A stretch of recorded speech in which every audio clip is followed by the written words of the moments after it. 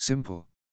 She was meant to marry the king, to be the queen she had always imagined herself to be, to help the people, to be loved. Instead, Renly was dead. Loras was dead. Her father, her brothers, and her grandmother argued endlessly over what must be done now that the Reach stood alone. Her grandmother entered her chambers without announcement, as always. "My dear Olenna said, how do you feel?" Margaery smiled faintly. "A bit swollen, grandmother." "Then all the more reason to walk," Olenna replied. "It always helped me. Let us only hope your son is not born as large as the oaf you call a father." Margaery shivered. She was used to Olenna's barbs, but the thought itself frightened her. How much would it hurt? Would she survive it? Would the child be a son, or a daughter? They walked through the gardens, and it did not take long for Margaery to realize where they were headed. "Grandmother," she said softly, "what is going to happen to me now? I may be carrying a son. They will all want him dead." "Do not fret over that, sweeterling," Olenna said briskly. "Do you truly think we would allow harm to come to the child? Nothing will happen to him." Margaery noticed the word. Him. Olenna used it repeatedly, with purpose. She could read her grandmother's intentions in that alone. At least it meant her child would live. She had not been allowed into the meetings. And that alone told her that the thought of killing her child in her womb had passed through their minds. It also left her unaware of where the Reach would be moving. "I am tired of not knowing, I am tired of you using my child as a pawn, I am tired of the uncertainty," Margaery said. "Tell me. Please," she added at the end with haste after realizing how forceful the words had come. Olenna laughed. "You still have thorns in you, girl. Very well. After much discussion, your father wished to marry you to Daemon Targaryen, as that letter hinted. Your brothers, however, wish to march on the capital and take the throne in your son's name. We have convinced your father of the latter." Margaery forgot to breathe. For a long while, she had feared Moon Tea, and at her stage, few survived it. When her breath returned, she asked quietly, "And what did you promise father in return?" "He will be Hand of the King and Lord Regent of the realm until your son comes of age," Olenna said. Margaery nodded. Such promises could always be undone. Her grandmother never offered anything she could not later reclaim. And they would need allies, and allies came with promises of positions and power. Her father would rage for a day or two, until something shinier caught his attention. "Thank you," Margaery whispered. Even though the thought of marching to war once more filled her with dread. "Do not thank me yet," Olenna said. "Thank me when your son sits the Iron Throne. We have been convincing our vassals that this is the way, but their support has been lackluster." Margaery could imagine why they had led them to support Renly, and now they wanted them to support an unborn babe. It would not matter in the end, even lackluster support from the Reach would give them twice the forces than any other king. She had learned a lot from Renly's war meetings, and she had heard the rumors from the Mummers' Ford. With only House Tyrell and House Hightower, they would match King Daemon's numbers. They entered the throne room of Highgarden. Her family was gathered there, her father seated above them all. Mother Mace said, "You are here. We have guests." Margaery followed his gaze and saw 5 men standing before the throne. One was clearly a lord, by his dress. All were Northmen. "And who might you be?" Olenna asked. "I am Robert Glover," the man said, bowing. "And you must be Olenna Tyrell." "I am," Olenna replied. "And why are Northmen here, instead of chasing after your little dragon?" "I come as an emissary of His Grace, King Daemon Targaryen. He wishes to discuss an alliance with House Tyrell. He believes we share a common hatred of the Lannisters, and that our houses are natural allies. In light of his most recent victory, we believe our common cause would stabilize the kingdom and bring swift victory." A nice speech, Margaery thought, if a bit rushed. Sadly, her family had already decided. Willers spoke before Mace could. "And the terms?" "They are broad," Glover said. "Positions of honor, lands, and perhaps even the king's own hand in marriage." Only then did he turn fully toward Margaery. His eyes widened as he took in her swollen belly. Olenna sighed. "You see, Glover, the difficulty is that we have already chosen our position." Robert stiffened, quickly on the uptake of what was going on. You would raise your banners for an unborn child rather than follow a proven king. Family, Olenna said calmly. Duty. Honor. Your own lady's house words place family first, Lord Glover. Guards. Take them to the dungeons. Robert protested loudly as he was seized. I am a messenger. You cannot do this. Willers hesitated. Grandmother, are you certain? What is done, Olenna said.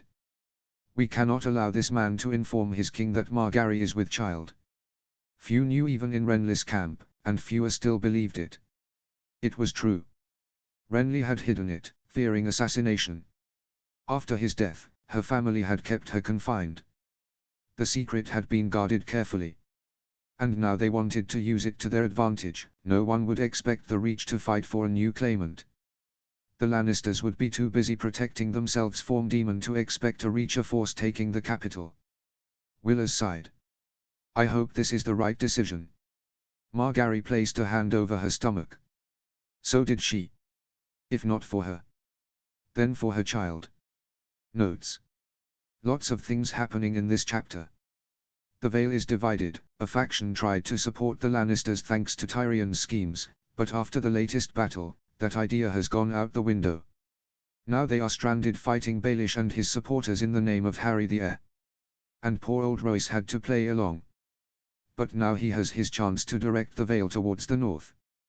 The Tyrells have gone with perhaps the worst option for Jon. If they had used Moon Tea and gotten rid of the child, they could have married Margaery to Jon. Or maybe they could have negotiated, though Jon would have demanded they hand him the Baratheon kid. Something I doubt they would have done. From their perspective, it makes perfect sense, though they are exhausted, and even with half the support from their vassals, they can still raise more than 60,000 men, 3 times the others' numbers individually. And the Lannisters, well, they are fucked. Chapter 71, Chapter 56, Deals and Ideas. Notes. See the end of the chapter for notes. Chapter text. Chapter 56, Deals and Ideas.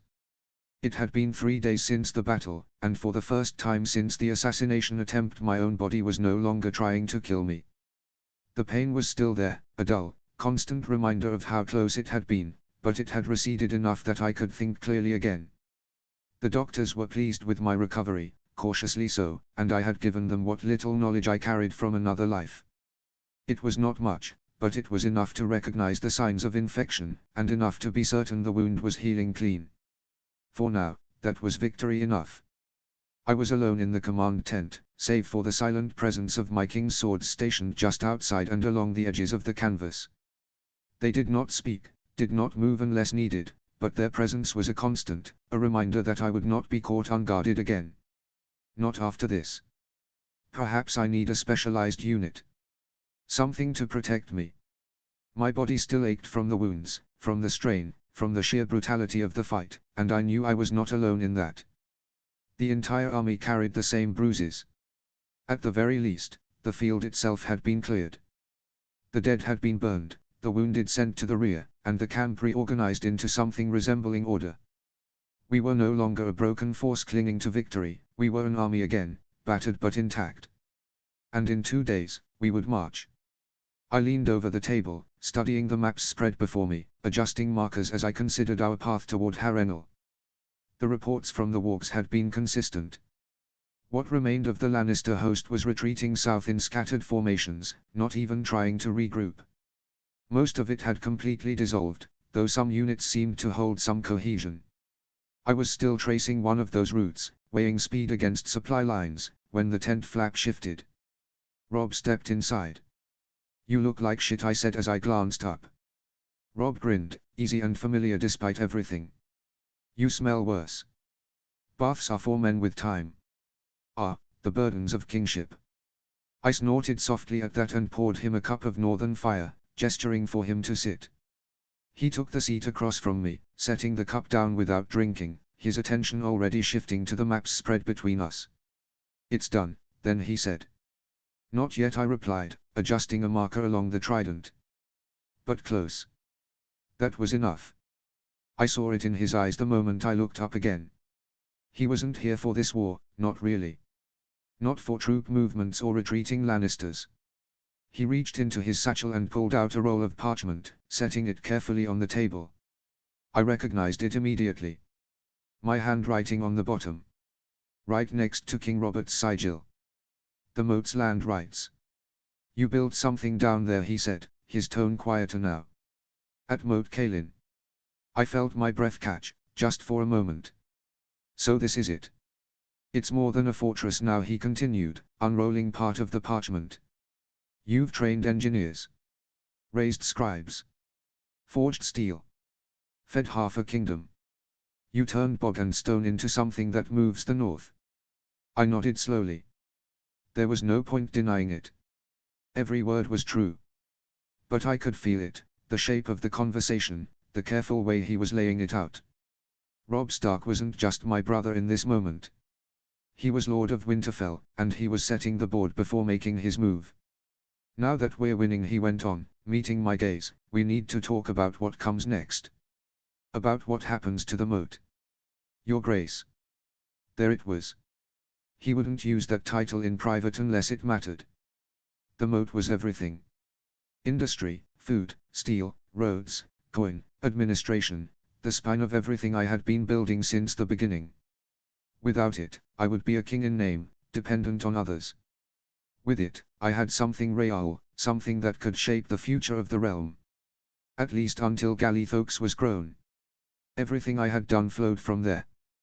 The administrators now organizing the Westerlands had been trained in its halls. The steel feeding my legions came from its forges.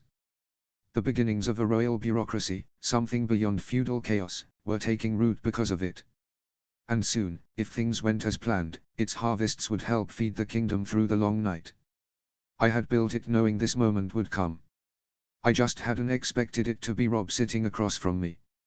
Or for it to come this soon. So I said, leaning back slightly, a faint smile touching my lips, it's time for that conversation. The land is northern, he said. But I won't take it from you, Jon. You earned it. I let out a breath I hadn't realized I'd been holding. I would have given it, if he had demanded it. I think. Maybe. Even if it had gutted everything I had built. But hearing him say that, hearing him choose not to, it mattered more than I wanted to admit. I would have given it up if you asked, I said. I know, he replied simply. That's why I won't ask. But I need something. The lords would have my head otherwise.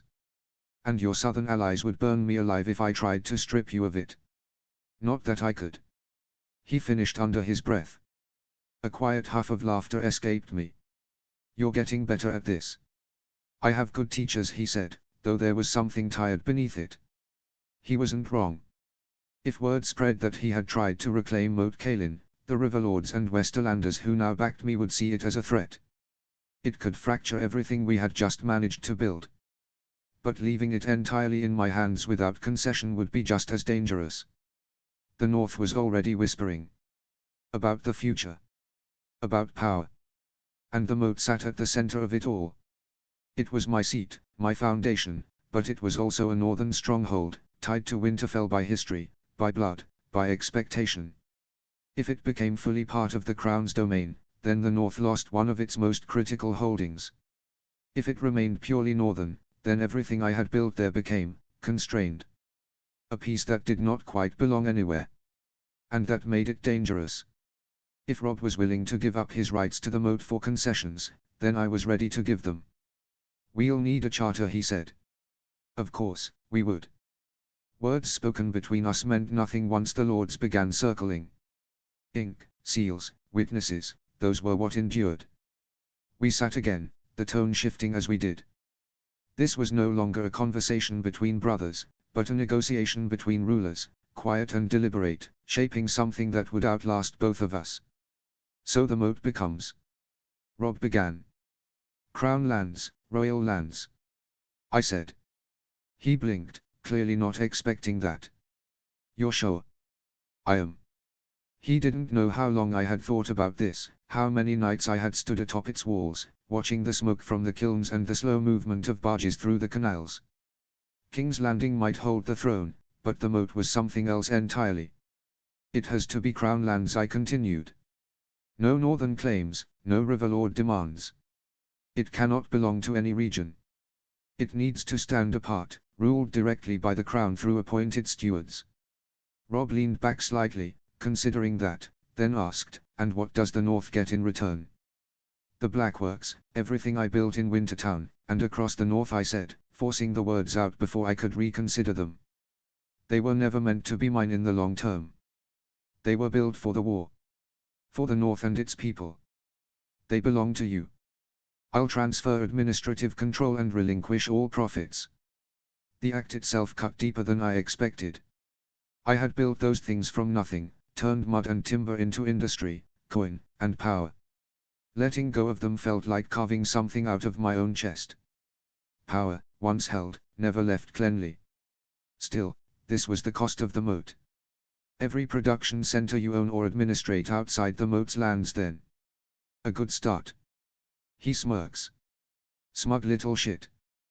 "They do," I said at last. "The Blackworks, the distilleries, the workshops. All of it." I saw it in the flicker of his eyes, the brief shift in his expression before he masked it again. This mattered to him, not just as Lord of Winterfell, but as my brother. 30% of all taxes from the moat will be paid directly to Winterfell, I said without hesitation. Permanent. No king can revoke it. Not me, not my heirs. That gave him pause.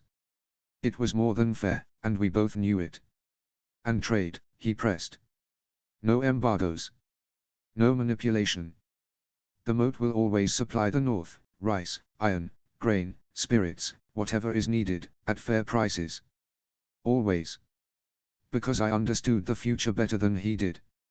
One day, someone would sit the throne and look North not as kin, but as leverage. I would not allow the North to starve because the crown held its food supply. Though I understood it would be impossible to fully control the future, I could try to keep the North well fed and supplied with this agreement. Few kings would dare touch a treaty that made sure the North would forever be tied to the crown. We would be their food suppliers, and without the moat, they would starve. We went back and forth long into the night after that, refining every clause, every detail. Free passage for northern goods through the moat, no tariffs. Investment from the crown, 10 million golden dragons over 20 years, directed into roads, ports, schools, and forges across the North. Enough to satisfy the lords, enough to make the loss of the moat and its hinterlands tolerable. These investments would create industries all over the North. Mineral extraction, forestry, small manufactured products. Things the crown would buy. The infrastructure would tie the North together and it would tie it to the crown. The North would not fall into isolation again. In time, I wanted to create a controlled dependency system with the North, where I held the whole advantage.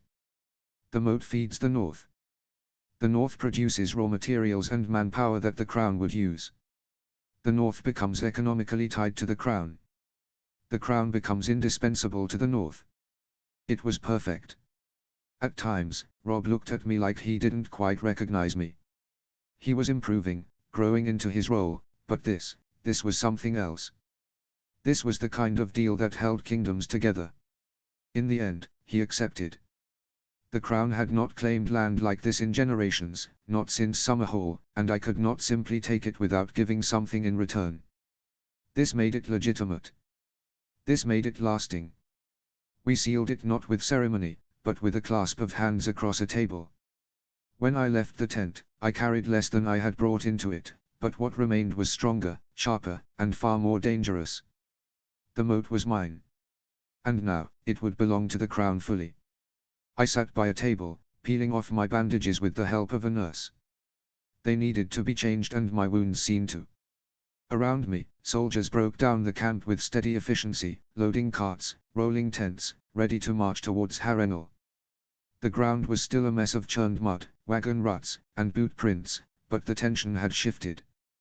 "Didn't expect you out of your tent so soon," came a familiar voice, rough and sardonic. I looked up to find Daisy Mormont grinning at me, a fresh bandage wrapped tight around her shoulder. Beside her stood Jarell, helmet tucked under one arm, her nose smudged with mud, freckles cutting through the grime. "I slept for a whole day," I said, pushing myself to my feet and greeting Daisy. "I don't think I could sleep more even if I tried." "Well," Daisy replied, "I'm glad you're still breathing. Even if it ruins my bet. Your bet? I arched a brow. I told Jory you'd come back with at least 2 stab wounds and a dramatic limp. I said none. Jory cut in with a smirk. His Grace doesn't get stabbed. He just bleeds on purpose, for effect. He did get nicked in the forearm, Daisy added, shooting her sister a look. One more and I would have won.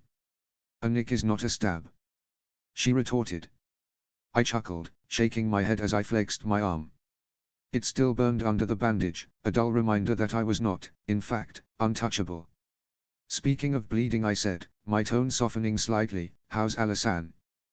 Daisy's grin eased into something more genuine.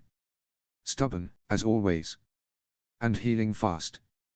One of your medics looked at the wound, said it missed the bone by a thumb's breadth. She'll be back on her feet by 70. Back in the fight too, Jory added proudly. She's already threatening the healers if they don't give her a sword. That sounds like her, I muttered. And don't threaten my healers, they have enough work already. I should pay them more, and I needed a few hundred more of them. It had been chaos after the battle. Daisy rolled her shoulder carefully. Your medics are something else. Poultices that draw out rot, salves that numb pain better than milk of the poppy. Where did you find them? Money, I said simply. Volantis, lies, a few maesters who didn't want to spend their lives tending castles. I pay them well, and they teach our own. Well, Daisy said, flexing her arm again, the Bear Island girls are still standing. That's what matters. You were on the left flank. That one held best, I said. Jory nodded eagerly. First wave. I took a man's head clean off. Daisy snorted. You grazed his neck and he tripped over a corpse. Stop embellishing. Still counts, Jory shot back with a grin. Daisy's was better anyway. Charged 3 men when the line started to buckle, crushed one's throat with her shield and gored the other 2 like pigs. They sounded like pigs, Daisy muttered. I let out a dry laugh. I should have had a bard follow you. I think they were Crownlanders, she muttered. Well, shite. I smiled despite myself. Moments like this were rare, small pockets of warmth between the cold stones of war, and I held on to them more tightly than I cared to admit. I'm glad you're both alive, I said. They exchanged a glance, something quiet passing between them before Jory answered. So are we. We fight for you, Daisy added, her voice lower now, more serious. You know that, don't you? Before I could answer, Jory leaned forward with sudden excitement. You have to show us the mountain's head. The bastard took 50 men with him before he went down, I said. They both let out low whistles, impressed despite themselves, and the conversation drifted easily after that. We spoke of the battle, of small victories and narrow survivals, of the men and women of Bear Island who had stood their ground when it mattered. Their pride was obvious. We also spoke of the treaty I had signed with Robb. It seemed most of the lords were satisfied, even if they were still wary and some would hold a grudge about losing part of the north. The only reason I was getting away with it lightly, at least according to Daisy, was that the lords saw me as one of theirs. They did not see the moat becoming Crownlands as me taking it from them. Most thought of it as the moat expanding south. And all were happy about the promised gold and investments. Eventually, Jory lifted her helm again, tilting her head. Where to next? East, I said. Harrenhal first. Then south. We've still a long road before the Lion's Den. Good, Daisy replied, turning away. I've got more names to cross off my list. And I've got more bets to win, Jory added with a grin. They walked off shoulder to shoulder, their laughter trailing behind them. I watched them go for a moment longer, then turned back to the table and pulled my gauntlets on, tightening the straps with care. Those little interactions were what kept me alive. There had been too many close calls. Too many moments where a single missed arrow, a fraction too slow on the parry, or a horse slipping in the mud could have ended everything, me, my plans, the fragile shape of the kingdom I was trying to build. Dead in a ditch or beneath a dead horse, and the world left to rot without even knowing how close it had come to something different. I stared down at the battered vambrace strapped to my forearm, turning it slightly in the low light. The steel was dented along the edge where the sword had struck. A thumb's breadth deeper and it might have severed something vital.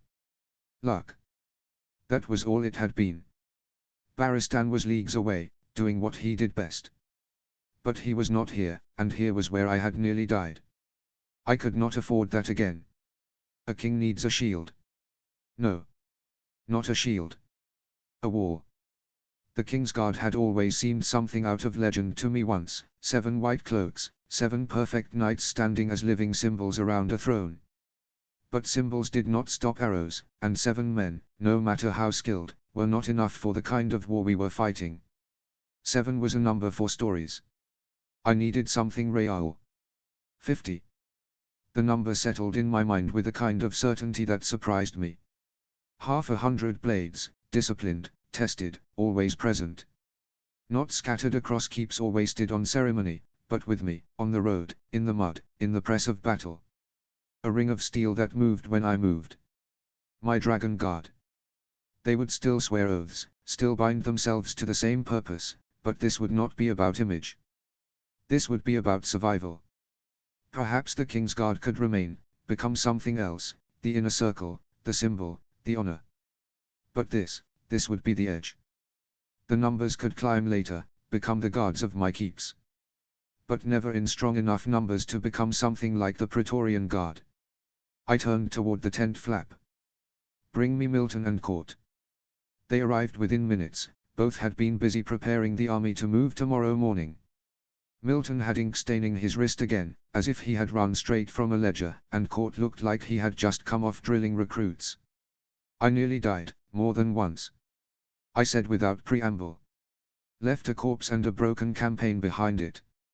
Court exchanged a glance with Milton. You lived. We broke them. I lived, I said quietly, because chance favored me. That won't hold forever, Court, you know that more than most. I am good, but I am no Arthur Dane or Jaime Lannister. And all it takes is one lucky man getting close to me. I stepped to the table and unrolled a fresh sheet of parchment, smoothing it flat with deliberate care. I've made a decision. The King's Guard isn't enough. Barristan is not always at my side, and 7 men cannot cover a battlefield. I'm forming something new. A Dragon Guard. 50 men, hand-picked. Milton let out a low whistle. 50. For now, I said. It may grow, but it will never lose its edge. I want the best fighters in the host. Not high-born boys looking for glory, not heirs with soft hands. Men who have proven themselves in the mud. Court nodded slowly, already shifting into thought. And their role? They stay with me, I said. Always. They guard me, and in time, my family. And perhaps my castle. A loyal guard answering only to me. Ready to defend me and scouting ahead for danger. Ramsay Snow got damn close. Milton crossed his arms. The lords will want places. That would always happen. And I doubted I could stop it. It was a good way to carry favor with the lords, letting them boast that they had a son, cousin or kin in the king's personal guard. But I would not let anyone disloyal enter. Nor anyone incompetent. If this was to work, then the Dragon Guard would have to keep its integrity. In the same way that the royal administration, as it was being built up in the moat and the West, was deeply meritocratic, so would the Dragon Guard. They always do. I replied, every position I created would be coveted. And I may have to give them some. But not at the cost of competence. Never that. Court was already reaching for a quill. We'll need standards. Trials. Something to separate skill from reputation. Do it, I said. Duels, field exercises, whatever proves what matters. I want a list. Get in contact with the 2nd Legion too, I trust Forley's intuition in this matter. He will select good men of the 2nd too. Milton gave a thin smile. I can name 5 already. Good. Start with the King's Swords, then look to the Northmen, and beyond. I'll review every name myself. I'll speak with the captains, Milton added. Find the ones men follow, and the ones enemies fear. Milton lingered a moment before leaving, as if remembering something, then glanced back toward the table. There's another matter, Your Grace, he said. The prisoners. I looked up. How many now? Just over 7,000 from this battle alone, Court answered, checking the notes. More if we count stragglers still being brought in. Milton nodded. They're already being marched to the camps along the river. Guard rotations are holding, but... He hesitated slightly. The camps weren't built for numbers like this. I frowned. Short on space. Space, supplies, and men to watch them, Milton said. We've doubled the perimeter on 2 of the larger enclosures, but if we keep taking prisoners at this rate, we'll need to expand properly. Court added, we can requisition labor from the captives themselves. Dig new trenches, raise palisades. It will speed things along. And feed them while they do it. I asked. Milton shrugged. Enough to keep them satisfied. Food was never the problem is transporting it. I considered that for a moment, then gave a slow nod. Do it. Expand the camps, but keep them organized. Separate by origin where possible. Crownlanders from Westerlanders. Officers from common levies. And as usual, any noble goes to Riverrun. Easier to manage them, Court said. And easier to break them, Milton added quietly. Exactly, I said. We may have use for some of them yet. No point letting 7,000 men rot when they can be turned. Milton inclined his head. I'll see it done. There'll be time to solve the rest on the road, we have good men working here in the Riverlands. I said at last, rolling the parchment closed. For now, get some sleep. Both of you. They dipped their heads and left me to the quiet of the tent once more. When they were gone, my gaze drifted back to the maps, though I wasn't truly seeing them anymore. Thousands of prisoners. From a dozen different battles. It was a burden, but also an opportunity. Most of them were peasants, levies forced into service by lords who were now dead or fled. Men who had no real stake in this war beyond survival. Let them go, feed them, send them home with word of how they had been treated, or we could recruit them. The men at arms were another matter. A Westerlander legion, raised from those who had fought against us, would send a message the entire realm would understand. I exhaled slowly, shaking my head. There would be time for that later. Time to decide who to free, who to break, and who to remake. For now, I needed sleep.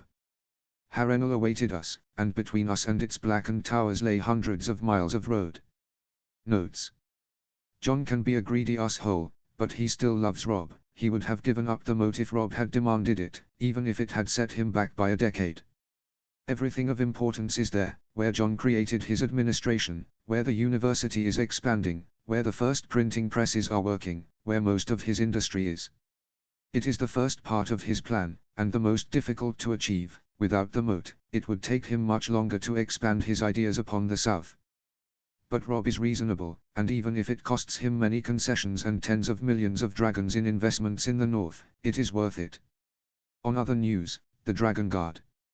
It won't replace the Kingsguard, but it will take over a lot of its duties, and it will work like a Varangian Guard, not a Praetorian one. We all know how that ends. Chapter 72, Chapter 57, The Burnt Trail. Notes. See the end of the chapter for notes. Chapter text. Chapter 57, The Burnt Trail. Ash covered the fields where pyres had once roared, a black crust settling over green grass and churned mud. The dead had been honored in their turn, named, mourned, and burned. We had done all we could for them. Now we could only remember and take care of their families. Something I would make sure happened. I had enough gold to support them all for the rest of their lives. Some of the men and lords still wondered why I insisted on burning the fallen instead of digging great pits to bury them, even if that was what had happened in every battle I had commanded. I gave the same answers each time: practicality, time, dignity. It was faster, cleaner, and more respectful than throwing thousands into the earth like refuse. Most had accepted it by now, dismissing it as one more of their king's peculiarities. If only they knew the truth behind it. One day, when I took the throne and showed them what waited in the frozen dark beyond the wall, it would not be a quirk, it would be law. Every corpse burned, no exceptions. Even the long-buried dead would have to be dragged from the ground and reduced to ash. I wondered when humanity had forgotten. When we had decided to bury the dead again instead of burning them, leaving them to the enemy. It did not matter now, the damage was done. And it was up to us to fix. Now it was time to march again. 5 days of rest had done what it could. Bones had been set, wounds stitched, blades sharpened. The dead were given their rights with ale and mourning, and the worst of the wounded were sent northwest to Shira, now little more than a hospice. House Vance was not happy about that. But if they wanted to contribute to the war effort, then the least they could do was give me the land to tend to our wounded. The maesters said Brynden Tully still lingered between fever and sleep, the leg beyond saving, the rot already deep in his blood. I had said my farewell without ceremony to the sleeping man. I doubted he would wake up.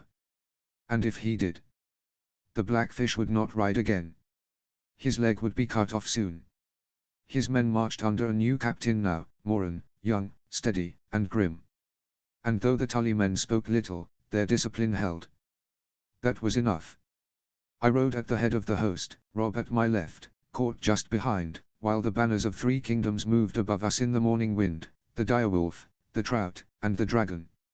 It was not peace, not yet, but it was something stronger than what we had before.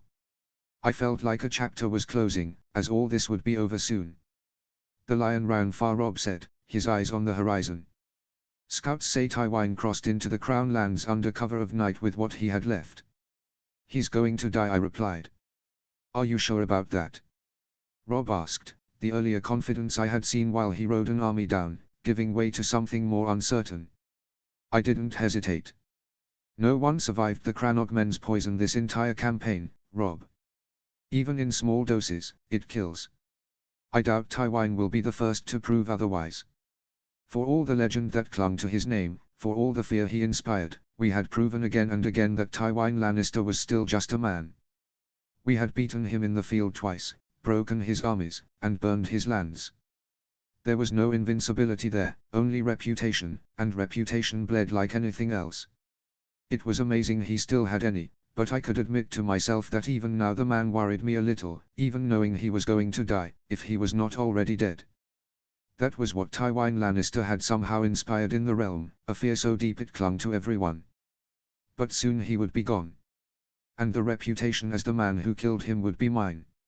Scaring and overwhelming the realm into submission was not something I imagined as a boy, but if that was how it would go, then I was fine with it. Rob nodded slowly. Fair. I would have preferred we captured him. So would I, brother, I said. But what's done is done. And it was a shame. A living Tywine in chains could have ended this war in a stroke. King's Landing might have opened its gates, Tyrion forced into submission, and Cersei cornered without recourse. Instead, we were left with uncertainty, with a capital that might fight on out of spite and pride. Rob studied me for a moment, then asked, how did it feel? I grimaced slightly, instantly knowing what he was referring to, the memory still too close. It wasn't good. I think if I hadn't broken the connection when I did, I would have died with it, or at least been damaged. Feeling the raven weaken, feeling it die.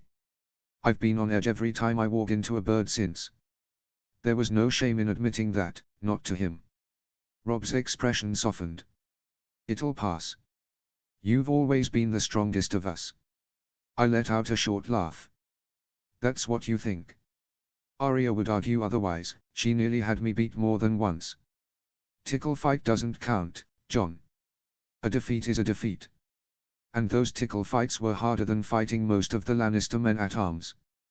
That earned a real laugh from him, and for a moment, the weight of the conversation lifted just a little. It was good to hear him laugh, after everything. Then he sobered again, his gaze sharpening. Still, forging into a raven just to poison a man, that's something only you would think of. It's reckless. Did it work? I shot back, a faint smirk tugging at my lips. The line between madness and genius is measured by success, Rob. He rolled his eyes at that, clearly unimpressed with my stolen wisdom. Most people were impressed with my completely original phrases, but never Rob. Still, there was a hint of agreement beneath it. At least you proved it's viable. Still, I'd prefer it if you didn't risk killing yourself every time we try it. I'm already working on that. That caught his attention. I leaned back slightly, folding my arms. I've got some of the logistics and engineering men thinking on a solution. Some way to deliver poison through a raven without direct contact. Needle mechanisms, capsules, something like that. I don't plan on turning my walks into vegetables because their birds die. It had been a line I'd been reluctant to cross before. Walks were too valuable, too rare, and too dangerous to expose. But that secrecy was already gone. Between the battlefield and the rumors spreading through the camps, everyone knew something unnatural was at play.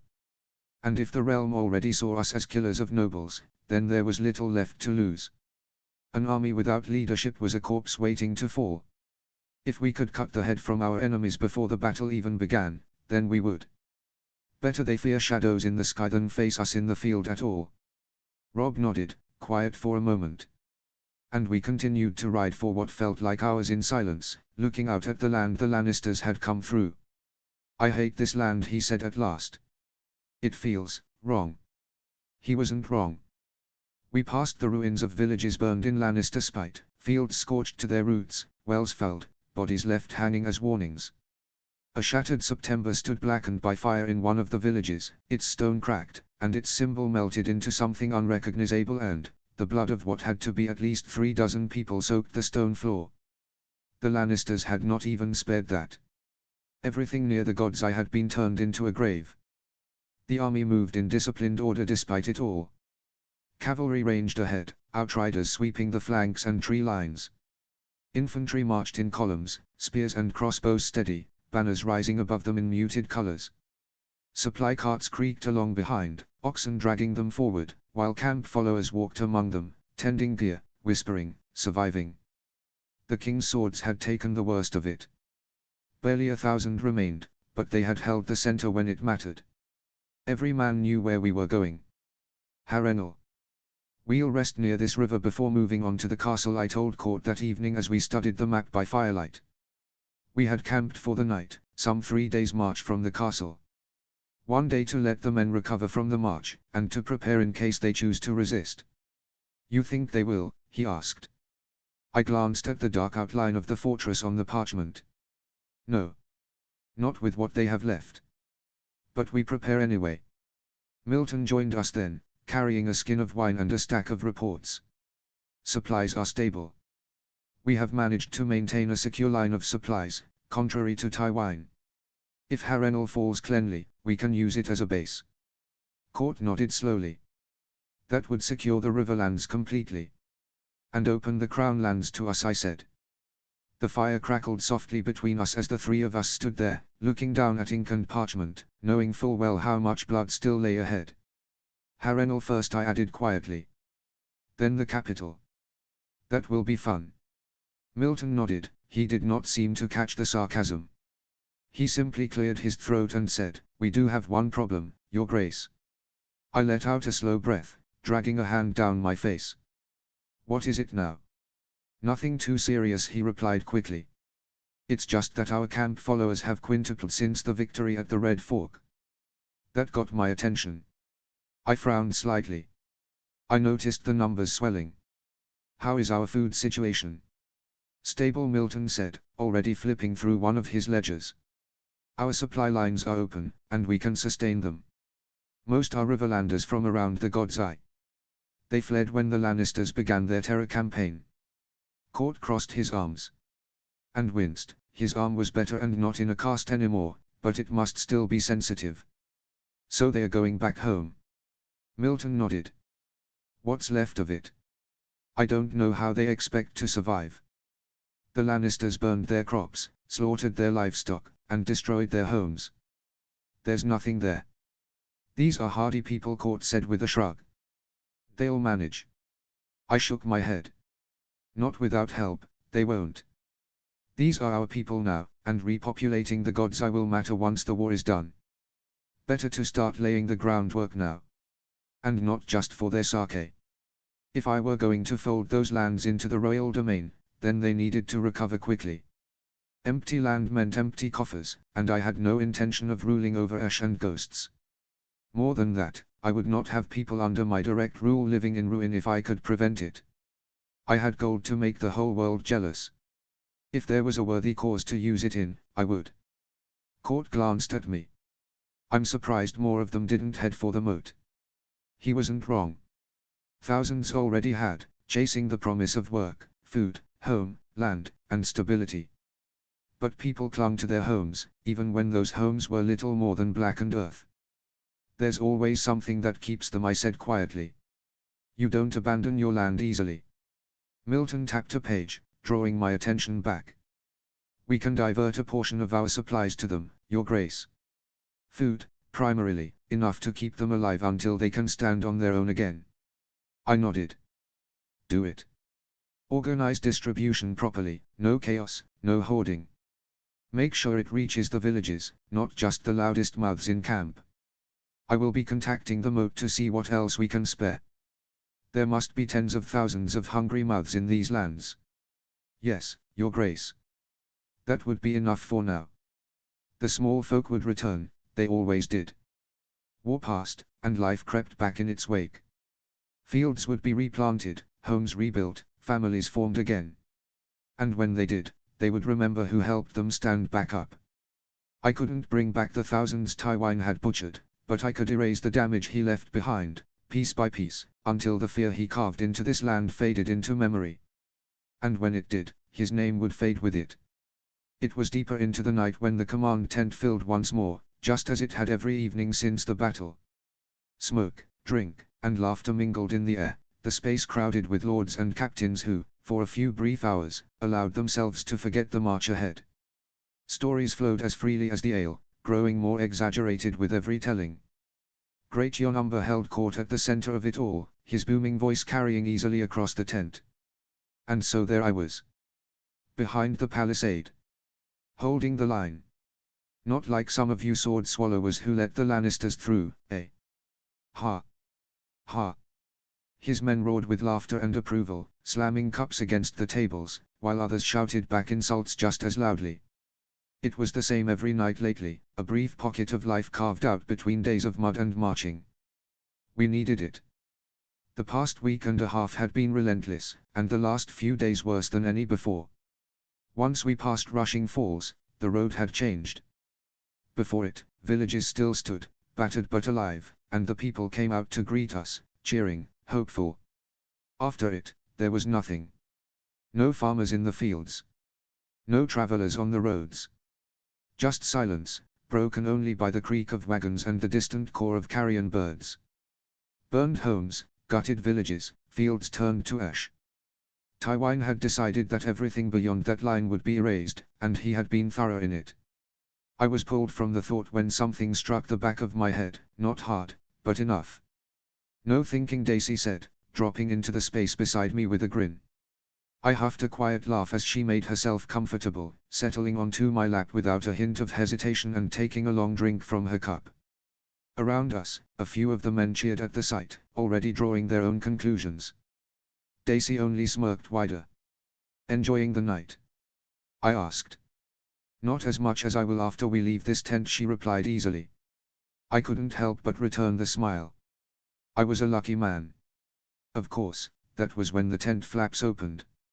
Moira Reed stepped inside, her father close behind.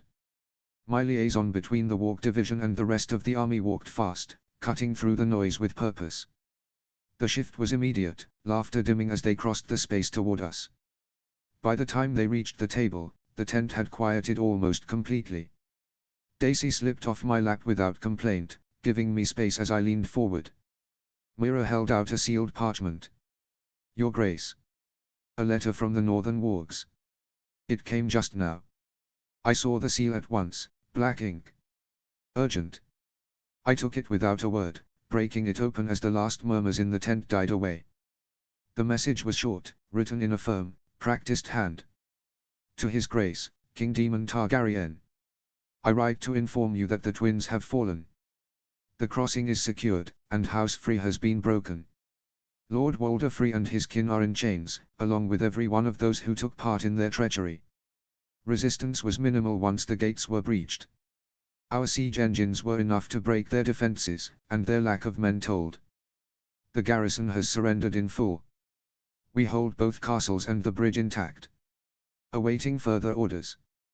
Commander Fawley, 2nd Legion. Silence held for a heartbeat longer as I finished reading. Then, slowly, a smile pulled at the corner of my mouth. The twins are ours, I said, loud enough for all to hear. House Free is in chains. For a moment, no one moved. Then the tent erupted. The wind carried the scent of soot as we broke camp with the rising light, though there was little warmth in it. The sky hung low and heavy, a flat sheet of pale grey clouds that threatened rain but never quite delivered. Every mile was the same. Villages reduced to their stone bones, fields burned down to ash, wells fouled with pitch and rot. And the trees bore the worst of it. At crossroads and mile markers, bodies hung like warnings carved into the world itself, farmers, small folk, children strung up with rough cord and marked with the lion. Some nailed through the wrists, others mutilated beyond recognition, left to rot in the open air. We rode through it in silence. Even the men who usually joked or sang had little to say. Some sights strip words from a man. We did our best to give the dead peace. We took them down and burned them after some honors from the following septons. Some Northmen frowned at that, but these were Riverlanders, they believed in the seven-faced god, and I would not deny them their rest. I led the vanguard that morning. Rob rode just off my left shoulder, quiet, watchful. The light crown on my head felt heavier than usual. Near midday, a woman stumbled from a ditch ahead of us. Burned, half covered in ash, clutching something small against her chest. The guards lowered their spears instinctively, but I raised a hand. Hold. She didn't make it more than a few steps before collapsing. I dismounted and knelt beside her, gently taking the bundle from her arms. A child, a girl no older than 3. Grace, help us, please. Our village is starving. How did they survive? In the burned-down remain of their own homes. I gave her back her child without a word and looked to the supply train. Food, bandages, somewhere to rest. The captain of the Riswell contingent rode ahead. Your Grace, it will slow us down. All the Riverlords glared at the man. Even Blackwood and Bracken were together in this. Then we make up the time tomorrow. We will help these people. The woman said nothing, but when her eyes met mine, there was something there, hollow, exhausted, and still alive. That was enough. We moved on after giving the few survivors medical attention and supplies, and by mid-afternoon, we came upon the remains of a September. Its walls still stood, blackened and cracked, but the roof had collapsed inward. Statues lay broken in the yard, the father without a head, the mother split in two. Inside, the altar had been smashed open, and wine spilled across the stone like dried blood. Rob and I walked through it together.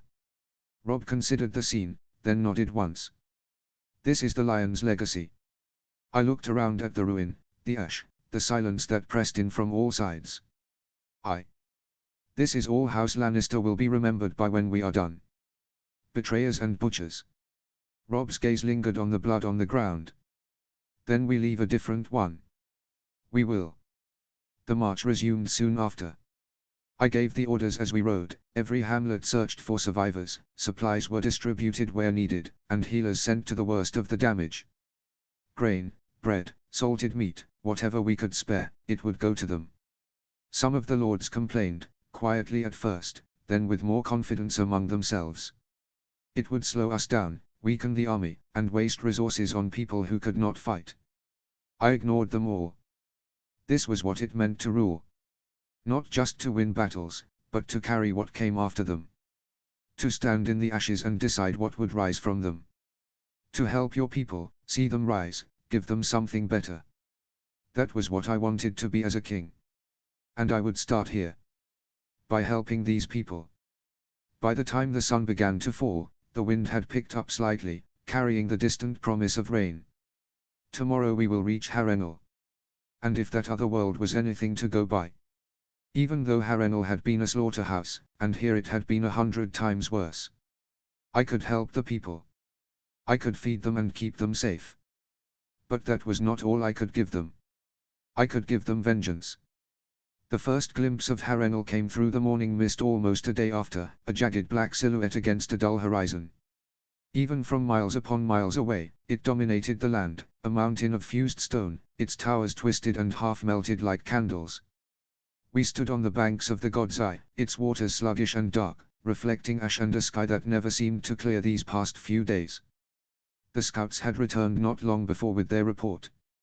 No host stood between us and the castle. The Lannisters' garrisons in the area had fled, limping toward King's Landing, leaving behind only scraps, broken men, and the kind of commanders who thrived in chaos. Amory Lork held Harrenhal now, and now I had a target. If I killed the man, it would settle the narrative. The vengeance for Egon and Rhaenys would be finished. And though I could admit to myself that I personally did not care much for that, it would fit my image. I just stared at it as the men worked. Standing near the lake. From here, the lake looked almost endless, like the ocean. I couldn't see the far shore. Robb stepped up beside me, boots crunching softly against the damp ground. He followed my gaze, his brow tightening as he took in the scale of it. That place. He muttered, not the prettiest castle. I huffed quietly. But you have to admit it is quite imposing. He glanced at me, then back to the castle. The size alone. I don't see how anyone holds it without bleeding themselves dry. They don't, I said. That's the point. It's a monument, not a fortress. Pride turned to stone. The castle had never been rebuilt, and no one had tried to. Every house that had held Harrenhal had been too weak and too poor to try. It stood as a monument to the dragon's might, and it would stand like that for many, many years to come. I had no intention of repairing it, after all. With the stone it would take to get the castle up again, I could build 1 or 2 dozen fortresses for my legions all over the continent. I would not waste resources here. It had once been the greatest castle in Westeros. Harren the Black had built it to defy the world, and the world had answered with dragonfire. Every lord who had held it since had paid a price for it, one way or another. A tomb disguised as a stronghold. I did not believe in its curse, though. Harren had no magic to do such a thing. We need to be quick, there are few people in that castle. I continued, my tone sharpening, we don't give him time to breathe. We take Harrenhal, secure the Riverlands fully, and then we push south. Straight to King's Landing. To our sisters, Robb said quietly. I nodded. To our sisters. He shifted slightly, adjusting the weight of his cloak. You mean to hold it? We take it, we use it. It's broken, too large for sense, but it sits where we need it. We can project power to most of the Riverlands from here, and the Vale will think twice if we hold Harrenhal. Reports from the Vale were strange and confusing, but there seemed to be something brewing there. Robb let out a breath, still watching the towers. I hope we don't find any ghosts in there. I smirked faintly. Scared, Stark? Don't worry, I'll protect you from Big Bad Harren. He gave a short laugh, but it didn't quite reach his eyes. I had scared him a few dozen times in Winterfell crypts. With stories or just jumping on him. It seemed I had given him a fear of ghosts. Hilarious. By the time the sun had climbed higher, our camp had spread along the lakeshore, tents rising in ordered rows, pickets driven into the ground. I met with the quartermasters first, then the engineers, then the Raven Keepers. Orders were given, positions assigned, contingencies laid out. Encirclement lines, fallback points, supply flow. Harrenhal would not surprise us. Still, my attention kept drifting back to it. By late afternoon, the clouds thinned just enough for the light to break through in slanted beams, turning the waters of the God's Eye into something almost golden. The illusion didn't last long. The towers caught that light for a moment, glowing red, then darkened again as the sun shifted, returning to their usual blackened ruin. I thought of the men we had lost to reach this point. Names that mattered, and names that never would be remembered beyond a grave or a pyre. Mors Umber. Ricard Karstark. Marlon Mondaly. Sir Miles. Brynden Tully, clinging to life somewhere behind us. And thousands more. And ahead of us, more. More death. More fire. A war that refused to end cleanly. But tomorrow we would end a war. The ghost of Robert's rebellion would end with Amory Lorca's life. Notes. Tywin was ruthless to the small folk of the Riverlands even in canon, where he still had his main army practically intact. Here he lost 100 times more than he ever did in Canaan, so he went 100 times harder on the defenseless. He couldn't let go of his pride, and he thought that killing and destroying everything around the god's eye would bring back the fear people had of him. It just increased his desertion rate in the end. When all of this is over, he will be remembered as a butcher and nothing more. Chapter 73, Chapter 58, Cursebreaker. Notes. See the end of the chapter for notes. Chapter text. Chapter 58, Cursebreaker. They called it cursed. Every house that held it fell in time, every lord who ruled it ended in madness, fire, or quiet ruin. The river lords spoke of it in lowered voices, like children sharing ghost stories they half believed. Even now, men avoided pitching their tents too close to the water, casting wary glances toward the broken towers. Some swore they saw lights moving along the ramparts, shapes drifting where no living man should walk. I saw stone, and men with torches walking through the castle they held. Perfectly placed at the heart of the riverlands, difficult to assault, easier to hold if you had the numbers.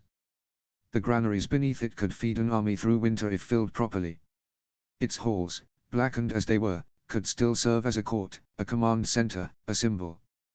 Whatever else Harrenhal might be, cursed or not, it was useful. Let them fear it. I had been through worse than ghosts. I walked the perimeter of the camp as dusk settled in, boots crunching over cold, brittle grass.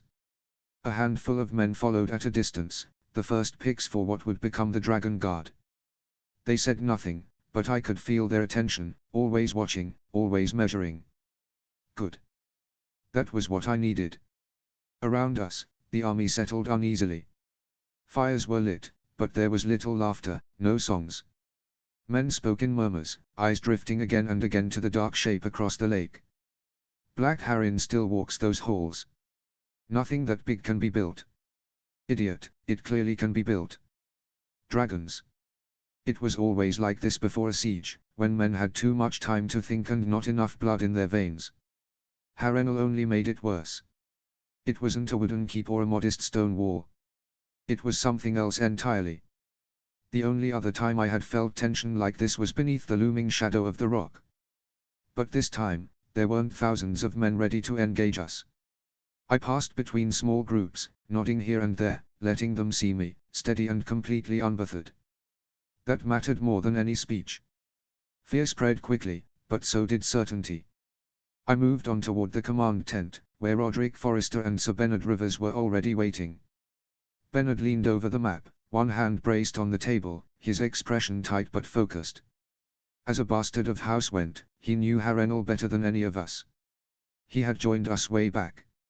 He had been a man-at-arms of Lord Vance, a son of a distant Went relation.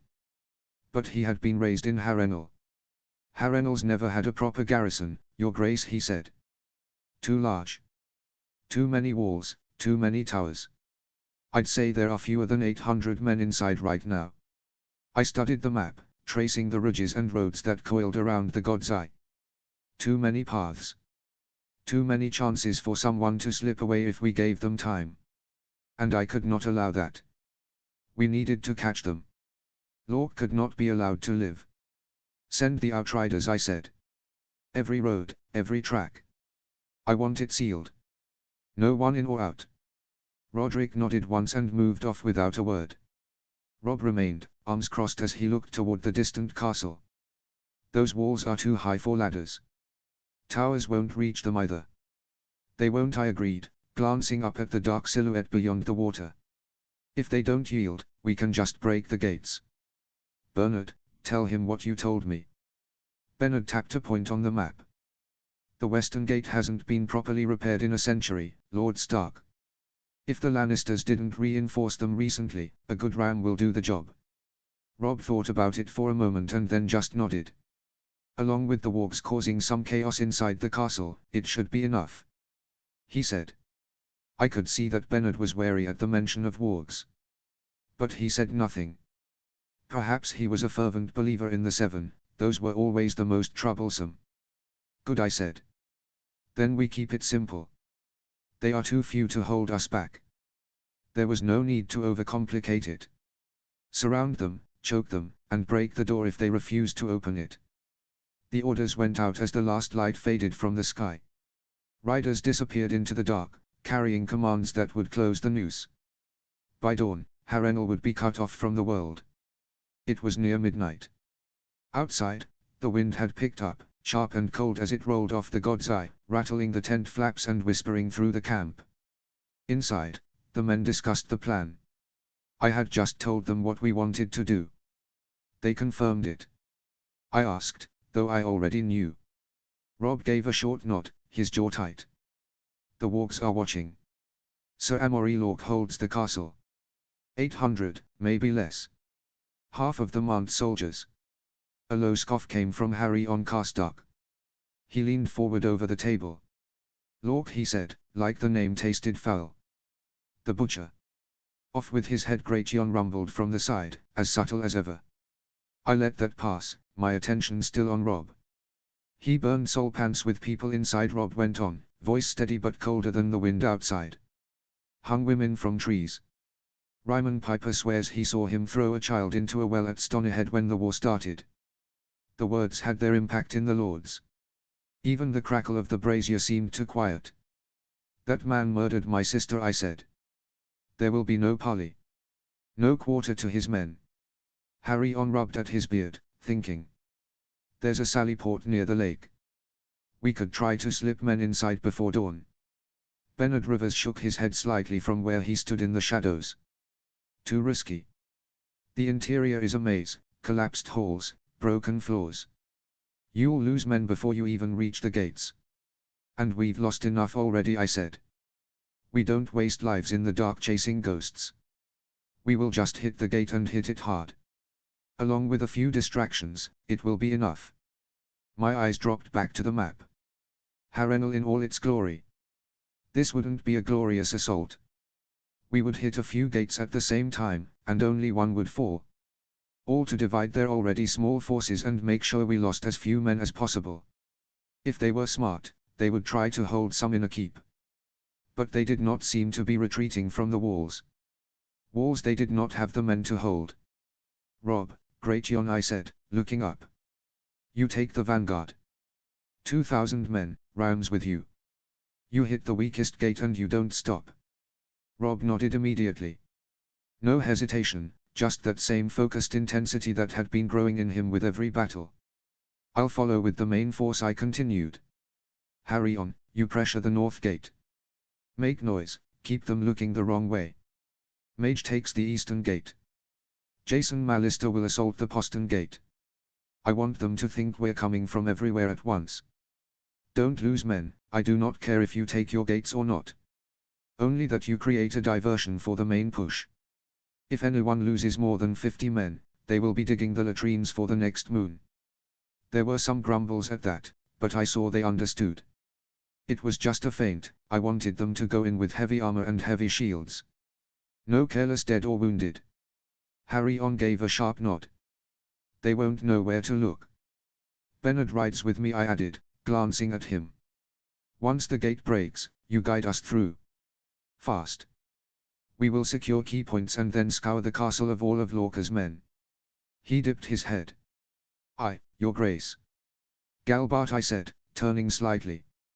You hold the perimeter with the Dustin and Riswell men. No one escapes. Anyone who tries dies before they reach the trees. Aye, he answered simply. I straightened slowly, feeling the heat of the brazier against my armor as I stepped back from the table. The plan was simple. It needed to be. No mercy, I said, my voice low but carrying. These men have made their choice. End it. No one argued. No one hesitated. Even Robb, who might have once questioned it, only gave a quiet grunt of agreement. I let my gaze pass over them one last time, then turned toward the tent flap. Let's give Harrenhal something new to remember. By dawn, the castle would fall. Noon came without fanfare, and the army moved to its assault positions. Harrenhal was so big that I could barely see the next portion of my army assaulting the castle. Just how many men would be needed to attack it if it were properly garrisoned? If I had decided to move here and attack Tywine when he was at his weakest after the Bloody Whistle and the Battle of Riverrun, how many thousands of men would I have lost? I had an army of more than 35,000 then. and I doubted half would have survived such a battle. The best option in such a case would be to poison their food stores and wait them out. But if we had no wargs, it would be impossible. Robb's vanguard moved like ghosts beneath the castle walls, 2,000 men advancing without a word. Veterans all of them, from every bloody stretch of this war. The gates stood ahead, iron-bound and massive, old but still imposing. They had brought everything needed, ladders, ropes, the great ram of reinforced steel, the men had taken to calling the hungry more. Arrows fell before they were halfway across the killing ground. From the second line, I watched them descend in black arcs, hissing through the mist, punching into shields.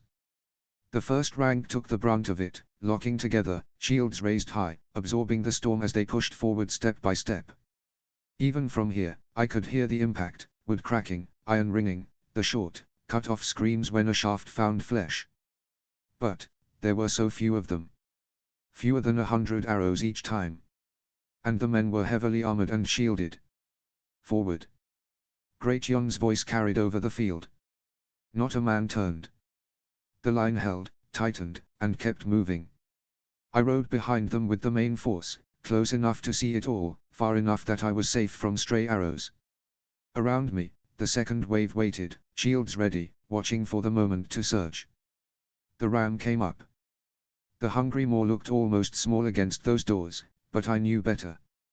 20 men carried it, boots slipping in mud, faces set as they broke into a run the last stretch. Strike. The first impact rolled across the field like thunder. Even from here, I felt it in my chest. The gates shuddered but held. Arrows kept falling. One of the ram bearers went down, an arrow through the eye. He dropped without a sound. Another man stepped in before the body even hit the ground. Again. The second strike hit harder.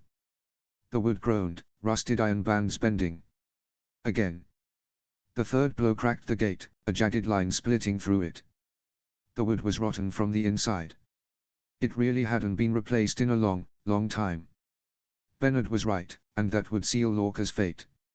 I leaned forward slightly in the saddle, eyes narrowing. Again. The fourth strike deepened the fracture. Splinters flew. The hinges screamed. Again. The fifth finally broke it. The gate burst inward with a splintering crash, one half tearing loose, the other sagging and collapsing. A cloud of dust and rot spilled outward, carried by the wind. The first line surged. Then, slowed. I frowned. There was no renewed arrow storm. No boiling oil. No desperate defense at the threshold. Just hesitation, confusion rippling through the men as they crossed into the shadow of the gate. That wasn't right. I pushed my horse forward a few steps, enough to see past the broken wood. Bodies. Soldiers lay scattered just inside the entrance. Cut down. Slaughtered. Some still clutching weapons they never had the chance to use. Dead before we ever touched the gate. Mira. I said. Are those bears? She stood a short distance away, mud to her knees, calm as ever. A faint hint of amusement flickered in her eyes. She said simply. The wargs found them last night and we decided to use them. Cleared the gate. How the hell did you get them out of their pens? I asked. Mira just shrugged. The plan was to use ravens. I will have your report once this is done, Your Grace. I let out a short breath, half a laugh, half disbelief, shaking my head as I looked back at the carnage just inside the gate. I could imagine the shocked faces of the vanguard as they prowled and ran after some poor bastard. Well done, I said. Truly. That saved lives. And it had. There was no denying that. 24 enemy soldiers were torn apart before the battle had even begun, the gate neutralized without a proper fight. Efficient. Brutal. Exactly the kind of thinking I wanted from them. But my expression hardened as I looked back at her. Why wasn't I informed? Mira's amusement faded slightly. She didn't answer immediately. I gestured toward the shattered gate, toward the men catching their breath beside the ram. Already entering the castle by the hundreds. It was not certain it would work, she said. We did not want to risk the plan. That's not your decision to make, I cut in, not raising my voice, but letting an edge settle into it. For a moment, there was only the sound of boots moving past us, the army flowing into the castle. You did well, I repeated, more quietly. You did exactly what I want from the wargs. Initiative. Creativity. Results. Then I met her eyes. But you don't get to withhold that from command. If there's a plan, I need to know it. Even if it fails. Especially if it fails. Moira held my gaze, then gave a small, sharp nod. Understood, Your Grace. I studied her for another second, then inclined my head. And returned my gaze at the gate. Moira had not been trained with my officers in the moat, she barely knew the protocols, and while she had fit in practically seamlessly, sometimes things like this came. The men were entering without hesitation, ranks dissolving into smaller groups as they moved in. With thousands of men already inside, there was no need to hold back. Move forward. We take this castle. I shouted. And 5,000 more joined the fray. Of Lorca's 800, nearly half threw down their weapons the moment they saw the northern banners pushing through the gate. Some of our men took their surrender, binding hands and herding them into corners of the yard, even if we all knew how that would end. The rest chose steel over rope. They died for it, or ran deeper into the twisted guts of the castle, where we would find and end them. The fighting never became a battle after the gate fell. It was too fast for that. No lines formed, no horns sounded. Just bursts of violence in tight spaces. Doors kicked open, blades flashing, men cut down before they could even understand what was happening. I saw one of Lorca's bandits stumble out of a barracks barefoot, still pulling on his belt, only to take an arrow through the spine before he made 3 steps. Another tried to rally a handful near the inner yard, shouting himself hoarse, and was dead a heartbeat later with an axe buried in his neck. It was over before it ever truly began. Bandits. That was all I could call them. Few bore Lannister colors, and it explained why they had not run with the rest of the Lannister garrisons. They had decided to go rogue and enjoy what they had here. Robb stood near the body of a knight in rusted armor, the man's helm split clean down the middle, his face beneath little more than ruin. For a moment, it looked like something had crushed him from above. That's what a bear does to you, I guess. It's done, Robb said. We did not find Lorca. If he still lives, he's hiding. I swung down from the saddle, boots hitting the blood-slick ground with a dull sound. No, I said. It's not done. Robb turned to me, something sharp in his eyes now. He's fled. We've taken the castle. I shook my head slowly, gaze lifting toward the looming mass of Harrenhal's inner towers. Lorca is here, I said. Somewhere. Still breathing. A rat in the walls. It's not done until he dies. He frowned, glancing toward the broken halls. You think he'd hide? I nodded. If he was not already one of the corpses on the ground, then he was hiding somewhere in the castle like a rat. I turned to the men gathering in the yard, Northmen and Riverlanders alike, still wiping blades clean on cloaks or corpses. They looked at me, waiting. Search the castle, I barked. Every room. Every hall. Every goddamn tunnel. Tear it apart if you have to. Pull up floorboards. Check beneath the stairs. The order spread fast, passed from mouth to mouth. Men moved at once, grim and methodical, slipping into the castle's depths in small groups, vanishing into shadow and broken stone like smoke drawn into a wound. Leave nothing untouched, I added, my voice carrying over the yard. Every last corner. Every hole. The man who finds him gets 1,000 gold dragons. I am Grace. Robb stepped closer to my side as the search began in earnest. There are hundreds of rooms here, he said quietly. Tunnels too. Half the place is collapsed. He could vanish for days. I kept my eyes on the castle. On the black stone.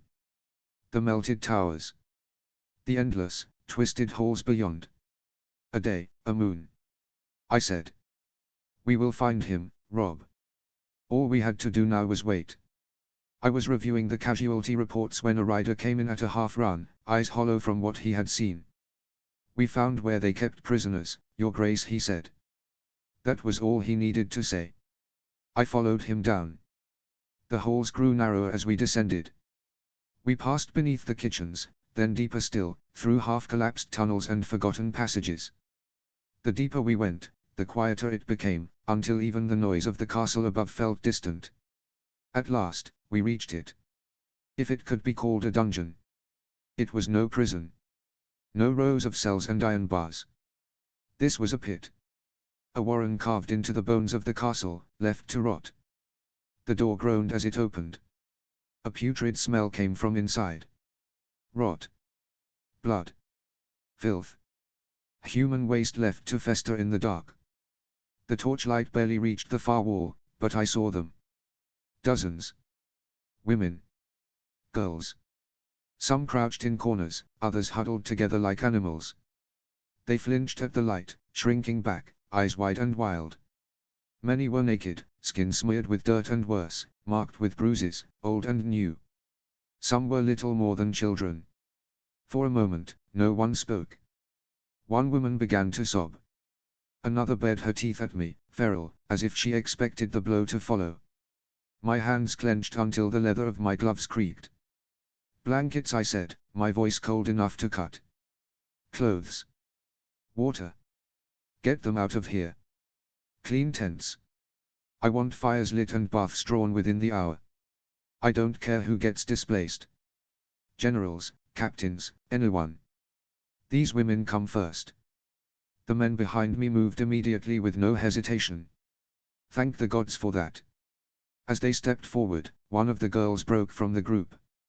She stumbled at first, then ran, bare feet slapping against the stone. She collapsed at my feet, clutching at my greaves like they were the only solid thing left in the world. Please, your grace, she choked. I am Muriel, of House Root. My father, he was Lord Root. They kill, her voice broke, dissolving into sobs. I can serve. I can cook, clean, anything.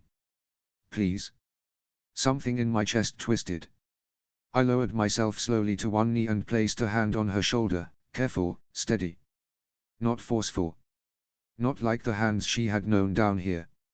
No one is making you do anything anymore, Muriel, I said. She looked up at me, eyes red, lip trembling. You're safe, I continued, holding her gaze. You, and all of them. This ends here. She searched my face like she didn't quite believe it. Gods. If your homes still stand, we'll take you back to them, I said. If they don't, then you ride with us. You'll have food, protection. No one touches you again. Ever. I swear it. Around us, the others had begun to stir. Some reached for the blankets being handed out, clutching them tight like lifelines. Others just stared, unable to move, as if waiting for the light to reveal itself. A few began to cry, quiet at first, then louder, breaking the silence that had smothered this place. I turned around and hissed. You. Stop standing around and bring the medics. We need to get them out of here. One by one, they started to stand. To step forward. And as I watched them, something cold and sharp settled deeper inside me. Rage. I walked with Ghost at my side. I had needed to cool off after seeing all that. Harrenhal, it was a butcher's house. There were rotted corpses everywhere, and I did not wish to think about the things that were done to them before they died. I did not want to count them, there were so many. What could justify this cruelty? What kind of men were capable of something like this? To do such a thing to the innocent, to children. I growled as we turned into a narrow corridor. There I found Royal of Moat Cailin, new member of the still unannounced Dragon Guard, crouched by a scorched door, head tilted, listening. He looked up at once. Your Grace. There's heat still. Smoke coming from below. Kitchen cellars? I asked. He nodded. A vent's open. Someone's alive down there. That was all I needed. I gave a small nod. Steel whispered free as Royal and two of the Dragon Guard drew their blades. Ghost slipped ahead, silent as a shadow, nose low. I followed behind them. The door groaned open. Heat hit us first, thick and wet, carrying the stink of grease, blood, and piss. We descended a narrow stair. At the bottom, the kitchen spread before us, half collapsed and choking on smoke. Carcasses still hung over dying fires, fat dripping into black coals. Broken bowls lay scattered across the floor, fruit crushed into the filth. Wine had spilled everywhere, pooling dark and sticky underfoot. And in the far corner, slumped against a fallen cask, was Sir Amory Lorque. He looked smaller than I thought. His armor half undone, his face bloated with drink, his hands shaking as he tried to push himself upright. He blinked at us, confused. Who in the... Then he saw me. Recognition crawled across his face. He lunged for his sword, knocking the cask aside, slipping in the wine, fumbling. Royal moved at the same time. Lorque slashed wildly, a desperate, ugly strike meant to kill anything close. Royal twisted aside just in time, the blade hissing past his throat close enough to draw a thin line of blood. He staggered back, but didn't fall. That was all the opening I needed. I was on Lorque a heartbeat later. We crashed into each other, my shoulder driving into his chest, slamming him back into the wall. His breath left him in a wheeze. His sword arm came up again, but I caught his wrist, twisted hard until his grip broke, and the blade clattered to the floor. We went down together, slipping in wine and ash. He struck at me, a clumsy punch that glanced off my jaw. I drove my forehead into his face, felt cartilage give. He snarled, tried to bite, to claw, to do anything to get free. I didn't let him. My dagger was already in my hand. The first thrust drove into his side. And as I pulled it free and drove it in again, I didn't see him anymore. I saw the road. The trees. Bodies hanging from branches. The blade fell again. I saw the dungeon. Women and girls huddled in filth, eyes wide, flinching from the light, too broken to even understand they were free. Again. I saw her. The little girl who had lived beneath the burnt house, skin grey with ash, eyes too old for a child, clutching at life with hands that should have held toys. Again. Either September. With broken statues and too much blood on the ground. Steel punched through flesh. Over and over. Lorque screamed. Or maybe he didn't. I couldn't hear him anymore. All I could see were the dead. The blade rose and fell. The resistance gave way. Bone cracked. Blood spilled hot across my hands. All I could see was red. I did not stop. Not when he went still. Not when his arms fell limp. Not when there was nothing left in him that could fight back. Only when my arm began to shake did I slow. And even then, I drove the dagger down one last time, burying it deep. Silence followed. Heavy. Absolute. I was breathing hard when I finally pulled back, hands slick with blood, chest rising and falling. What remained of Sir Amory Lorque barely resembled a man. Behind me, Royal stood frozen, one hand at his neck where the blade had almost taken him, eyes wide as he stared at the ruin on the floor. Ghost watched, unmoving. I forced myself to stand, my body heavy, my thoughts dragging back into place. "Are you hurt?" I asked without looking at Royal. "A scratch, Your Grace," he managed. I nodded once. "Good." I wiped my dagger against what remained of Lorca's cloak, though it did little. "Take his head," I said, voice rough. "Burn the rest. Scatter the ashes in the lake." I paused, staring down at the corpse. "Let the fish piss on what's left of him." No one spoke as I turned and climbed the stairs, Ghost at my side, leaving the heat and the blood behind me. An hour later, the men whispered about how His Grace had avenged little Rhaenys Targaryen, stabbing Amory Lorque thrice for every time he had stuck his sister. A few minutes after that, the order to hang the rest of the prisoners came. And 200 rapists, murderers, and worse died within minutes of each other. The Riverlands got its vengeance. Sleep took me like a blow that night. One moment I was staring into dying coals, the next I was gone. I dreamed. Not as myself. Not as Daemon Targaryen, nor Jon Snow. Not even of my past life. I was a dragon. No, on a dragon. Below, the god's eye shimmered silver, round and endless, a mirror to the storm above. My hands clutched old leather reins, and beneath me was fire incarnate, red scales like molten glass, wings like thunderclaps. Caraxes. I knew the beast's name before I even heard it. He screamed into the dark, a sound older than men. Above me, the clouds broke, and he came. A second dragon, green and massive. And on its back rode another man, his hair silver, his eye dark as the abyss. Emond one eye. The Kinslayer. His sapphire eye burned like a second sun. He didn't speak. He charged. Sky met sky. Flame against flame. I shouted, but the words were drowned in wind and madness. Caraxes twisted beneath me, graceful as sin, claws raking air. We rose fast, then dove, tailwinds howling, spiraling toward the god's eye below.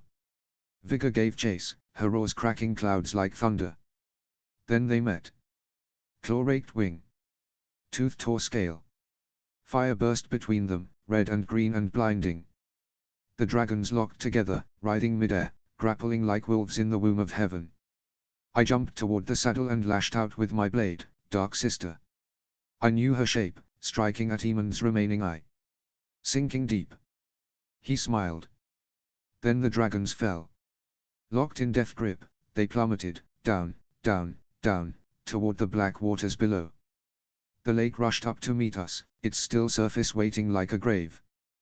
The wind stripped my voice away as I screamed, not in fear, but fury. We struck the god's eye like a hammer breaks glass. The impact tore flesh from bone. Flame and water devoured all. The sky vanished. I sank. The world narrowed to cold. I saw bones in the mud, crowned skulls and rusted swords, princes drowned 1,000 years ago. Emond's body drifted beside me, pale and perfect, his sapphire eye still burning and giving me some light. And then, something moved beneath us. Eyes opened in the depths. Pale. Countless. A weirwood tree stood on the lake, roots tangled, its bark bleached bone white even in the dark. Its face had grown that way. Open mouth. Screaming. I could see an innumerable number of weirwood roots on the bottom of the lake, all going in the direction of the Isle of Faces. I reached toward it. My blood streamed from my hands, crimson threads drifting through the water. The weirwood drank it. I woke with a start, gasping. My skin was slick with sweat, though the room was cold. The fire had died. The coals were black and dead. I stood, crossed to the cracked mirror on the far wall. My reflection met me. I need to go to the Island of Faces. Notes. Harrenhal has fallen, not a major battle, but an important one. Whoever holds Harrenhal controls the southern Riverlands, especially if you have a big army. The castle is practically unassailable if you can man even a small part of it. Armory Lork is dead now, and the last of the butchers of King's Landing rots in the mud. Chapter 74, Interlude 16 The Watchers on the Wall. Notes. See the end of the chapter for notes. Chapter text. Interlude 16 The Watchers on the Wall. POV, Lord Commander Jeor Mormont. 6 moons. That was all it had taken. 6 moons since Jon Stark had arrived with his massive supply convoy, and Jeor Mormont had made the best decision of his life. Letting the boy work. Letting that incredible mind do its thing. And the boy had done it. He and his engineers and workers. And what had it cost him? A Fatali recruit, that apparently had become the steward of the moat and killed Victorian Greyjoy in a personal duel a sennight back. Jeor stood in the yard of Castle Black, furs pulled tight around his shoulders, and looked up. The top of the wall was no longer the same jagged, wind-scoured line he had known for decades. New fortifications ran along its length, stone and timber fitted together with a precision that still felt strange to his eyes. Sloped surfaces angled outward, shedding snow instead of letting it gather and freeze into death traps. Walkways were wider, reinforced. Fighting positions clearer. Thermodynamic design Stark had called it. Mormont still wasn't sure what that meant. But he could feel the difference. The cold had not lessened, the wall would always be the wall, but it no longer seeped into every crack and corner of the castle. The buildings below had been remade with the same thinking. Thicker walls. Sealed joints. Vents that carried heat instead of letting it bleed into the sky. The barracks held warmth through the night now. Fires lasted longer. Men slept better. And the men had noticed. They bitched less. Fought harder. laughed more. That alone was worth a king's ransom. Alisa Thorne stood beside him, arms crossed over his chest, black cloak hanging stiff in the cold. The man had been different of late. Still sharp-tongued, still proud, but the edge had dulled just enough to notice. Perhaps it was the news from the south, a Targaryen alive, winning battles, dragging the realm back toward something the man had once sworn to serve. Gia had noticed. Thorne's gaze was fixed on the yard below, where a group of recruits moved through their drills under the watch of a shouting instructor. Their lines were rough, their footwork uneven, but they held formation better than most new blood ever did. "This batch is better than the others," Thorne said, his voice carrying that same dry bite, though without the usual contempt. Gia followed his gaze and gave a slow nod. "I. That one, there," he said, lifting a hand slightly. "Horrors. Used to be a man-at-arms for House Karstark." Thorne snorted. "In the times of Bloodraven, perhaps." Gia barked a laugh at that, the sound loud in the cold air. "He can't be more than 40," he said, shaking his head. "Hard living makes a man look older than he is." Below them, Horrors moved again, slower than the younger men, but steadier. His stance was solid in a way that came from years of training. Gia watched him for a moment longer, then glanced back at Thorne, the corner of his mouth still curled. "Besides," he added, "I'll take a 40-year-old who knows which end of a sword to hold over a green boy any day." So much had changed in that few moons, and not just for the war. Gia Mormont stood in the yard for a long moment, watching the men move between the rebuilt towers and the new forges, but his thoughts drifted south, carried by every raven that had reached him in recent months. Apparently that Stark boy was no Stark at all, but a Targaryen, and not a quiet one either. He had been waging war on the throne for a while now, breaking the Lannisters again and again, each report more unbelievable than the last. Times like these were never kind to the wall. Gia had read enough histories in the library, old scrolls half-eaten by damp and time, and he had spent enough nights speaking with Maester Aemon to know the pattern. When war consumed the Seven Kingdoms, the wall suffered. Lords forgot their duties. Supplies dwindled. Recruits stopped coming, no more criminals sent north, no more forgotten sons pushed into black cloaks. The watch grew thin, brittle, and cold. It was always the same. And yet, this time, it had not happened. If anything, the opposite was true. The war, that same war that should have starved them, had made the wall stronger than it had been in 200 years. More men, more supplies, more attention than Gia had ever seen in his lifetime. And all of it, somehow, traced back to that one boy and his damned ideas. Gia's jaw tightened slightly as he thought back to their conversations, to the things Jon had said with that calm certainty of his, as if he already saw what was coming. The world is changing. The wall must change with it. At the time, Gia wanted to think him half mad, another young lordling with too many ideas and not enough understanding. But one of his men had risen from the dead right in front of him. The reports from beyond the wall grew darker. More sightings. More dead things walking where they should not. And beneath it all, the quiet certainty that something was coming, something the watch as it stood would not survive. So Gia had made a decision. And the wall had changed forever. The gift, once empty and abandoned, had begun to fill again. People had started to flock north when word spread of land being granted, true ownership, not just survival under some distant lord, a copy of the moat's new system. Men and women were willing to brave the cold for a chance at something of their own. Small settlements had begun to take root, fragile but real, smoke rising where there had been nothing for generations. That alone would have been enough to shake the old ways. But it had not stopped there. The vote had nearly torn the watch apart. Old brothers clinging to tradition, others seeing the necessity, all of them shouting in the halls of Castle Black as if their voices alone could hold back the future. Gia had listened, weighed it all, and in the end pushed it through by less than 36 votes. Temporary service. Men could come north, serve for a number of years, fight, build, hold the wall, and then leave with coin in their purse and land to their name. It went against everything the watch had been for thousands of years. And yet it worked. They had gone from 1,000 men to 2.5 in less than a year, most of that growth coming from those very men. Not criminals. Not broken things sent to freeze. Men who chose to be here, at least for a time.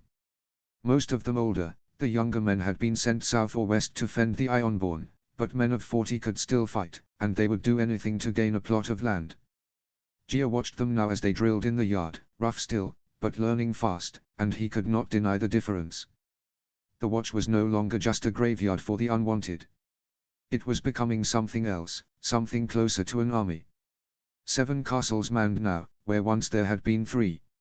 7. Well, it would be 7 after this conversation. Gia glanced at Alistair, then turned toward the tower door. Alisa, come inside. I have something to discuss with you. Thorn studied him for a moment, as if weighing whether this was duty or trouble, then gave a short nod and followed. A moment later they stepped into the Lord Commander's solar, and even Alisa paused slightly at the change. The room was nothing like the drafty chamber from a year past. Thick stone walls, sealed tight. A great hearth burned at the far end, heat rolling through the room in steady waves. It was almost absurd. Gia had once joked it felt hotter than dawn. Some days, he almost believed it. Alisa let out a low groan as he pulled off his cloak, tossing it over the back of a chair. Gia did the same, already moving toward the table. Sit, Gia said. We have much to talk about. He circled around and lowered himself into his chair, while Alisa took the one opposite, stretching his shoulders slightly as the warmth sank into his bones. Gia reached for a bottle. Northern Fire. Alisa raised a brow. One of the new ones. Gia said, pouring. The aged batch. The merchant from the moat swears it gains flavor and potency with time. Alisa took the cup, gave it a small swirl, then drank. His eyes rolled slightly. That's good, he muttered. Gods, that's good. I can't believe they give us this for free. Gia allowed himself a small smirk. His Grace wants a strong wall at the edge of his realm. And apparently that means supplying us with stone, wood, food, steel, small folk, and northern fire. Alisa let out a short laugh. Smart man, King Demon. What would we do without our drink? The supplies had never stopped coming. Wagon after wagon from the moat and Winterfell, even now, even with war raging in the south. It made little sense on the surface. The king could have used every scrap of it for his campaign. But both of them knew why. Gia had seen the dead men himself. Watched one of his brothers rise with blue eyes and a corpse's hunger. Jon Stark, Daemon Targaryen, had seen it too. A strong wall mattered more than anything. More than the war in the south. They drank in silence for a while, the crackle of the fire filling the room, before Alisa spoke again. I heard from some men out of the Shadow Tower, he said. They say Wallace Mass's been complaining loudly about the changes again. Gia let out a tired groan and rubbed at his beard. Denies Malister can go choke on his pride. If he has something to say, he can say it to my face instead of sending his squire to shout it in the yard. It all came back to the vote. Gia had thought it the cleanest way. Let the watch decide its own future. No whispers of tyranny, no claims of overreach. 1,000 men had cast their votes. He had won. Barely. And that was the problem. The changes had passed, but not cleanly. The old guard still bristled, still clung to what the watch had been, even as the world shifted beneath their feet. Gia did not think they would rebel. They were not traitors. But they would resist. Alisa took another drink. He's not going to stop. I know, Gia said quietly.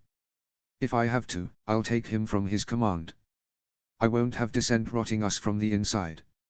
He let that hang for a moment, then waved a hand slightly. But enough of that. We need to speak about you. Alisa frowned, brow furrowing. Me? What is it? Another mission from the king? Daemon Targaryen had sent him a letter once. From Riverrun of all places, asking the watch to fetch a sword from the other side of the wall. Gia had not minded, there was a debt owed to him, and this was his way of repaying it. Gia barked a laugh.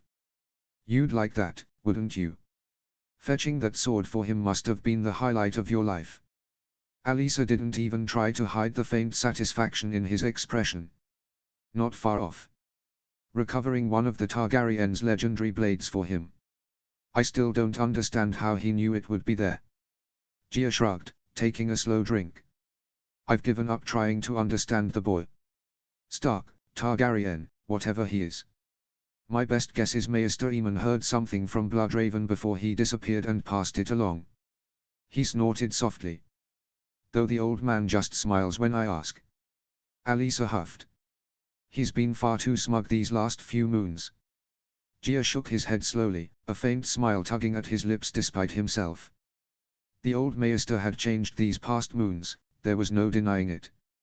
Maester Aemon had always been sharp, always watchful, but now there was something more in him, a quiet fire rekindled. The more news arrived from the south, the more the old man seemed to stir back to life, as if each report breathed strength into bones that had long since grown tired. And what news it was! Gia had lived long enough to know his histories well, and yet even he found himself wondering at it. What was it with these Targaryens? Time and again, House Targaryen seemed to rise from ash and ruin, to grasp at the impossible and bend it, somehow, into reality. Kingdoms rallied, armies followed, and the world itself seemed to shift beneath their feet when dragons stirred, whether those dragons had wings or not. And Daemon Targaryen was certainly a dragon. And if reports were correct, he had a dragon. That bode well for the coming war. He exhaled, the moment passing. The only thing we have to do for the king now is capture a white, he said, leaning back in his chair. And that is Benjen's task. Him and the rangers. Alyssa snorted lightly into his cup. No luck yet, then. Gia's expression darkened. He shook his head. Not after the first one Benjen brought, he said. And you saw what happened.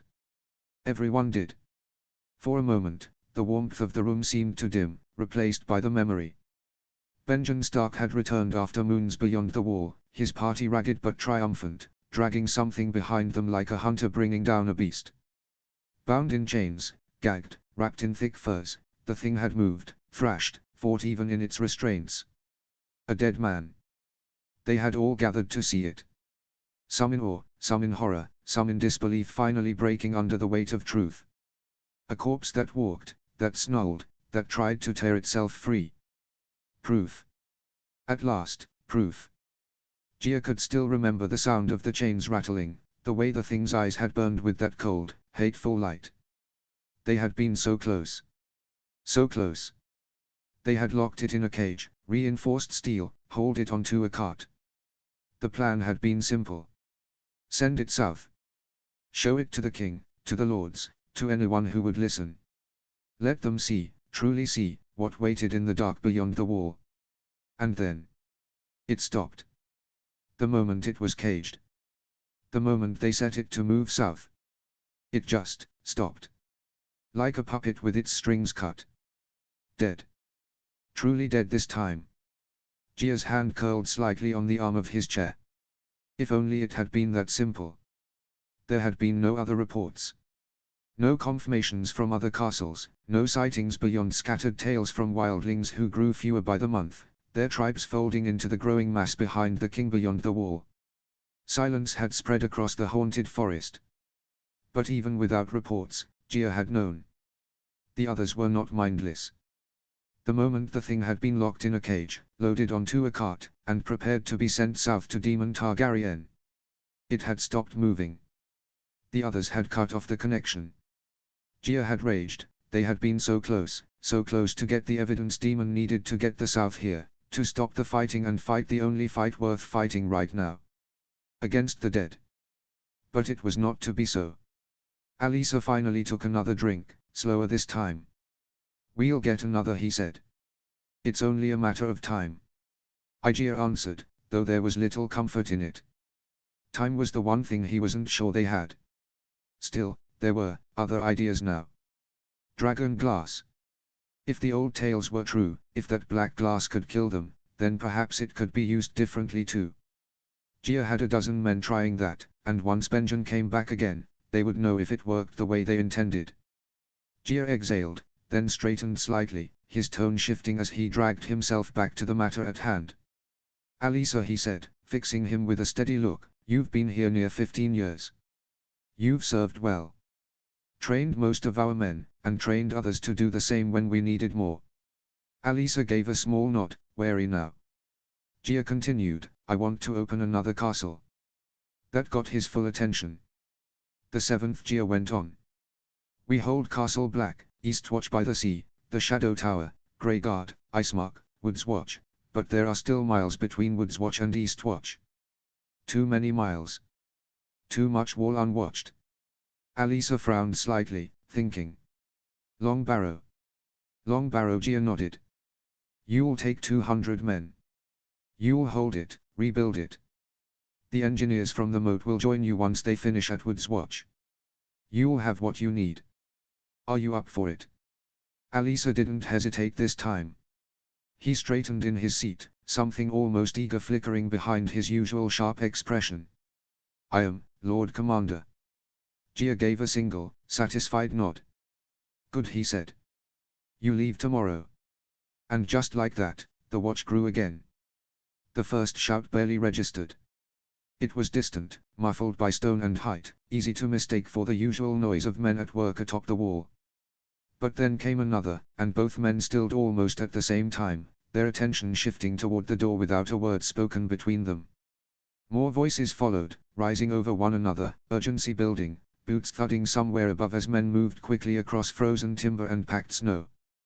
Then the horn sounded. A single, long blast rolled through Castle Black, echoing across the yard and up along the ice. Gia did not move. His jaw tightened slightly, eyes fixed ahead as if he could will the next sound into existence. Across from him, Alisa had gone still as stone, his cup lowered slowly to the table, forgotten. They waited. For the second blast.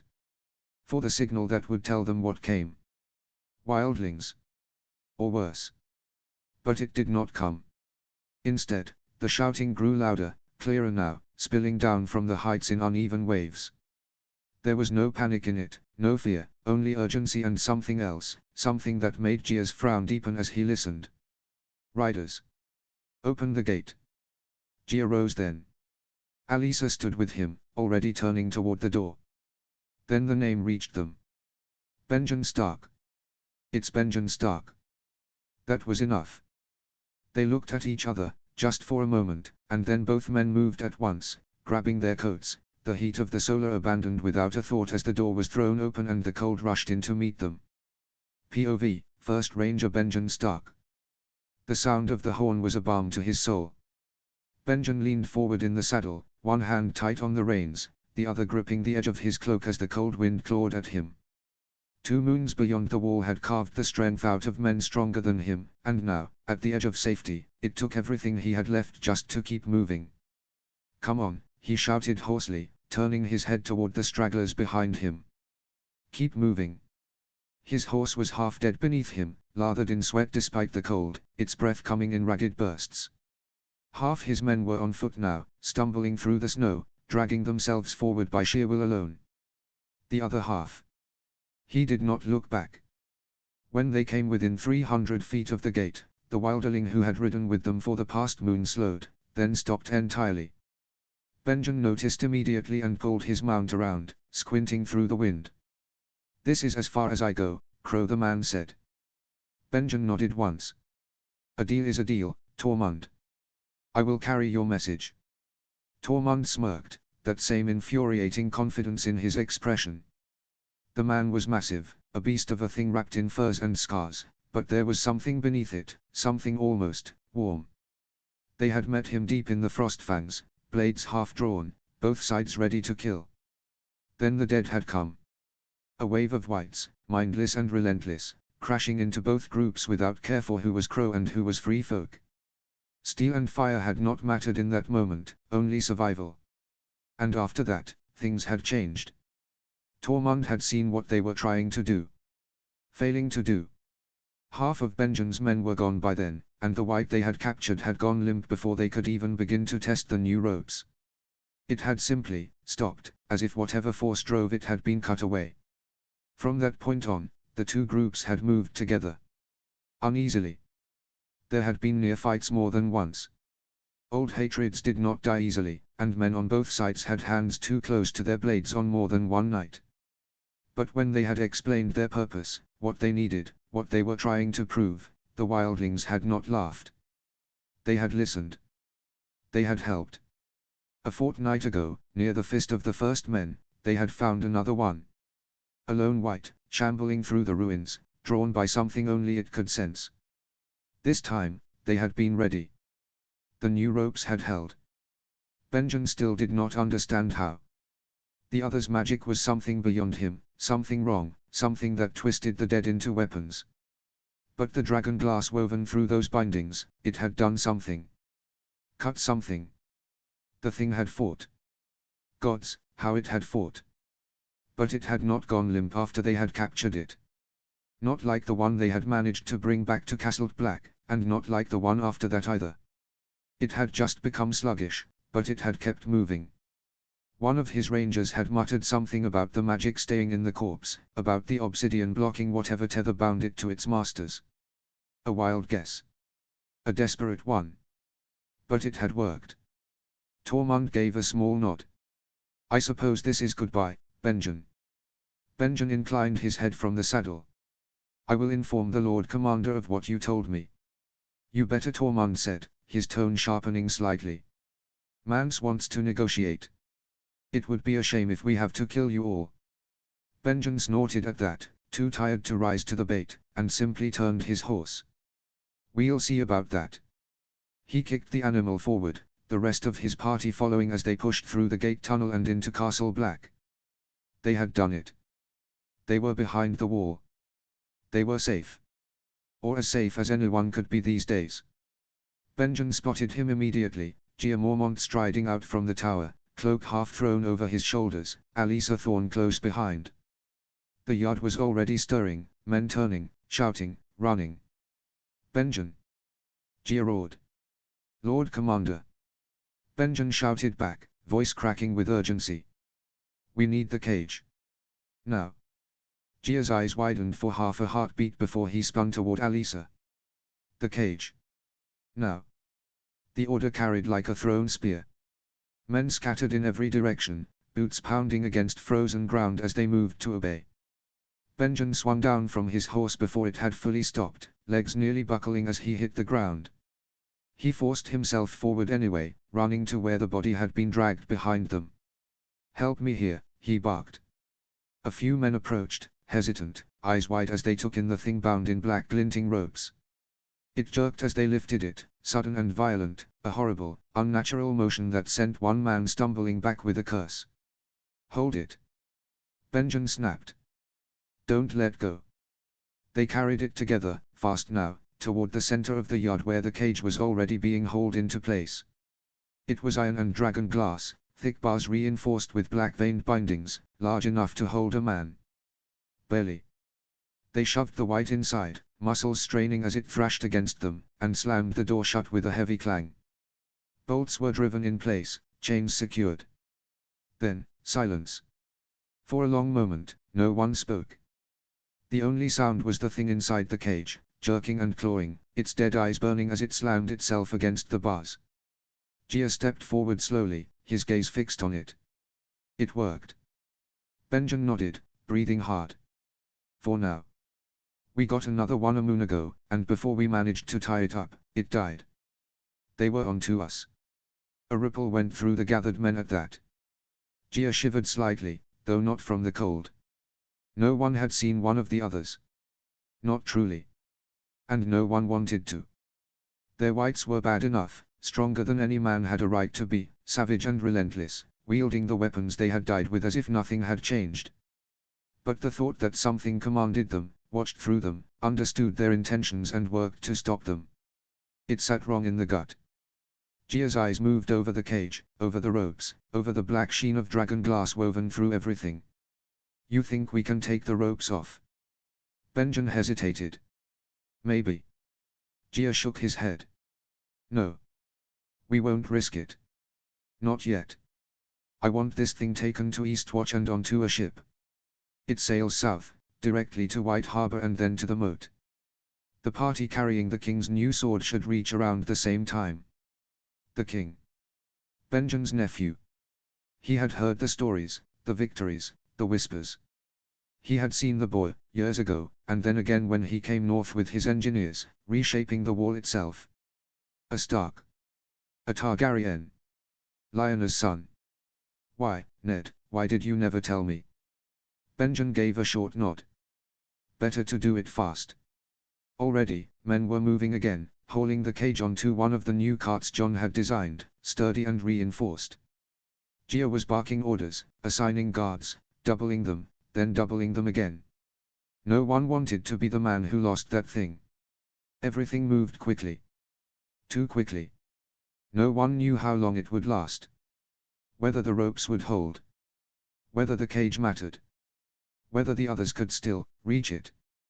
There was only one way to find out. Send it south. And hope for the best. Benjen watched as the cart began to roll, surrounded by armed men, and then turned back to Gia.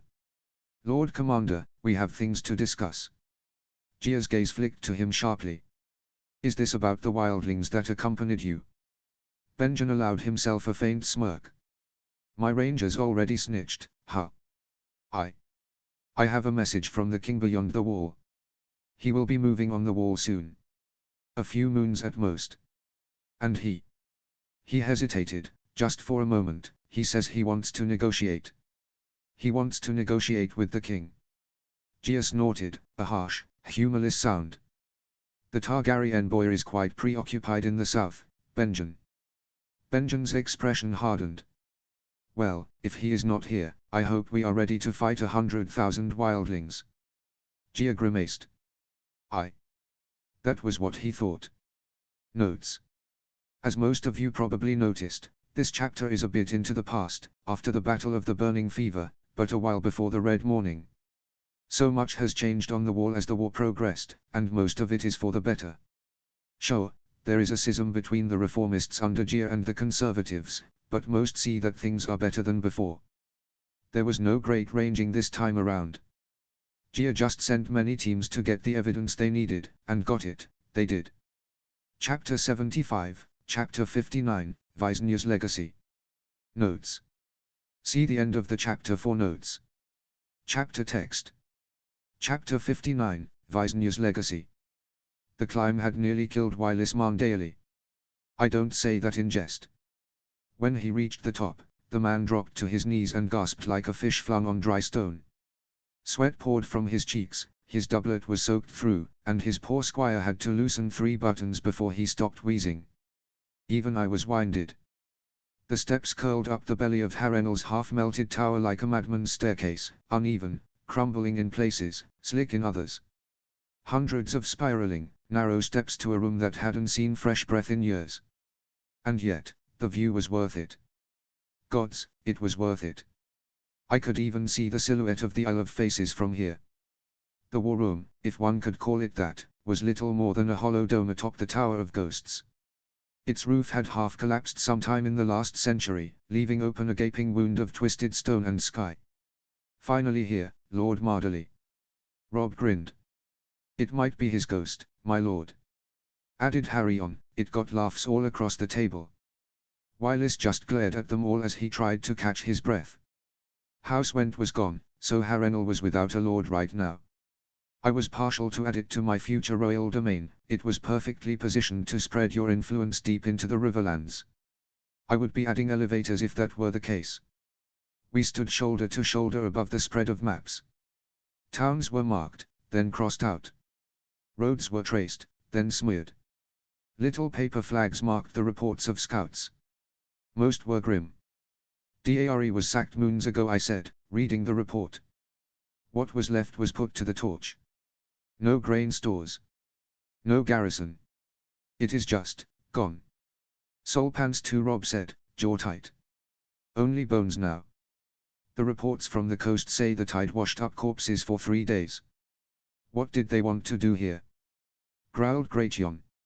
I did not have an answer. The Lannister army must have killed thousands. And for what? I hoped Tywin died screaming. If he was even dead, the poison should have gotten him, but I had not managed to scratch him deeply before they killed him, my raven. Hopefully, that would be even better, a slow death instead of a fast one. He deserved it. I ran my finger along a jagged mark near Maidenpool. Here, I said. The Lannister garrison was seen fleeing south. Looting as they go? Asked Robb. I nodded. Trying to disappear before we catch them. Cowards. And Clegane. Look. What's the final count? A silence followed. I handed him the parchment. Harrenhal cellars, 1,052 corpses. Mostly women and children. Old men. They had turned Harrenhal into a butcher's camp. All under the excuse of rooting out the rebels. There were no rebels, just the Crannog men spreading chaos all around the countryside. In a way, it was my fault. But how could I have ever expected them to go this far? I had no words to describe the horror of it all. I didn't say what the scouts had said out loud. That the stench was so thick they gagged before they reached the bottom steps. That some of the bodies had been cut into pieces before they were stacked. Those rats had eaten eyes, tongues, fingers. Gregor Clegane had left his mark. It was a shame he was already dead. It would have been a pleasure killing him slowly after seeing this. It would take a generation for the region near to God's Eye to recover. I didn't realize I'd gripped the edge of the table until I felt the old wood creak under my fingers. Curse them, the Great Yon thundered. Curse them all. Harry on Karstark nodded heavily. The realm will not forget what they did here. I looked around the table, at the faces hardened by months of war, by burned villages and empty keeps. And neither will we, my lords, I said. The needless slaughter the Lannisters have inflicted on the Riverlands and its people will not be forgotten. Willys Marndale struck the table once with his fist. The North remembers. The North remembers, the whole echoed back, voices overlapping, steady and sure. And we will not only remember, I went on. When this war is over, the full effort of the Crown will turn to reconstruction. Roads, fields, towns. The Riverlands will live again. Robb glanced at me and gave a small nod. The people will remember that too. Mage Mormont leaned forward next, her dark eyes sharp. But it still leaves the question of what becomes of these lands. And the phrase as well, Your Grace. She was right. The Riverlands, much like the Westerlands, had been stripped bare of their nobility, especially in the south and east. Houses were wiped out, lines ended, keeps standing empty. It would not be difficult to claim those lands for the Crown, to fold them into a larger royal domain and strengthen my own hand. Power followed land. Power followed bread. And I had a lot of bread. The fields south of the moat would be feeding the poor here until they could stand on their own 2 feet. I nodded once. The fate of these lands will be decided once my ass is on the Iron Throne, Lady Mormont. The question now is what to do now that the Lannister army has dissolved. I think the question answers itself, Robb said. We march on the capital and take it. If we even have enough men to do that, brother, I replied. The Second Battle of the Mummers Ford crippled our army. Willys Marndale cleared his throat. The phrase are no great loss, Your Grace, but we barely have 20,000 men left. And 4,000 of those were Riverlander levies, now experienced after the Westerlands campaign and the battles we had fought. It was all my fault in the end. We had needed thousands of men to garrison all our conquered lands. Unless we left those castles empty, 20,000 would be all we had to march south. Not counting the Second Legion. I nodded. The thousands we lost on that river hurt us badly. Then we call for reinforcements from the north, Robb said at once. That Second Legion of yours will be useful now. The Great Yon snorted.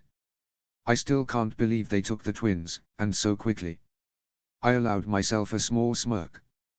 The twins were barely defended, my lord. With a few dozen siege engines, they broke through and carved the garrison apart, a garrison already battered by their own failed betrayal. Another 5,000 men will strengthen our position, Robb said. Enough to advance. I can call on a few thousand more men from the north, too. Yes, I said, sighing. The Second Legion will be here in a sennight. Until then, we need to secure the lands around the God's Eye for our advance. Empty keeps to seize, Lannister garrisons and patrols to wipe out. So we repeat our work after the fall of Riverrun, Robb said. Nods followed.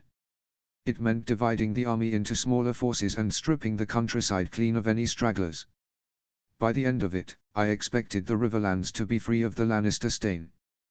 We would also be using our own forces to help the people around the God's Eye, from Solpans to the north to Briah White in the south, from Rushing Falls to the west to Maidenpool to the east. We would rebuild houses, distribute food, and heal the sick. And do whatever we can to get these people back on their feet. Your Grace Willis said, what of possible allies? I growled softly. It had been too long since I'd sent letters to the Reach, and longer still since the envoys had ridden south. No answer. That worried me. If Renly were dead, the Reach might have withdrawn from the war entirely. Loras had been killed in King's Landing. Their only natural ally left was me. And yet, silence. We move forward with what we have, I said. We'll call on the Crown Lands houses to defect. The Reach is not an option right now. What of the men we sent as messengers? Mage Mormont asked. Robert Glover had been among them, sent to the Reach. What had become of him remained a mystery. We'll continue sending letters, I said at last. But our focus is the capital. Everything else comes second. We need to secure the land, Robb said. His voice was soft but steady. Not just for us. For them. For the small folk. We can't hold Harrenhal if everything around it burns. I looked at him and nodded once. We clean out what's left. All of it. No more stragglers. No more raiders. Robb exhaled slowly. Then we began to divide the work. Great Jon Umber would ride north with his men, up the Trident's Forks, past the ruins of Lord Harroway's town, and toward Solpants. From there, he would sweep the coastal roads, burning out what remained of the Lannisters' eastern reach. Mage Mormont would take 2,000 east, marching through the river villages abandoned by Clegane's bands. Her task was to retake the keeps too small for a banner, too broken to hold men, but too dangerous to leave behind. Harry on Karstark would ride hard northeast. The woods near the Bay of Crabs were thick, and the roads were worse. He'd have to cut his way through, reclaiming Daeari, and whatever was left of Maidenpool's smoke-soaked ruins. Last but not least, my own forces, battered as they were, but strengthened by Stark, Glover, Ryswell, and Dustin forces would sweep across the God's Eye, reassuring people and giving out supplies so they would return to their homes. Hopefully, we could get one last harvest here before winter started, perhaps even a few. 500 men would move to retake Stony September, too. With all that done, we would have the Riverlands secured. I would be sending a letter to Moat Cailin soon. For clerks, surveyors, stewards.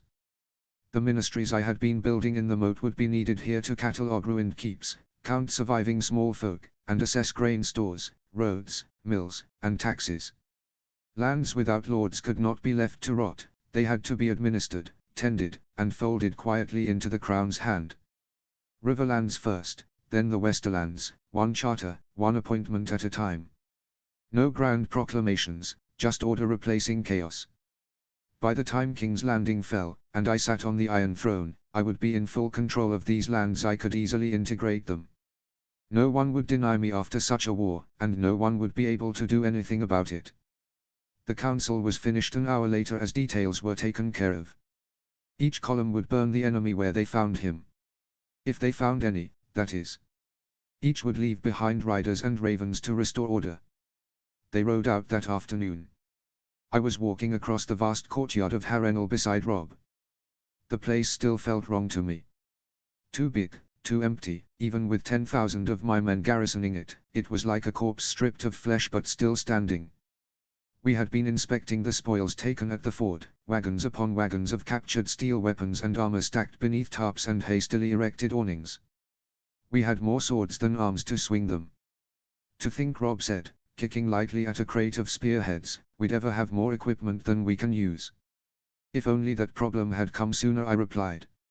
Outfitting the Riverlander levies nearly bled us dry at the start. Robb snorted. You can afford it, brother. You're swimming in coins. We are swimming in coin, I corrected. Know the difference? But yes. The gold from the Westerlands keeps flowing, and it will not stop anytime soon. That truth still felt strange on my tongue. Lannister gold, stamped with lions, now paid Northern clerks and Riverlander quartermasters. War had a sense of humor like that. Robb glanced toward a line of wagons being inventoried by scribes. Have you ever thought of sending for mercenaries? I shook my head. No, I could never bring myself to trust them. At least not while Tywine still draws breath. I hoped the man was finally fucking dead.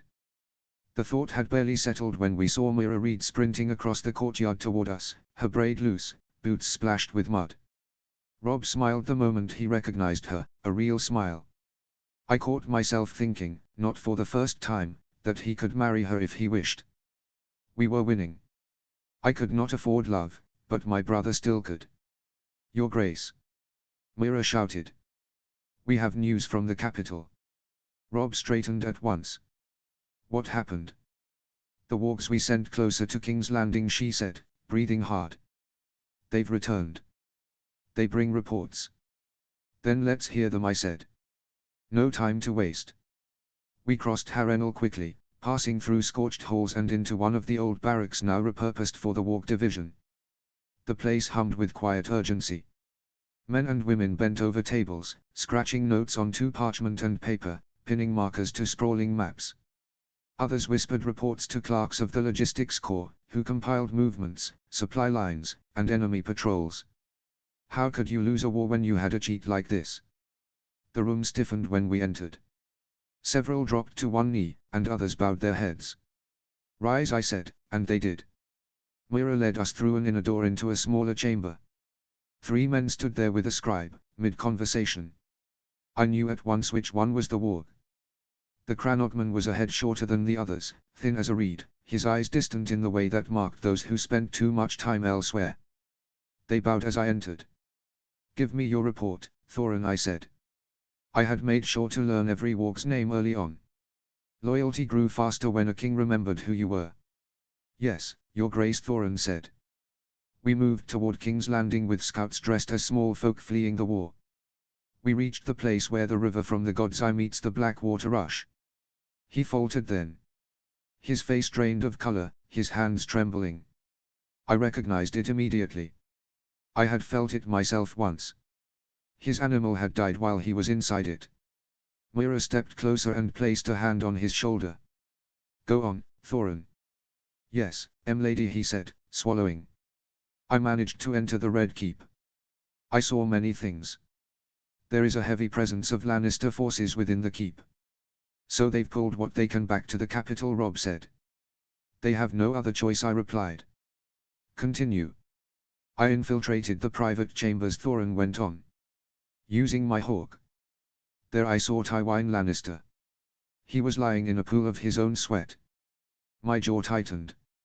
I spat a curse onto the stone floor. So he still lives. Not for long, Your Grace, Thorin said. He was as thin as a leaf. I do not think he has woken since the battle. It's been nearly a fortnight, Robb said quietly.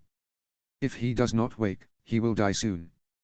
He would, if he had entered a coma, then the Grand Maester would have no way to feed him. Sure, they could give him a small amount of honey and water, but even that would not be enough to keep him alive longer than a moon. I nodded once, then looked back to Thorin. And your hawk? His gaze dropped. They killed him, Your Grace. Soldiers came in and struck him down. I see, they finally noticed.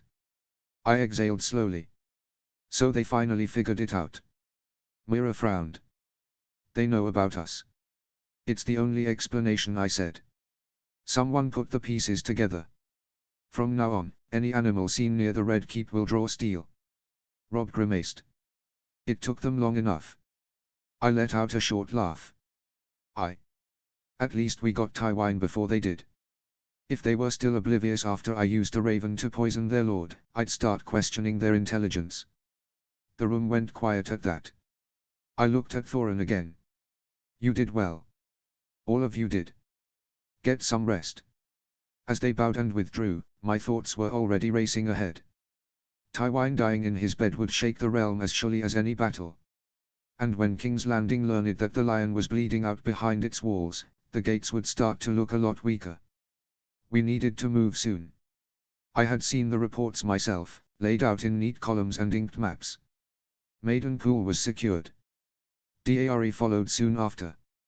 Solpants, burned and broken, now flew our banners. 200 men garrisoned Stony September, hard veterans who knew how to hold a town and how to organize the small folk there. Our patrols reached as far south as Briahwhite. The Riverlands, piece by piece, were slipping fully from Lannister hands. If we marched the moment the Second Legion arrived, we could catch the capital at the perfect time. Tywin's death would hit like a hammer. Command would fracture. Fear would spread. And maybe, just maybe, if Tyrion had managed to keep his grip on the capital, I could negotiate a surrender without drowning King's Landing in blood. That would leave Stannis and Aegon. I would let them bleed each other first. 2 claimants, 1 crown. Every battle between them would make both weaker, while I grew stronger with the Iron Throne beneath me. By the time I turned my full attention south, I would not be asking for submission. I would be enforcing it. Robb and Meera lingered in the room while I stood lost in thought. Robb was speaking to her in low tones, his voice softer than it ever was in council. I barely heard the words, only the rhythm of them. I cleared my throat. Robb glanced up, smirking. Back in the land of the living, brother. I rolled my eyes. I was thinking. We need to move soon. Send word to the lords. Have them gather here at Harrenhal again. Robb's expression tightened. We will not have the reinforcements from the north in time, Jon. The Second Legion will be enough, I said. The 5,000 you called from the north will be better used reinforcing us after we take King's Landing. 25,000 men is enough to take the capital. It had been Robb's call, sending for more men now that the Ironborn had been beaten back. With their strength broken, much of the northern garrison could finally march south. There was still raiding along the coast, but it was failing. Each attack cost the Ironmen dearly. Half of them never returned to their ships. Soon enough, they would slink back to their miserable islands. Unable to fight us. The early warning systems and cavalry along the coast in key positions had been able to intercept many Ironborn attacks, and even though many villages had been torched, many more had been saved. I doubted the Ironborn had much more to throw to that meat grinder, and the reports confirmed that, the past 2 moons, there had been fewer and fewer attacks to repel. We would deal with them later. In their own islands. Robb studied me for a long moment, then nodded once. Fine. I hope you know what you're doing. So do I, brother, I said quietly. So do I. I sat in the throne room of Harrenhal and tried, once again, to grasp its scale. The Hall of 100 Hearths was not a name born of poetry. There really were 100 hearths, vast stone mouths gaping along the walls. The ceiling vanished far above, supported by blackened arches thick enough to swallow towers whole. Balconies ringed the hall in layers, tier upon tier, each wide enough to host a lord's household. It was easy to see why the grand councils had been held here. Every lord and lady in the realm could stand within these walls and still feel small. Harren the Black had built this place to awe the world. All it had done was teach it a lesson. It had been a Sennight since the summons went out. Most of the lords had arrived now, their banners filling the courtyards, their men spilling into Harrenhal's endless halls and towers. According to my scouts, working closely with the Warg Division, the Second Legion was only days away. 5,000 northerners marching south, disciplined, hardened, and carrying with them the free prisoners in chains.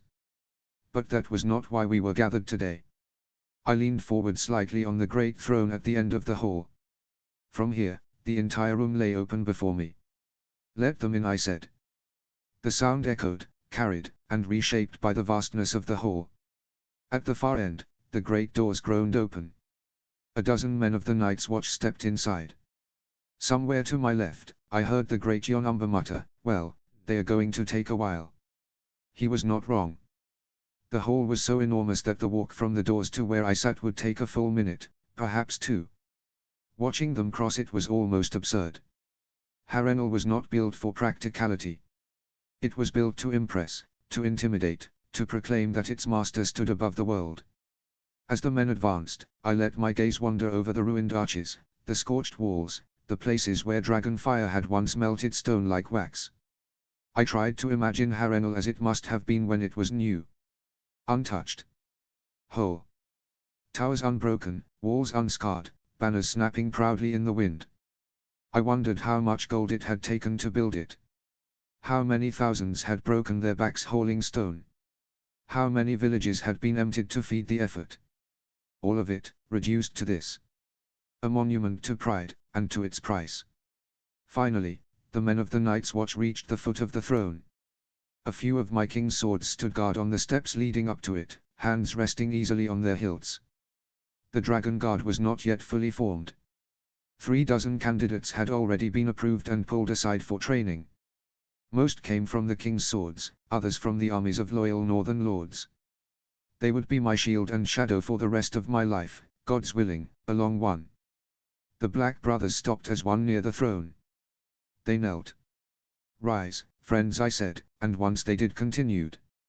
"You are far from your posts." The man at their head stood. He was older than the rest, but he carried himself much better in front of so many lords. "I am Sir Jarman Buckwell, your grace.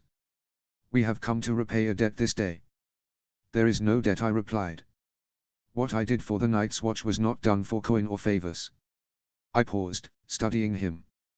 "Buckwell. We have had trouble with that house of late." A flicker of pain crossed his face. "I am only a man of the Night's Watch now, your grace. But it still shames me that my kin chose to stand against the true king of Westeros." I smiled faintly. "They said the Night's Watch did not care for the politics of the South, but that was bullshit. This was a man of House Buckwell, and he cared for his family as much as he cared for the Watch. It would be useful." House Buckwell sat in the northern Crown lands. They would be among the first to feel our advance when we marched on King's Landing, and they knew it, if the tentative letters they had sent us meant anything. A letter from one of their blood might soften their resistance. With compensation offered, and consequences made clear, of course. I had an army. They did not. I would extract concessions from them, as I would from many houses yet. "Rest assured, sir," I said. "Your kin will be treated kindly in their defeat." Somewhere on the wall, Jeor Mormont would be cursing his luck for sending a Buckwell south. But he could not have known our road would cross the Crown lands, not when these men first set out down the King's Road. "And how fares the Night's Watch?" I asked. "It has been some time since we received word from the wall." Sir Jarman's posture straightened, pride slipping into his voice. "Better than in a century, your grace. The old bear has pushed through reforms. They break traditions older than kingdoms, but he gathered enough support to see them done. Our ranks grow. Refugees from the southern wars work the gift again. Our coffers fill. We are garrisoning castles long abandoned." That pleased me more than I let on. "I am glad to hear it," I said, and then leaned forward slightly. "You mentioned a gift." "Aye, your grace." Sir Jarman reached inside his cloak and drew out a wrapped bundle of clean cloth. He handed it to one of the king's swords, who brought it up to me. As I took it, Sir Jarman spoke again. "We found it north of the wall, your grace. And we thought you might wish to have it." I smirked to myself. Whether he truly believed that or whether Jeor had convinced them to repeat the lie hardly mattered. I had ordered this search. I had told them where to look and what they would find. Some secrets were better left wrapped in courtesy. Murmurs rippled through the northern lords as I unfolded the cloth. Then the hole went still. I drew the blade free and raised it high. Valyrian steel caught the light, its dark ripples flowing like frozen smoke along the length of the sword. "Dark Sister has found its way back into Targaryen hands," I said, my voice carrying across the vast hall, a century after it was lost. "Tonight, we feast." The room of 100 hearths erupted in cheers. Voices echoed and multiplied, swallowed and returned by the stone walls. I looked down at the blade in my hand. At last, the sword of one of the conquerors rested where it belonged. Notes. And finally, after what feels like eternity, Dark Sister is here. As you saw in the previous interlude, the watch was busy, and getting the sword wasn't an easy task, but it's finally in Jon's hands. And yes, the Lannisters now know about skin changers. They can't do much about it, but it can be troublesome if they kill every animal on sight. Chapter 76, Chapter 60, The Legions of Westeros. Notes. See the end of the chapter for notes. Chapter text. Chapter 60, The Legions of Westeros. Watching the Second Legion finally enter Harrenhal was deeply satisfying. 5,000 fighting men, 1,000 more in support. Halberdiers at the fore, ranks of crossbowmen behind them, banners snapping in the wind. A full 1,000 cavalry followed last, mailed and mounted, their horses disciplined enough to keep formation even within Harrenhal's vast outer yards. They moved as one body, steel flashing in the sun, boots striking stone in perfect time. Order. Real order. This was not a feudal host thrown together by gathered levies. This was a machine. I could already see the future in them. 20 such legions, stationed across Westeros. Along the Neck, the Trident, the Gold Road, the marches of the Reach and the Stormlands. New fortresses raised at choke points, old ones reforged and manned properly. Power made permanent, influence enforced by presence. No more begging banners to answer the call. No more wondering who would come, or how many. A realm that could be governed. It was a thought for later. For now, I had only one legion at full strength. The first, Court's Legion, the men who had marched with me since the beginning, was barely a fifth of what it should be. Blood and battle had carved it down. I would need to speak with the commanders soon, unify command, merge structures. As it stood, the first could not act independently. But the second. The second was whole. Robb let out a low whistle beside me. Gods, he said. That is a sight to see. There were nods from the Northmen and Riverlords gathered nearby. Even the Great Jon was silent, his massive arms crossed as he watched the columns pass. How could they not agree? 5,000 men in heavy armor, marching in lockstep beneath the three-headed dragon, was not something Westeros saw often. A quarter of our total force, wearing my colors, trained to my doctrine. That alone shifted the balance. Come, I said. Let us greet their commander. We moved into the courtyard where the legion had formed up. The space was immense, yet the men filled it neatly, ranks squared, officers already in position. At their head stood their commander. As we approached, he dropped to one knee. I stepped forward. Sir Forley. Rise. He did. I had not seen him in moons. He had been one of the first recruits Court had brought in when I ordered the creation of a standing army. An experienced knight, broad-shouldered, with the look of a man who had learned discipline the hard way. He had held Moat Cailin and its lands with quiet efficiency during the attack of the Ironborn, keeping order while others fought and died elsewhere. Your Grace, he said, voice steady. The Second Legion stands ready. The men are trained, supplied, and eager. The Legion is yours. I studied him for a moment, then nodded. Well done, Sir Forley. You have served the crown faithfully. I turned slightly, letting my gaze sweep over the assembled ranks. You and your men will have no rest yet. There is work ahead. So it seems, Your Grace, Sir Forley said. For now, settle your men within the fortress, I replied. We march in 2 days. I paused, then added, and you have some people I wish to meet. Bring them to me. Robb's mouth twisted into a grin. I want to see those treacherous wretches. Sir Forley turned and barked an order. A moment later, movement rippled through the ranks, and a line of carts began to roll forward across the courtyard. Each was reinforced with steel bars, heavy, ugly things meant to carry beasts rather than men. There were 10 of them at least.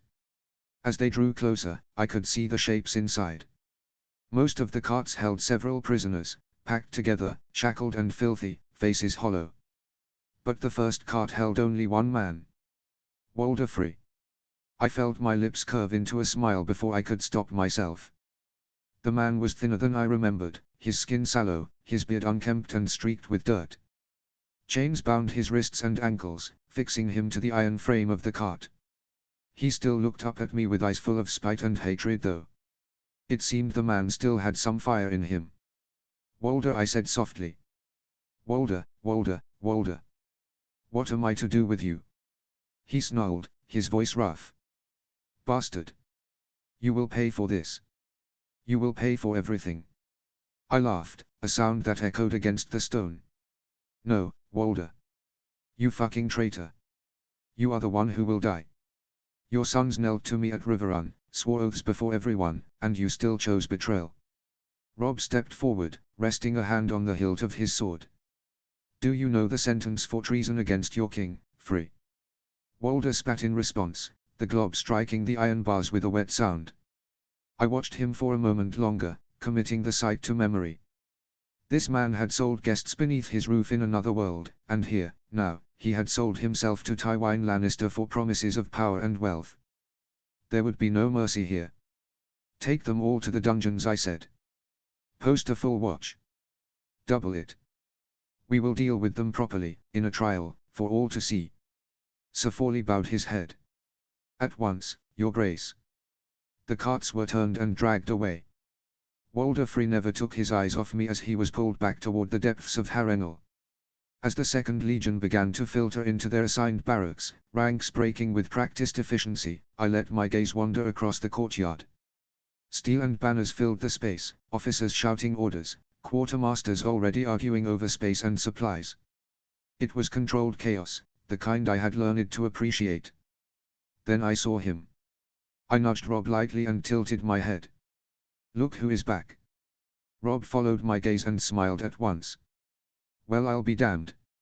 Theon Greyjoy stood near one of the cavalry formations, speaking with a pair of sub-officers. He looked different. Leaner, harder, his posture straighter, his movements more deliberate. The careless swagger was gone, replaced by something quieter and more disciplined. I remembered the letter I had received a month ago. Theon had performed well at the moat, well enough to be trusted with command of a cavalry company.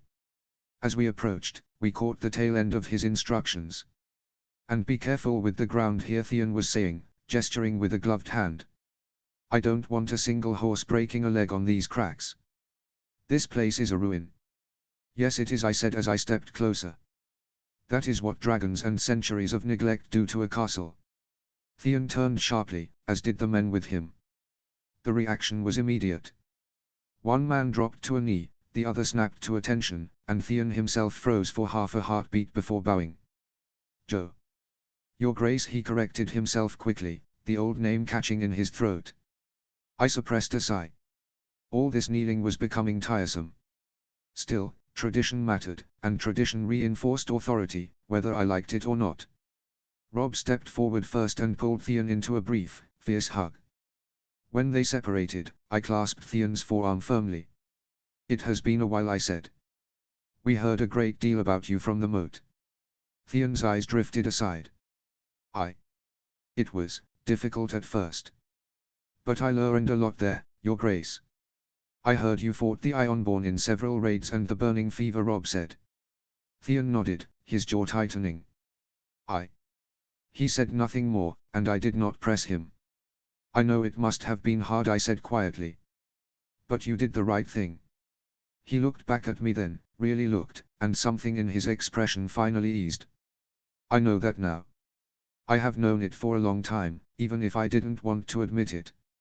He swallowed. You are my family. I smiled. Now and always. Now and always, he echoed. It was good to have him back. Robb and Theon fell into conversation almost immediately, voices low, laughter slipping in despite everything. I let them have the moment. There would be time enough later. Forley will be looking for me, I said after a moment. We will continue this later. Theon nodded. I'll be here, Your Grace. I turned away and headed toward the inner keep, already thinking of command structures, supply chains, and deployments. Armies did not organize themselves, and if this was to work, it would be because I made it work. The war was entering its next phase, hopefully its last, and there was no room left for improvisation. I was sitting at a long table with Forley, Court, and a dozen others. Arryn was here once more. I had not had the chance to greet him yet, but he had arrived with the Legion and the men he had taken. There were also the heads of the Medical and Engineering Corps, quartermasters, senior captains, and staff officers. Between them, they represented the whole of my 2 legions, the hard spine of the army I was trying to build.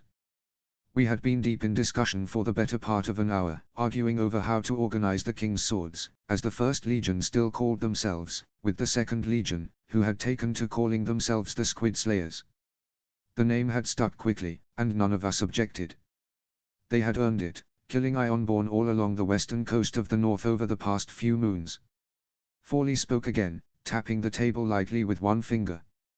There is no way to supplement the 1st with men from the moat, Your Grace. Steward Tali is already pouring gold into recruitment. Word has gone out across the north and the riverlands, and we are scraping the barrel as it is. It may not be enough, I said. To replace 4,000 losses will take time, Commander Fawley.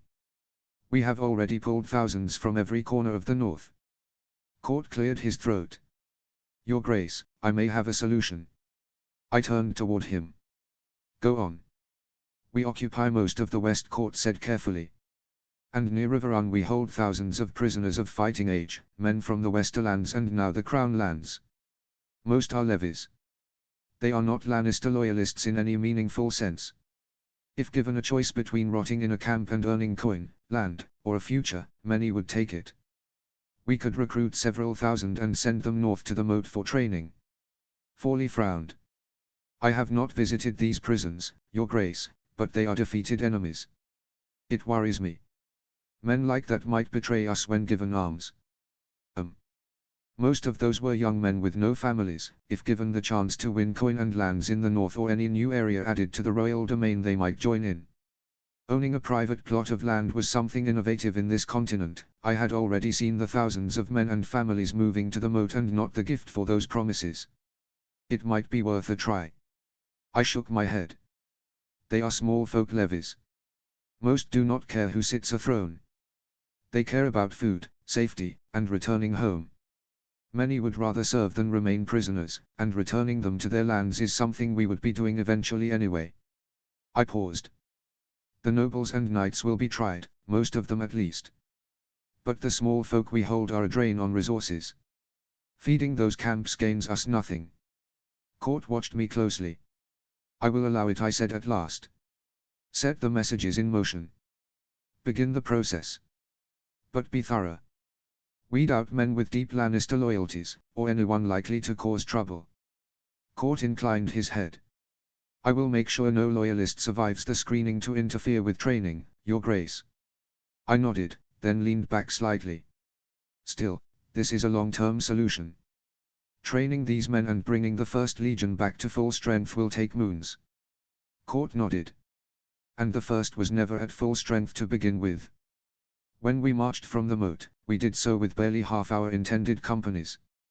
That truth settled heavily over the room.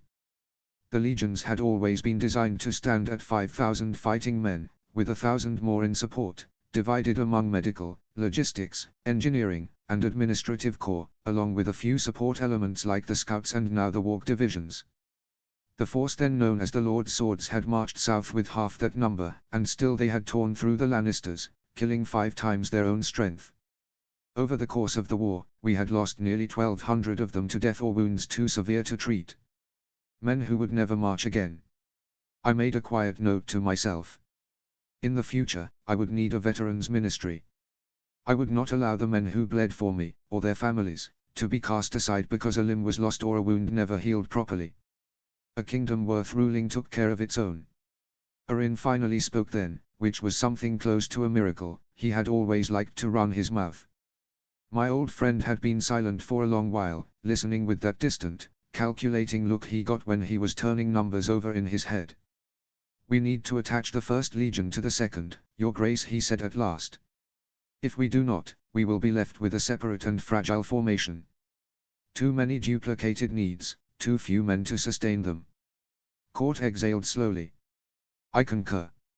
If we want efficiency, we will need to do exactly that. Fawley nodded without hesitation. I have no problem with it, and I agree with Quartermaster Orin. He glanced sideways at Orin as he spoke.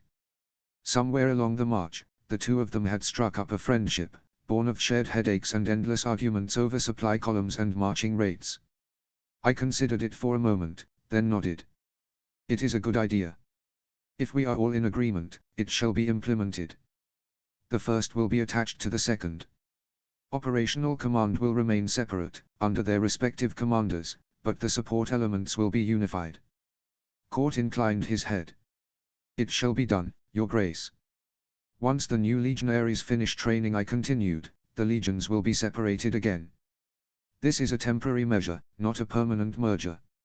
Orin leaned forward slightly. We will need to standardize supply tables immediately. Rations, fodder, medical supplies, replacement weapons. Right now the 2nd Legion is better stocked, especially in horse feed and spare tack. Milton, now once again Orin's second in command, nodded. If we unify depots, we can reduce waste. We are currently running parallel supply lines that cross each other twice before reaching the front. The medics will need priority access, one of the senior surgeons added. Casualties are still coming in from skirmishes along the roads. A shared triage system will save lives. I rubbed my temple once, then straightened. Very well. Orin, you will draft a unified supply schema by the end of the day on how the 1st will attach to the 2nd. Orin nodded sharply. Understood. There is one more thing, Forley said. Morale. The 1st Legion has taken heavier losses. Being attached to the 2nd may feel like a demotion to some of them. I met his gaze. Then make it clear this is about survival and strength, not pride. The King's swords will not be diminished by sharing bread and bandages. I will continue to fight alongside the 1st too. That should soothe bruised egos. Forley inclined his head. I will see to it. The discussion continued, moving into marching order, camp layouts, guard rotations, and the allocation of cavalry screens. Details piled atop details, the kind of quiet work that decided wars long before banners met on the field. By the time we adjourned, the sun had shifted in the windows and my throat was dry from speaking. But at the very least we had solved the problem of the King's swords being so under strength. As the officers began to leave, I spoke before Orin could follow them. Orin. Stay for a second, please. The room slowly vacated, boots and murmurs fading until the heavy door closed and the two of us were left alone. For a moment, I looked at him, then I smirked. It is good to see you again, Orin, I said. He smirked, easy and familiar. It is good to be back, John. I let out a breath I had not realized I was holding. How was the trip? Orin shook his head, half amused, half exasperated. That reptile of yours just kept eating all of our meat. It doubled its size during the journey. It was incredible to see. I laughed at that. I can feel his hunger even from here. Sam has been sending me reports. As I spoke, my thoughts drifted north. Gallithokes had been growing nicely these past few moons, already the size of Ghost if Sam's words were true. Hearing how fast his growth had been was still astonishing. At that pace, I might be able to ride him in a year, and in 3 he would be an unstoppable machine of war. They had also been investigating Gallithokes as thoroughly as they could. How to move him, who he listened to, and they knew Dragon Keepers were learning all they could from Gallithokes. They had been trying to get the dragon to do some exercise and it seemed to be working as the little beast gained muscle very fast. I wondered why he was growing so fast. I had assumed that Daenerys' dragon did so because they might be Dremthur's hatchlings. Stolen by Alyssa Farman and given to Bravos only to be given to Daenerys centuries later. But Gallithokes was growing as fast too, so it must be something magical about this era. Orin's expression softened. You would not believe how much Sam and Seren have changed, John. They have grown to be the best of friends, and our Sam is so confident now. That drew another laugh from me, quieter, but warmer. Tell me everything, Orin, I said. Everything. It was good to have him back. I looked at the 50 men standing in front of me, lined in perfect formation across the stone floor. They wore matching black armor and red cloaks, men who had earned their place rather than bought it. For now they carried swords and shields, simple and practical, tools meant to keep me alive rather than look impressive. The Dragon Guard. My personal defenders, chosen carefully and painfully slowly. The selection process had finally ended, and some of them had marched south with the Squid Slayers. Now they stood whole before me, my full personal guard for this campaign.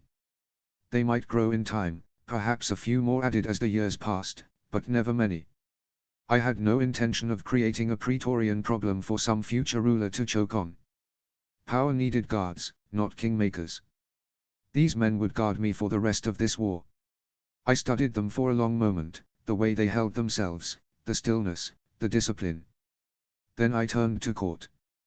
This shall be your Dragon Guard, your Grace, Court said evenly. Sir Edric, please come forward. One man stepped out from the formation, moving with practiced confidence. Sir Edric Rivers stopped a few paces before me and bowed. "Your Grace," he said, steady and clear. "I am yours to command." "Sir Edric," I said, meeting his eyes. "I understand you have been chosen to command my personal guard." He was a bastard from the Riverlands, like so many good soldiers, and he had been with the King's Swords for a long time. He had distinguished himself more than once during the campaigns, calm under pressure, brutal when needed, loyal without being blind. Still, a small part of me tightened at the sight of him standing there. I would have preferred Miles. The knight had been my steadfast companion for so long, loyal to the bone, proven again and again. The mountain had taken that choice from me.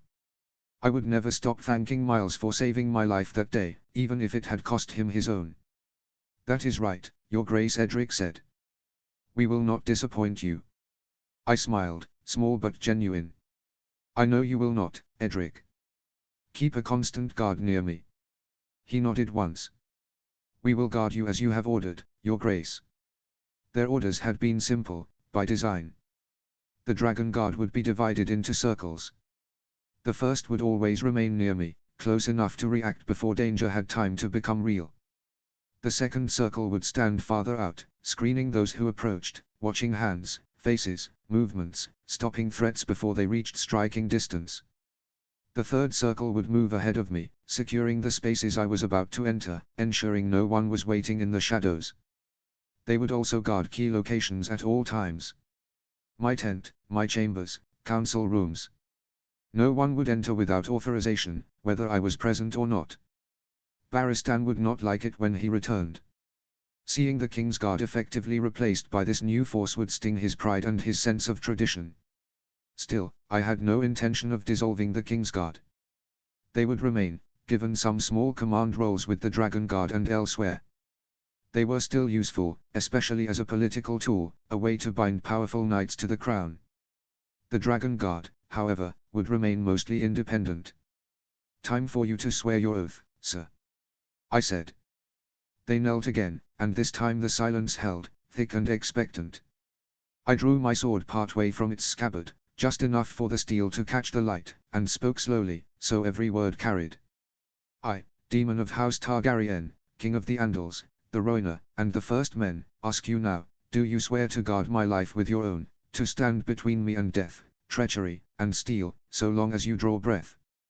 Sir Edric did not hesitate. "I do so swear." "I do so swear," the Dragon Guard echoed, one voice made of 50. I continued. "Do you swear to obey my lawful commands, in war and in peace, in victory and defeat, even should those commands lead you into fire and blood?" "I do so swear," they answered again. "Do you swear to keep my secrets, to speak truth to me when lies would please me more, and to never raise blade against me for gold, fear, or promise?" "I do so swear." I finished the oath as it should be finished. As Ned would have wanted. "And I swear in turn, before gods old and new, that I will not waste your lives, that I will protect your kin, honor your service, and remember your names so long as I draw breath. I swear to lead you as king and commander." "We are yours, Your Grace," Sir Edric said softly, accepting it. I lowered my blade. "Then rise, my Dragon Guard. You have your first duty now." "Where to, Your Grace?" "The dungeons, sir." Thank the gods that they had just been sworn to keep my secrets. It would be tested today. I went through the dungeon corridors with Court at my side and the Dragon Guard close behind me. With us came Sir Jarman Buckwell and a handful of Black Brothers from the Night's Watch. Sir Jarman had been here for some days, and we had had many conversations in that length of time. Though this would be the first time I saw his second gift. Our previous conversations were more of the political inclination. Apparently Benjen Stark had somehow managed to get in contact with a group of wildlings, a group that had sent a message with him. A message for me. The king beyond the wall wanted to speak with me. He wanted to negotiate. The words I had spoken with Mance in Winterfell, when Robert and his party had arrived, seemed so distant now. They had been a long shot, a Hail Mary to see if I could stop the assault on the wall, appealing to a shared enemy. And perhaps, just perhaps, they had worked. The only problem was that I would have to move north. And I had too many enemies down south to do so. After the capital. Something to worry about after the capital. Harrenhal's lower levels swallowed sound and light alike. It was a fitting place for what they had brought south.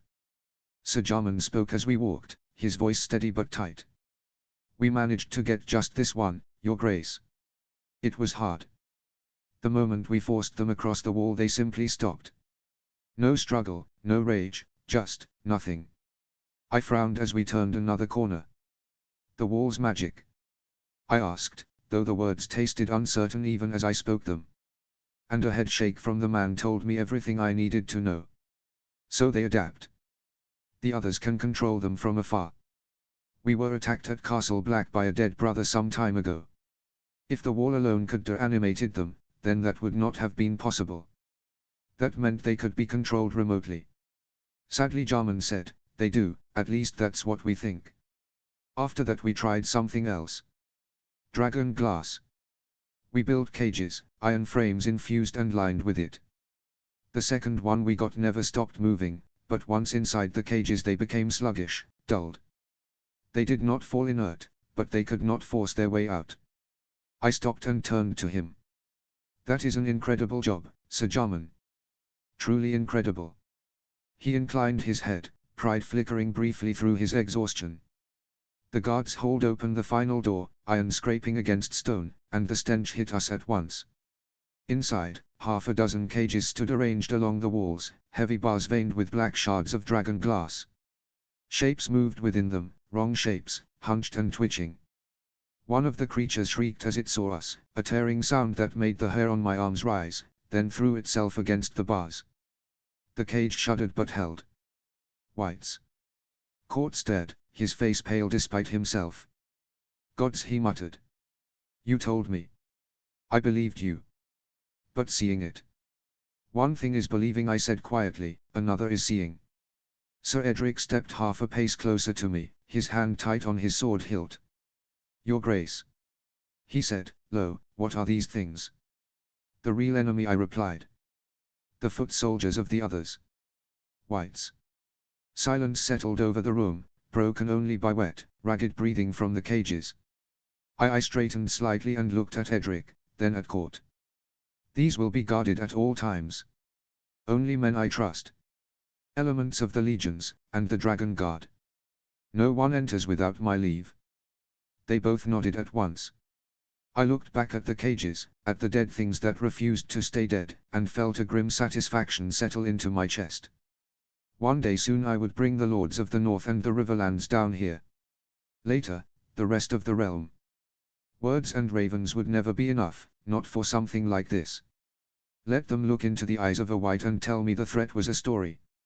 Notes. Surprise chapter. I had a good writing weekend. I wanted to spend some time showing the quieter side of building a kingdom and an army. We also finally meet the Dragon Guard, whose doctrine and role I've been planning for quite a while, and I couldn't resist ending on the reveal of the white. Chapter 77, Interlude 17, A Kingsguard Quandary. Notes. See the end of the chapter for notes. Chapter text. Interlude 17, A Kingsguard Quandary. Barristan felt frustration settle deep into his bones, heavier than any armor he had worn in his youth. It lingered with him through every quiet moment. He was not used to failure, not in these kinds of tasks. He had killed the last Blackfyr, he had climbed Duskendale and saved Aerys, he had done things he felt proud of and things he regretted, but above all, he had done things men found impressive.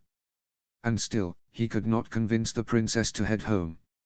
From the balcony of one of Astapa's great pyramids, he could see the city in its entirety, spread beneath him in red stone and ordered lines, the stepped structures rising like monuments to a power that had ruled here long before Daenerys Targaryen had come with fire and blood.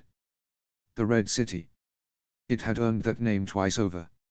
First, for the color of its walls and pyramids, red brick and stone dominated every structure, giving the city a uniform appearance from a distance. And second, for what had been done here, when Daenerys had taken the Unsullied and turned them on their masters, when the streets had run red with blood and the old order had been swept away in a single, brutal stroke. Now, standing above it all, it looked calm. After the dust settled and the wounded stopped moaning, things usually did.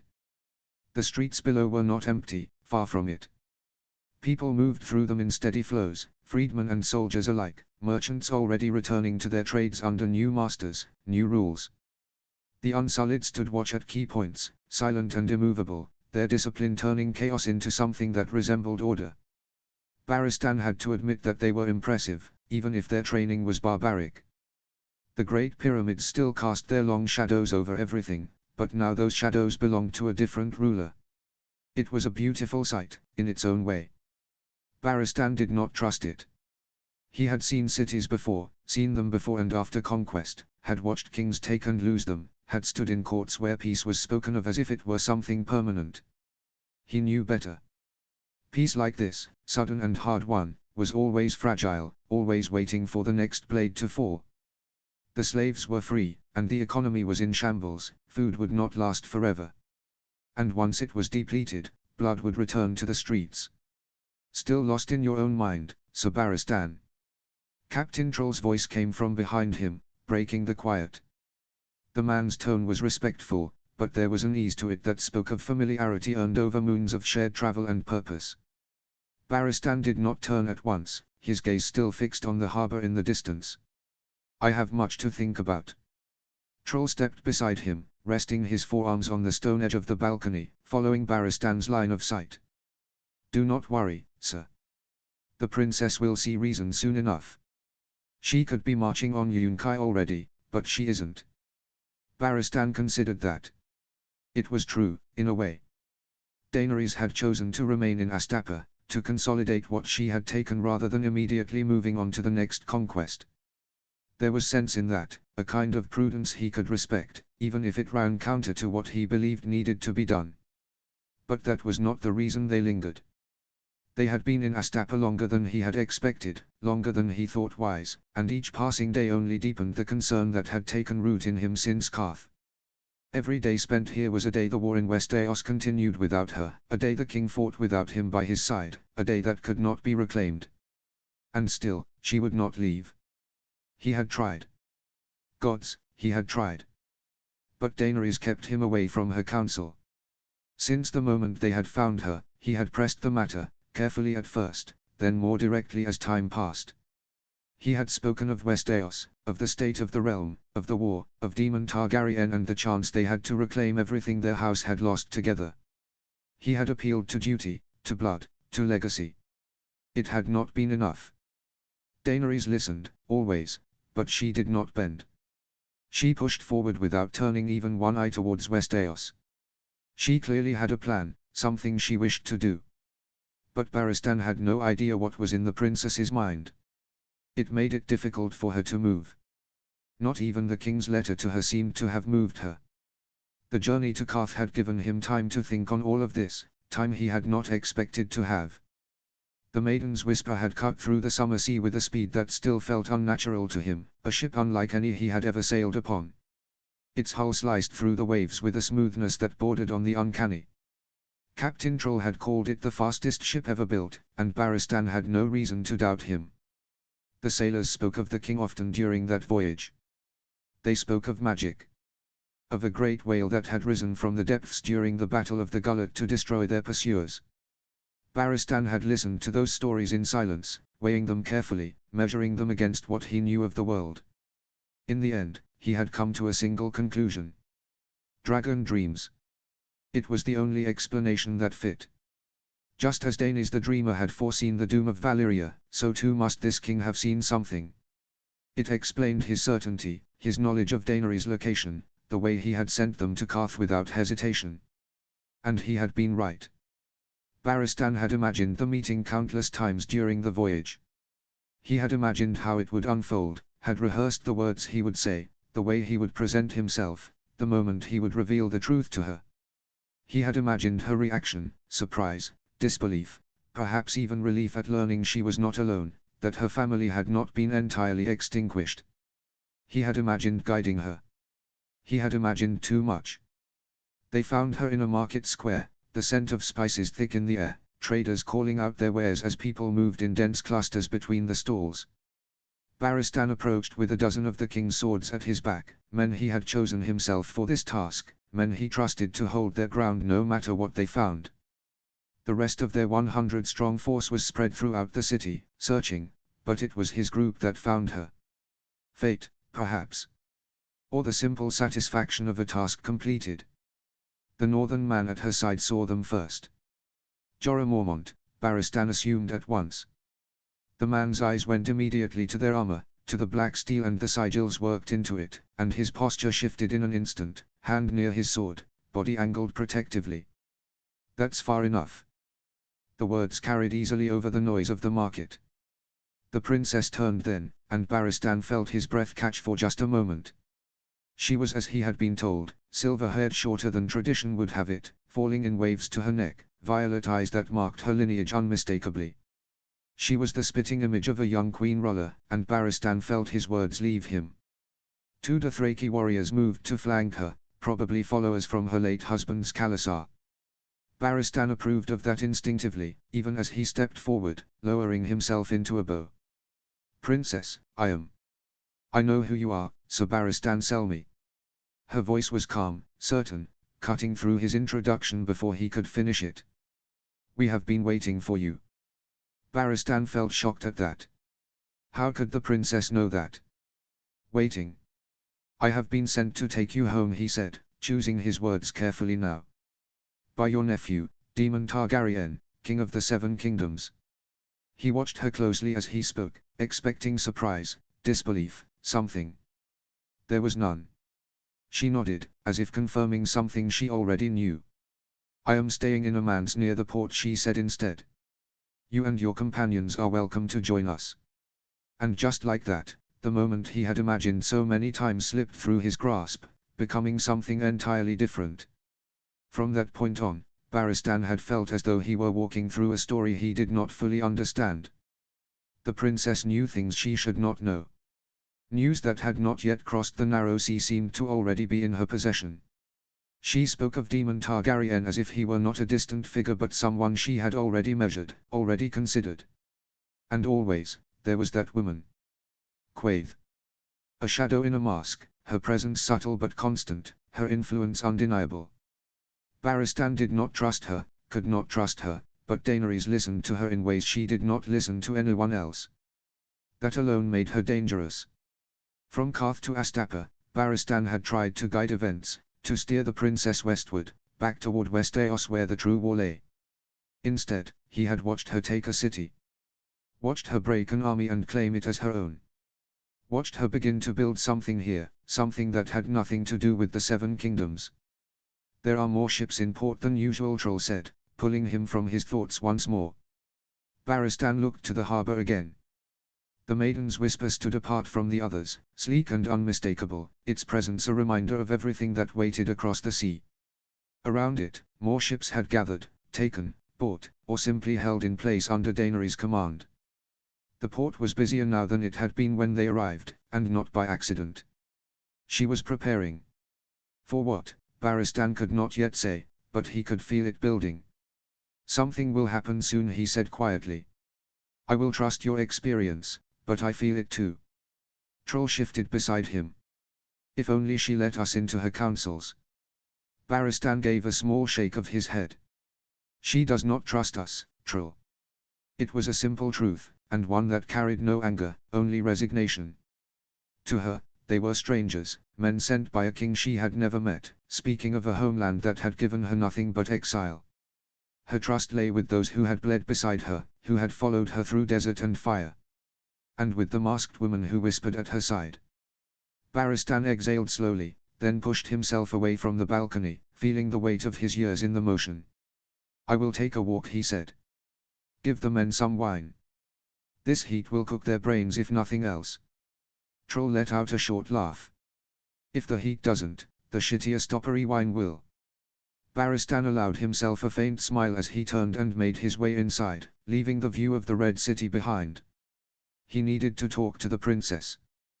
Barristan moved through the pyramid at a measured pace. It was a beautiful place, there was no denying that, built with a precision and grandeur that spoke of centuries of wealth and power, balconies opening into the warm air of the city, corridors wide and clean in a way few places in the world ever were. If only it had not been built on misery. If only it had not housed some of the most wretched men Baristan had ever known. The masters of Astapa had ruled from these heights, looking down on the lives they owned as if they were nothing more than numbers to be counted and spent. He had seen cruelty before, had served a king who did terrible things, had watched men justify horrors in the name of duty or necessity, but the things he had seen in Astapa, most of them were dead now. And the world was a better place for it.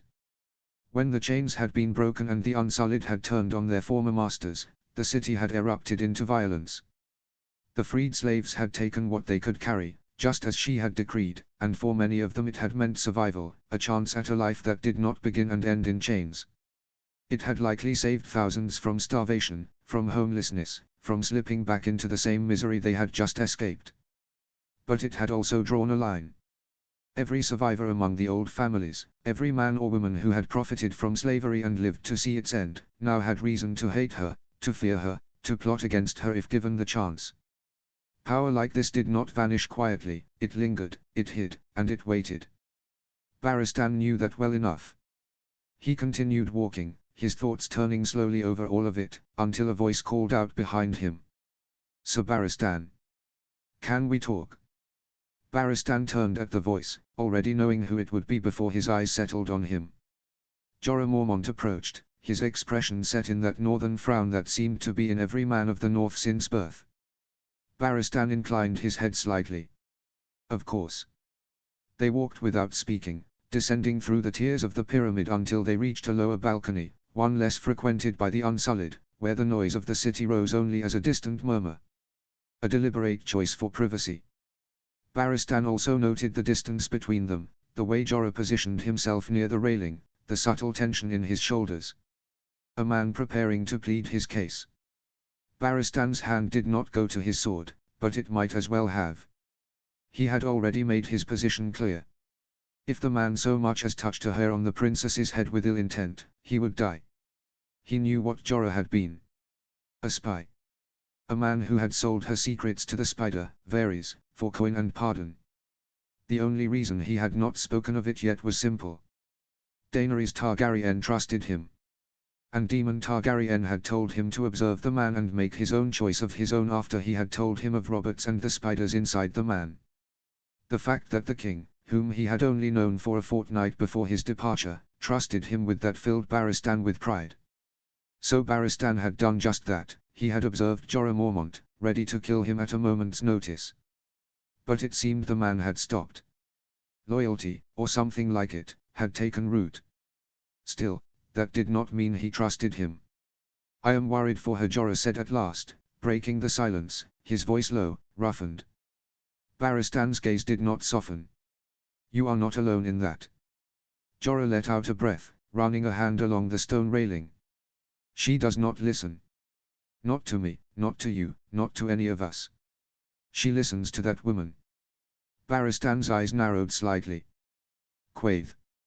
Jorah had been Baristan's main source of information on the witch, and he had told Baristan things that worried him. The woman had approached them in the Red Waste, part of the delegation sent from Qarth to the princess. Since then, she had not left her side, she had quickly wormed her way into Daenerys's counsel and trust. She had saved the princess dragons from a kidnapping attempt, and she had helped the princess destroy the House of the Undying after that. Baristan did not like her. He did not trust her. And he did not know what to think of her. He was certain that Quaithe had been the one to guide Daenerys to Astapa and away from Westeros. "I have noticed," he said. Jorah seemed to realize then that Baristan would give no conversation until another subject was touched. "I know what you think of me." Baristan did not deny it. "Do you?" Jorah's jaw tightened. "A sellsword. A disgraced knight. A man who has made mistakes." His voice hardened slightly. "You would not be wrong." Baristan stepped closer, just enough to make the space between them feel smaller. "You sold her once," he said quietly. "To the Spider. Do not insult me by pretending otherwise." For a heartbeat, Jorah said nothing. Then he exhaled, the fight draining from his shoulders. He admitted. "I did. I am not that man anymore." The words came fast, desperate in a way that rang truer than any polished excuse could have. I was a fool, he said, voice thick with something close to anger at himself. Exiled, desperate, I wanted my home back, my name back, and I thought I could buy it. He shook his head. I was wrong. Jorah continued, more forceful now, the words spilling out. But then I met her. I saw what she was, what she could be. His voice dropped. I love her. Barristan's expression did not change. He let the man talk, knowing he was getting somewhere with this. I would die for her, Jorah went on. I would kill for her. I have followed her across deserts and seas, fought for her when she had nothing, when no one else would. Whatever I was before, it does not matter. I am hers now. Entirely. Silence followed. Barristan studied him for a long moment, weighing the words, the tone, the man beneath them. He believed him. That did not mean it was enough. Then prove it, Barristan said. Jorah frowned slightly. How? If you love her, Barristan said, then you will tell her everything. What you were. What you did. You will put your life in her hands and let her decide your fate. Jorah went still. For a moment, something like fear crossed his face, quickly buried, but not quickly enough. Barristan did not relent. Anything less, he continued, and your loyalty is worth nothing. Jorah looked away, out over the streets below, his hands tightening on the stone until his knuckles whitened. At last, he nodded. He said. I will. Barristan inclined his head once. Good. To Barristan, this result was the best he could have hoped for. The man clearly loved Daenerys, that was clear as day to him. And he would do anything for her, whether the princess would find it in her heart to forgive him or not, that wasn't his problem. Perhaps the man could yet be more than his past. If he proved it. Barristan had not gone far from the lower levels of the pyramid when one of the Unsullied found him, the man bowing his head slightly before speaking in heavily accented common. The Queen requests your presence, Sir Barristan. Barristan inclined his head at once. Lead the way. He followed in silence, his mind already turning over what this might mean. Daenerys did not summon him often, not for counsel, not for conversation, and when she did, there was always a purpose behind it. The throne room, if it could be called that, was one of the higher chambers, wide and open to the warm air through great arches that overlooked the city. The seat itself was not a throne in the West AOC sense, but a raised platform with a carved chair that had once belonged to some master of Astapor. Daenerys stood rather than sat when he entered. And he noted that she looked rather pensive. There were others in the room, Missandei at her side, a few Unsullied standing at the edges, and, as always, the faint, almost imperceptible presence of that masked shadow lingering further back. Quaithe. Barristan bowed. Princess. Sir Barristan, she said, her voice even.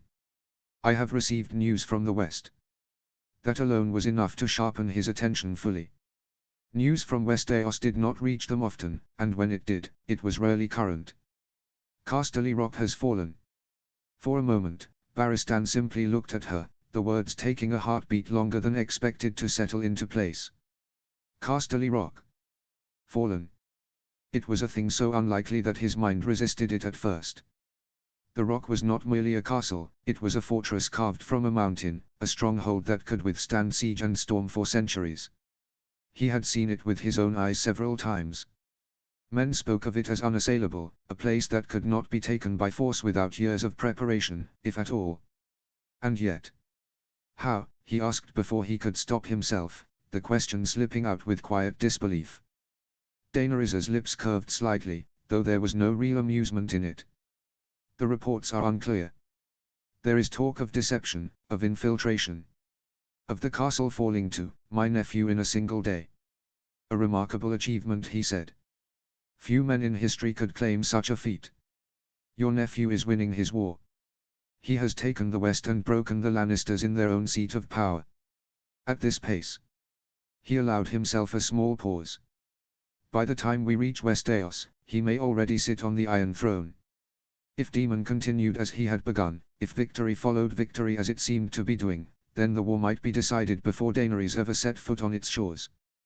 The question of her place in it, of her claim, of what role she would play, would not wait forever. Princess. I would speak with you alone. Barristan said.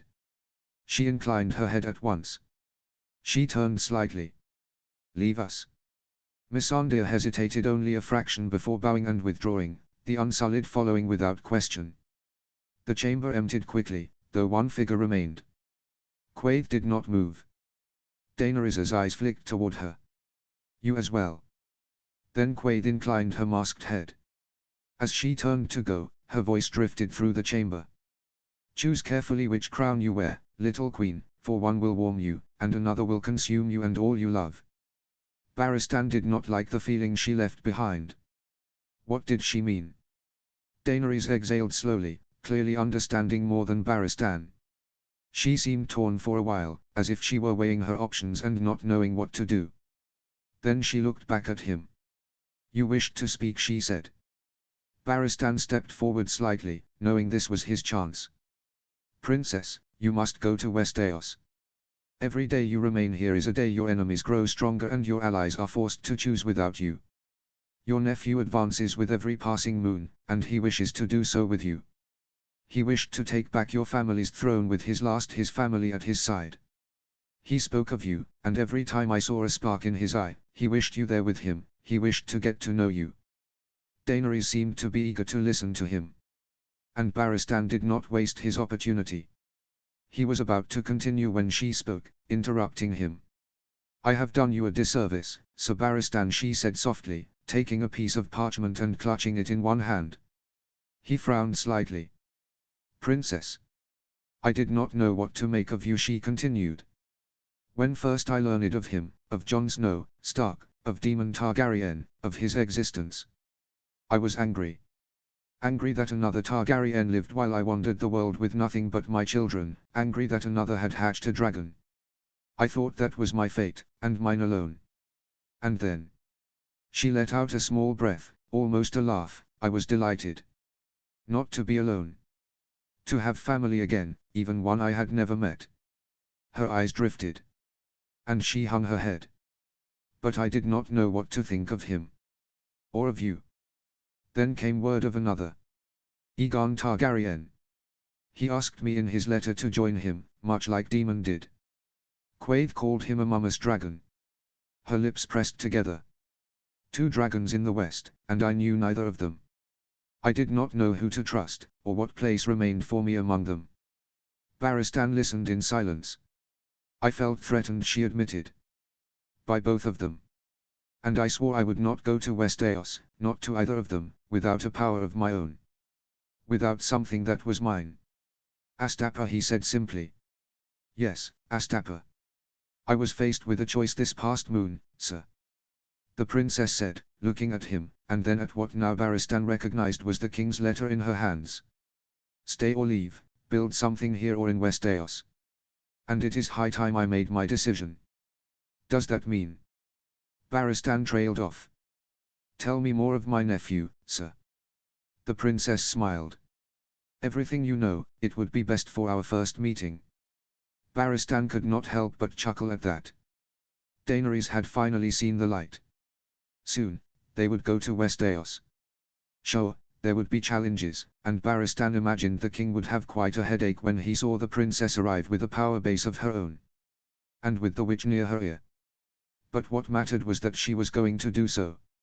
And that all members of House Targaryen would be together again. Notes. This chapter kicked my ass. I wrote it 3 separate times. It was so hard to convey everything I wanted from Barristan's perspective. But as you see, one big butterfly has caused things for Daenerys to change, and that change has manifested itself in the form of Quaithe remaining with her. She will return to Westeros soon, though the journey will take moons, no show teleportation here, and Jon will have to deal with an army not under his control and a mysterious witch. Chapter 78, Chapter 61, The Realms of Men. Notes. See the end of the chapter for notes. Chapter text. Chapter 61, The Realms of Men. The sight of a dead man had shaken them. More than any of the dozen battles we had fought together. Men could understand death. They had seen it, dealt it, survived it. Steel, fire, blood, those were things a man could face, could measure. There was a beginning, a struggle, and an end. This had none of that. This was an affront to everything they consider sacred. Be they followers of the Seven or the old gods. The other's necromancy, even if that word did not seem to exist in this world, was utterly disgusting to witness. It had shaken my dragon guard, my officers, the men I trusted to hold the line when everything else broke. I had seen it in their eyes when the thing moved with flesh hanging off it, half a skeleton in truth. Some of them had known. Orin and Court had been told of what I had seen at the wall, of the corpse that moved, of the cold thing that had worn a man's skin and risen again. They had listened, and they had believed, or at least trusted me enough not to question it aloud. Sam had been there when it happened, had seen it with his own eyes, shaking as he was. Seren had been told that as soon as I could trust the message, it would not spread beyond what I could contain. And they were not fools.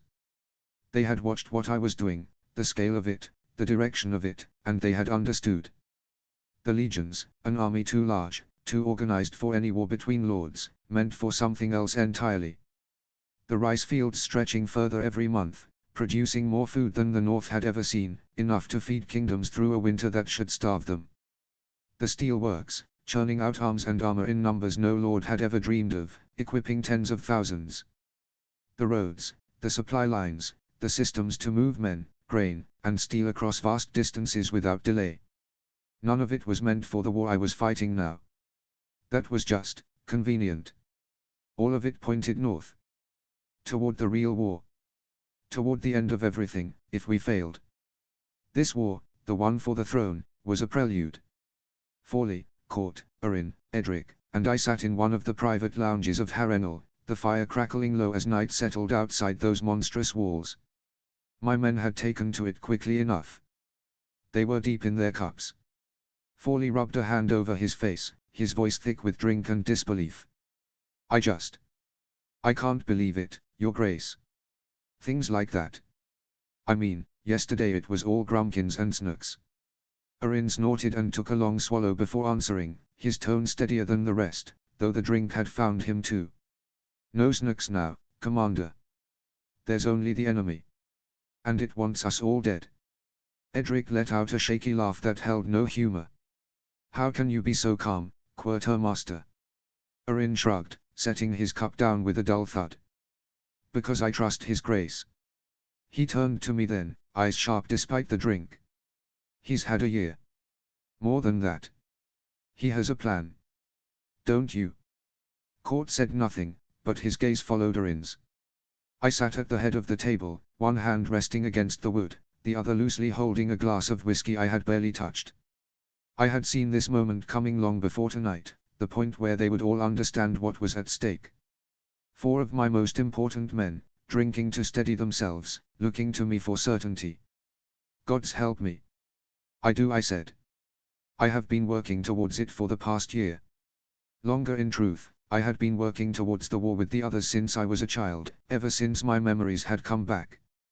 But I could not tell them that, trusting me about the whites, that was far enough without proof, trusting some child having visions of the future. It might be explained away as dragon dreams, but I preferred not to complicate things further. I set the glass down with a soft sound against the wood. Court, remember my orders to mine all the obsidian, dragon glass we could, the ones we took from Casterly Rock, and the orders to the moat to stockpile it. Court straightened slightly at that, pulled from his silence, his attention sharpening at once. I do, Your Grace. He said it without hesitation. Of all of them, Court had never questioned orders, only executed them, but now there was something more behind the words, understanding, or the beginning of it. Edric frowned, leaning forward, his drink forgotten in his hand. The old stories, dragon glass kills them, doesn't it? My grandmother used to tell me all about it, tales to make me sleep too. Tales. He added under his breath, as if the word itself had turned sour. More like nightmares, sir, I said, my tone even. I could not allow them to see me doubt, that was the curse of the king, they always needed to see me as a pillar, otherwise they might falter.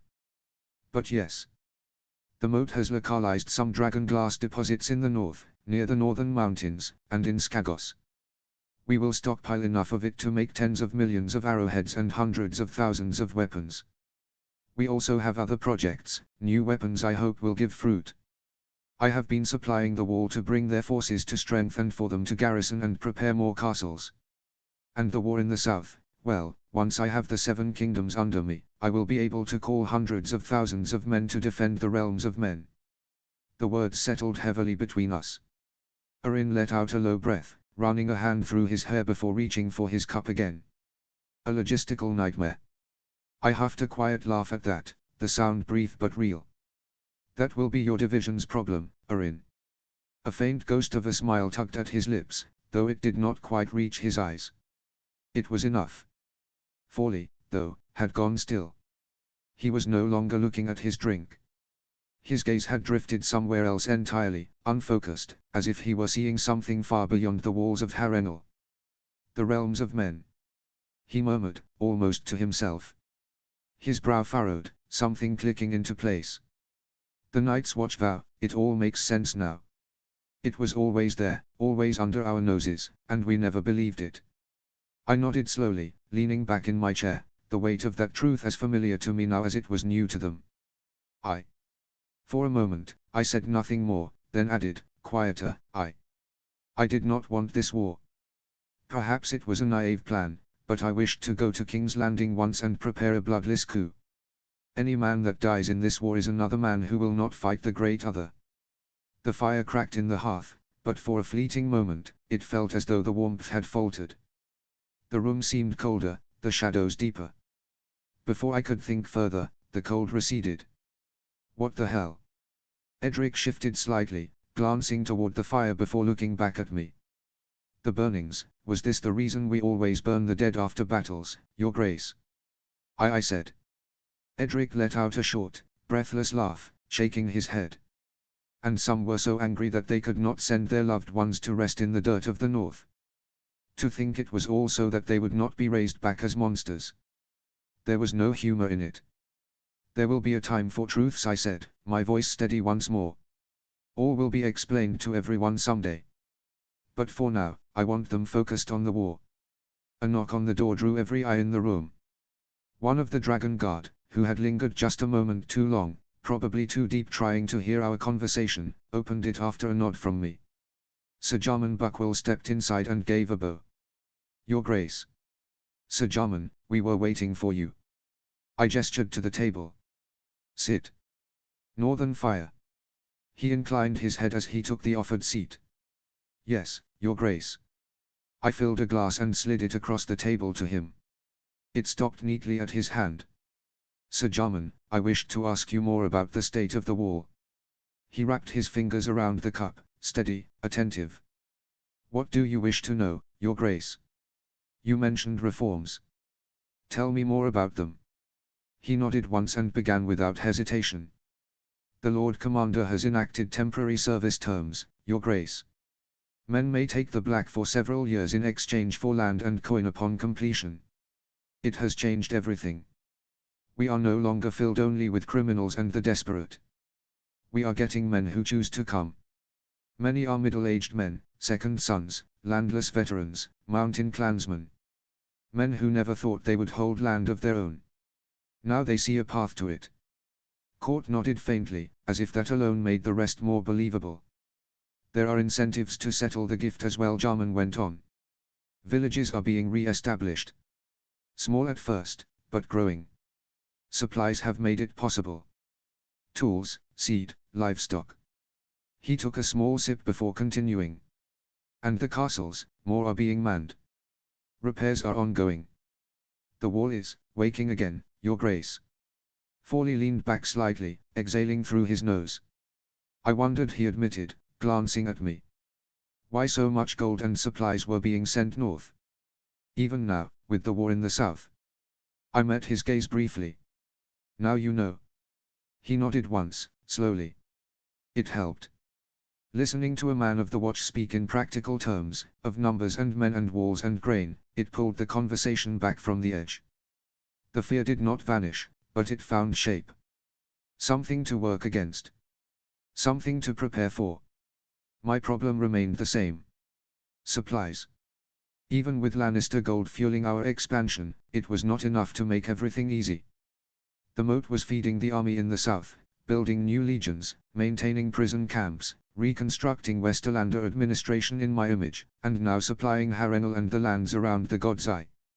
On top of that, the wall demanded more men, more tools, more food. It was too much, even for something as vast as what I had built. But it was necessary. The conversation deepened as the night wore on. Arin began pressing Jarman on numbers, rotations, supply routes, already thinking in columns and wagons. Court asked fewer questions, but the ones he did were precise. Forley listened more than he spoke now, the drink slowing in his hand as thought replaced shock. They spoke of reinforcing castles, of how to house tens of thousands at the wall, of stockpiles and wintering grounds, of weapons that might work and those that would not. Of fire. Always fire. And of dragon glass. I let them speak, guiding when needed, correcting where necessary. By the time the fire had burned low and the bottles had lightened, the room no longer felt like it had at the start. The fear had not left, but it had been given direction. I was glad the conversation had happened. It gave them something solid to hold on to. It gave me something as well. A reminder. My inner circle was not just the men in this room. Not just those who followed me directly, who saw my plans as they formed. It was the North. The lords who had stood with us. The men who would answer when called. And Robb. I had not told him. I stared into my glass for a moment, then set it aside. That would be corrected in the morning. The next morning came too quickly. Sleep had not come easily. The conversation had stretched deep into the night, and when at last I lay down, my mind refused to quiet. The few hours before dawn were spent staring at the ceiling, turning plans over and over, refining, discarding, rebuilding. When that failed, I rose, lit a candle, and began writing letters. By the time the sun rose, I had already made my decisions. I had summoned the lords I trusted most, the ones I knew would hold their tongues. They stood around me now in one of Harrenhal's vast corridors. Robb Stark, my brother in all but blood. Mage Mormont, with her daughters at her side. The great Jon and Smalljan, looming as ever. Harry on Karstark and his brothers. Mira and Howland Reed, quiet and watchful. Willis Marndaly, thoughtful behind his calm. And finally, Galvart Glover. All Northmen. I had considered bringing Tytos Blackwood and Lord Mallister. Both were loyal, both had proven themselves, but loyalty in war was not the same as trust in something like this. I did not know them well enough. Not yet. Robb looked at me, brow slightly furrowed. What did you wish to show us, Your Grace? I noted the title, but said nothing. This was not a private moment between brothers. This was more akin to a war council. We are close, Robb, I said. I turned and continued walking. They followed without hesitation, boots echoing against Blackstone as we moved deeper into Harrenhal. Sir Jarman led the way, 24 dragon guards surrounding us. The air grew cooler the further we went, the light dimmer, the halls emptier. No one spoke. Then we reached it. The cell stood at the end of a narrow passage, reinforced and guarded. Inside, a cage inlaid with dragon glass sat at its center. And within it, a corpse. It lay still, unmoving, pale and wrong in a way that had nothing to do with death alone. They all stopped. Eyes moved from the thing in the cage to me, confusion, doubt, the first flickers of disbelief. Jarman leaned slightly toward me, his voice low. It grows lethargic with no one near it, Your Grace. I gave a small nod. Edric. Edric stepped forward, bending to pick up a small stone from the ground. He hesitated only a heartbeat, then threw it. The stone struck the corpse. It moved. It snapped upright, violent and sudden, a broken thing forced into motion. Its hand slammed against the bars of the cage, fingers clawing, teeth bared as a shriek tore from its throat. Several of them stumbled back. What in the seven hells? Willis burst out, all composure gone. The white screamed again, throwing itself against the cage, over and over, relentless. It did not tire. It did not think. It only tried to reach us. Robb stared at it, pale, his voice tight. Brother, what is that? It is something I have been hiding from you. From all of you. I apologize for that, but without proof. I gestured slightly toward the cage. There would have been no belief. Howland Reed stepped forward a fraction, eyes fixed on the creature. It is a white, a servant of the others. Of course, of all of them, it would be him who realized. The Reeds were so weird sometimes, but this was probably Hojan's fault, that little Greenseer and his visions had warned the Reeds about the coming storm. They were the least surprised of them all. Galbart frowned, shaking his head slightly. Howland, those are just stories. Howland is right, Galbart, I said. You all know I traveled to the wall a year back, at the head of one of the greatest supply convoys to ever reach Castle Black. What you do not know is that during that visit, a black brother died, and came back in that same room. We had to destroy it with fire. Since then, I have supplied the wall and ordered them to bring me proof. Harry On stepped forward, eyes narrowing as he looked at the thing in the cage. There are more of these things, Your Grace. Thousands, I said. Tens of thousands. And the more wildlings they kill, the more of them there are. I let the weight of it settle. Better to seed the idea of saving the wildlings early. My lords, my ladies, we are facing what may well be a second long night. An age of shadow and war. Daisy Mormont took a step back, her hand tightening at her side. Gods, this is why we burned our dead. I said. I will not have our fallen rise again to kill us when the others come. This is the true war. The real war. The war of the living against the dead. The white slammed itself against the cage again, shrieking, the sound scraping against the stone. This, I continued, my voice steady, cutting through it, is why we must take King's Landing. Why we must unite the 7 kingdoms. Why every lord, every man, must stand together. Not for crowns. Not for pride. For survival. I looked at them, each in turn. I show you this because I trust you. Because when the time comes, I will need you to stand with me when the rest of the realm calls this madness. A deep silence settled as they all looked at the creature. Then Robb stepped forward. He did not look away from the white, but his voice was firm. You should have told me. A beat. Then he turned to me. But I understand why you didn't. He held my gaze. I'm with you, brother. Always.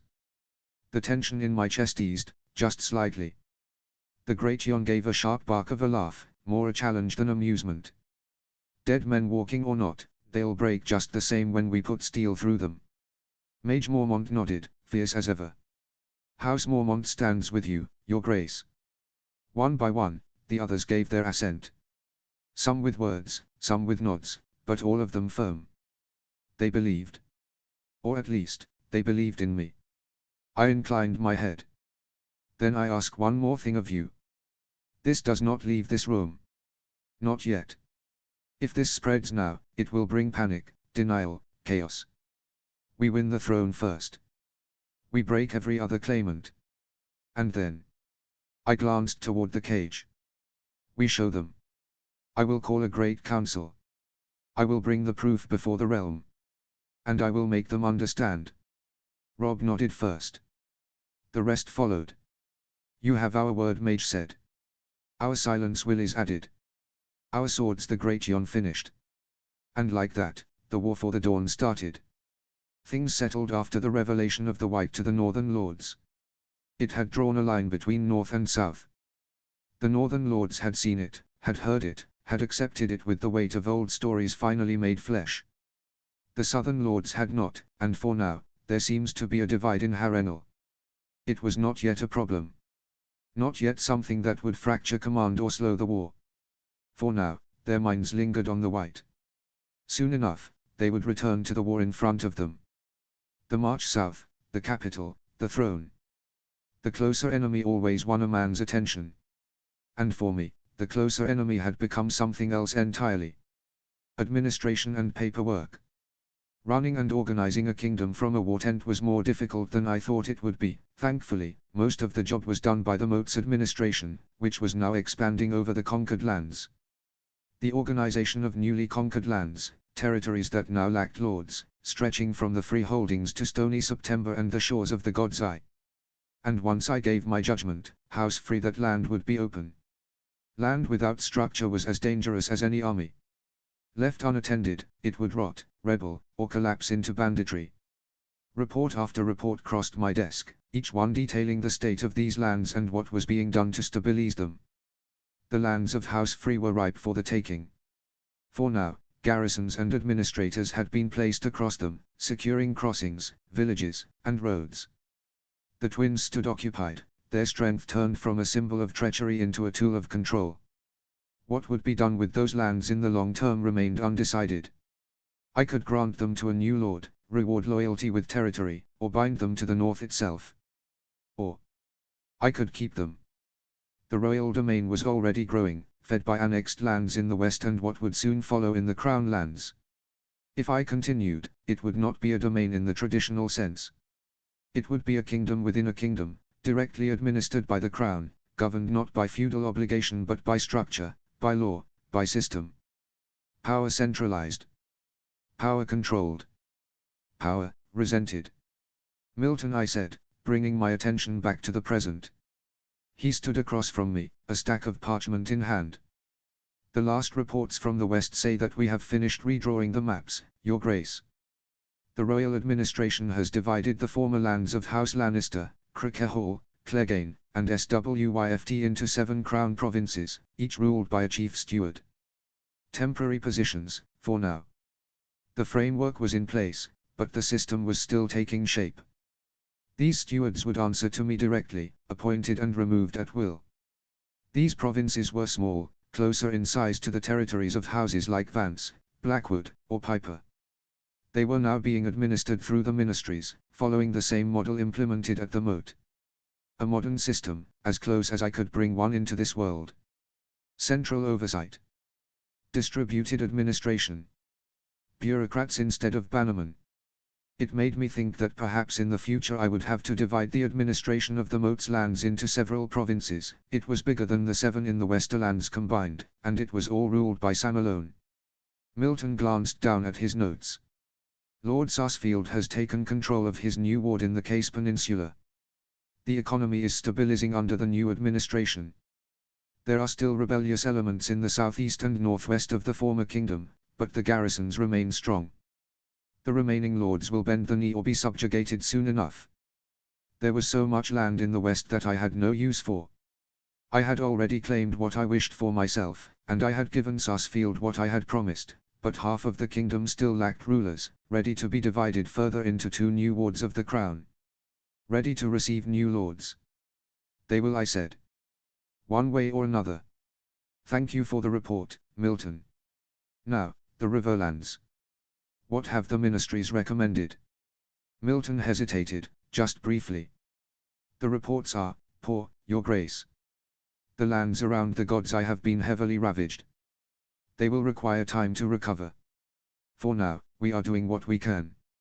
Supplies are being redirected from the north and the western Riverlands. That was expected. As for administration, if Your Grace decides to hold all empty lands for the crown, he continued, the bureaucrats of the moat recommend dividing the area into 18 provinces, following the same model as the West. Of course they did. The future of those lands is more tied to the realities of the war than the Westerlands, Milton, I said. He gave a small, knowing nod.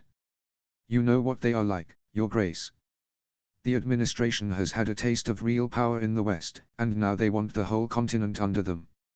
I exhaled slowly. That was the danger. They were efficient. Loyal. Capable in ways no lord trained in banners and honor could match. But power, once tasted, rarely remained contained. And the lords of Westeros would not accept this easily. They already distrusted change. They would see this, see lands stripped from noble houses and handed to crown officials, and they would name it tyranny. And if they looked closer, if they understood what I was building, they would call it madness. For now, we will concentrate on helping the people, and we will set up the administration of the lands. Whether we keep them or not will be decided later. I rubbed a hand lightly against the table. Keep receiving the reports and compiling them. I want another meeting like this in a fortnight. Yes, Your Grace, Milton said. Notes. This really is a pivotal moment in the fic, From the start, it's all about the others, of all John's inventions, all of his preparations. The show really did the threat they represent a disservice.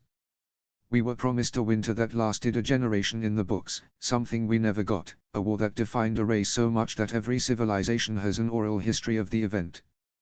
They built the greatest structure in the world to defend from them, for fuck's sake. I hope I can do the others some justice here. Chapter 79, Chapter 62, The Price of Guest Right. Notes. See the end of the chapter for notes.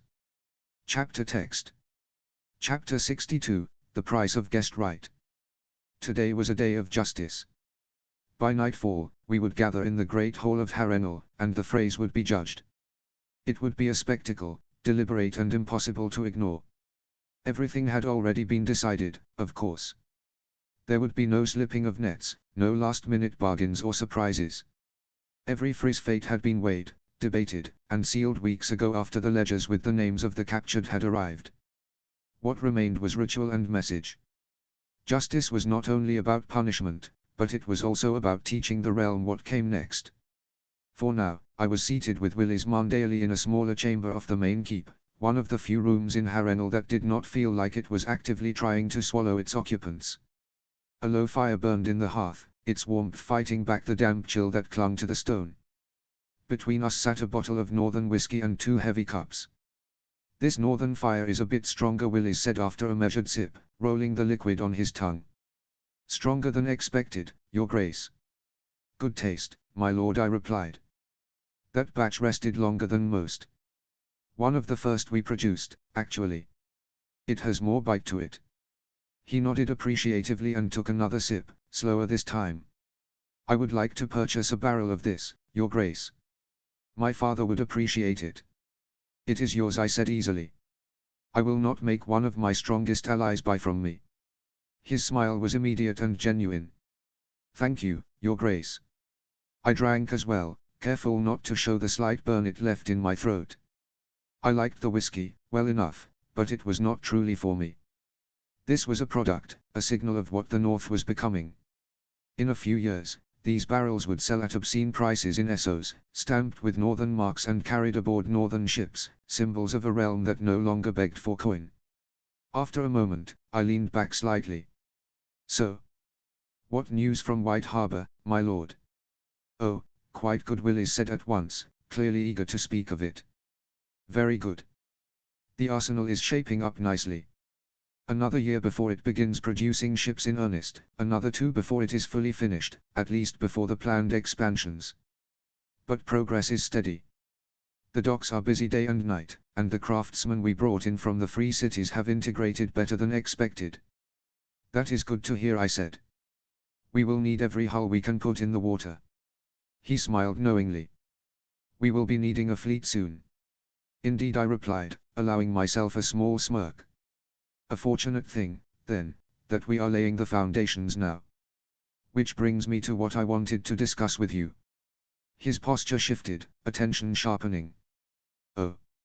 White Harbor is already producing ships of superior quality to anything else afloat in West Eos, or anywhere else in the world," I said. "Once the arsenal is fully operational, we will be making them by the hundreds. I intend to order hundreds for a new royal fleet, and hundreds more for a merchant marine in time, of the new designs, carracks, galleons, and clippers. But it is not fast enough." I let the silence stretch for a heartbeat. It was not fast enough, and both of us knew it. The Ironborn could not be left alone for years as we patiently built.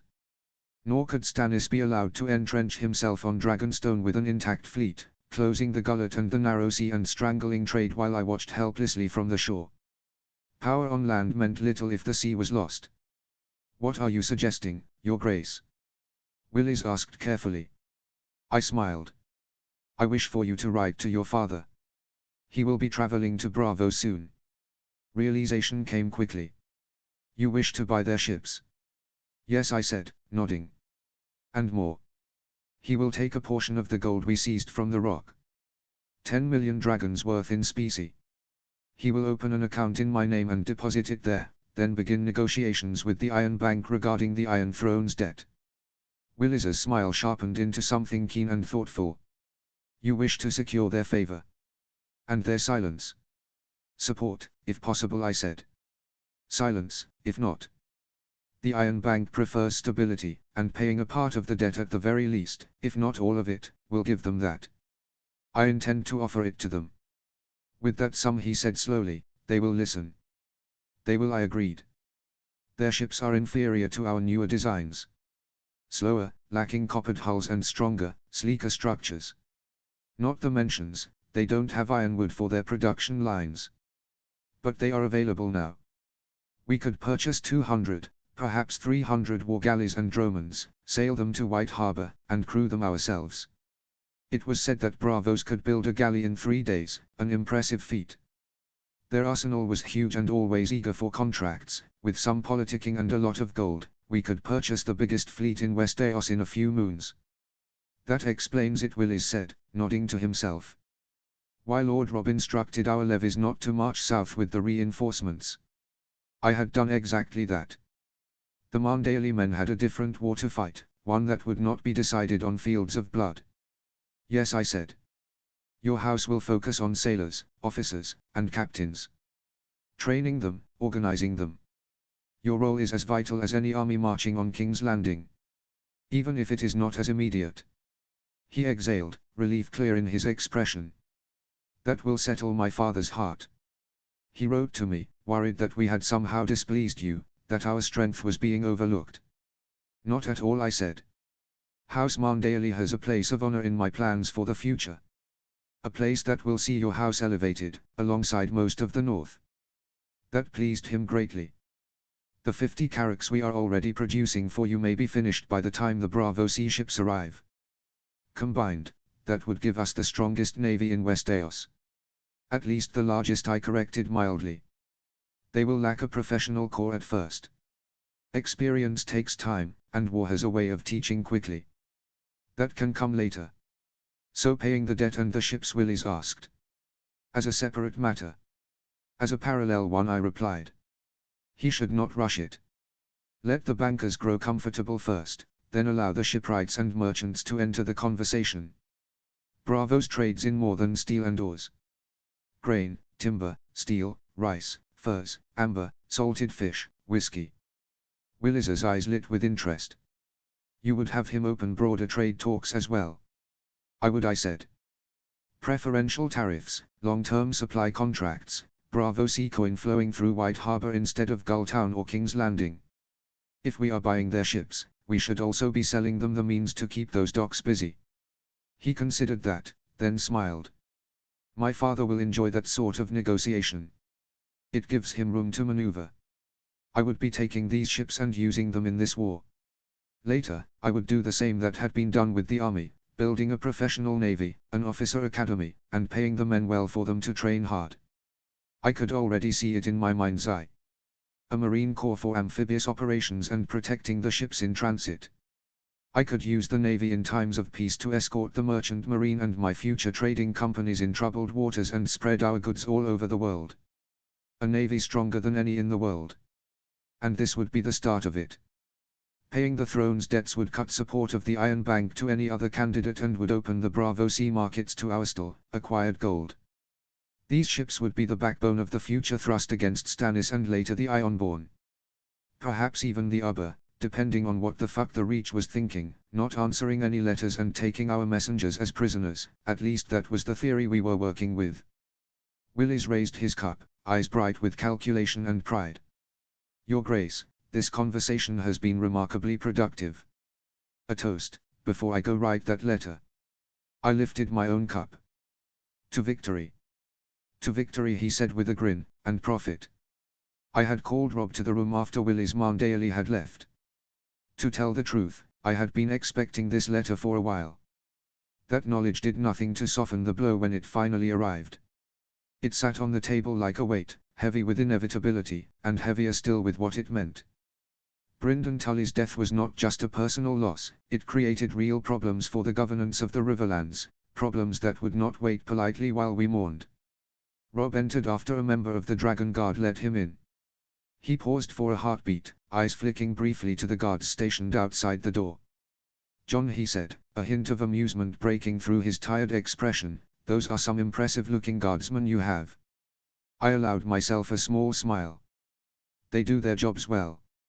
And looking good is essential for a Targaryen, Robb. He laughed, shaking his head as he stepped fully into the room. This is ridiculous. Did you really have to send for these armors to be made?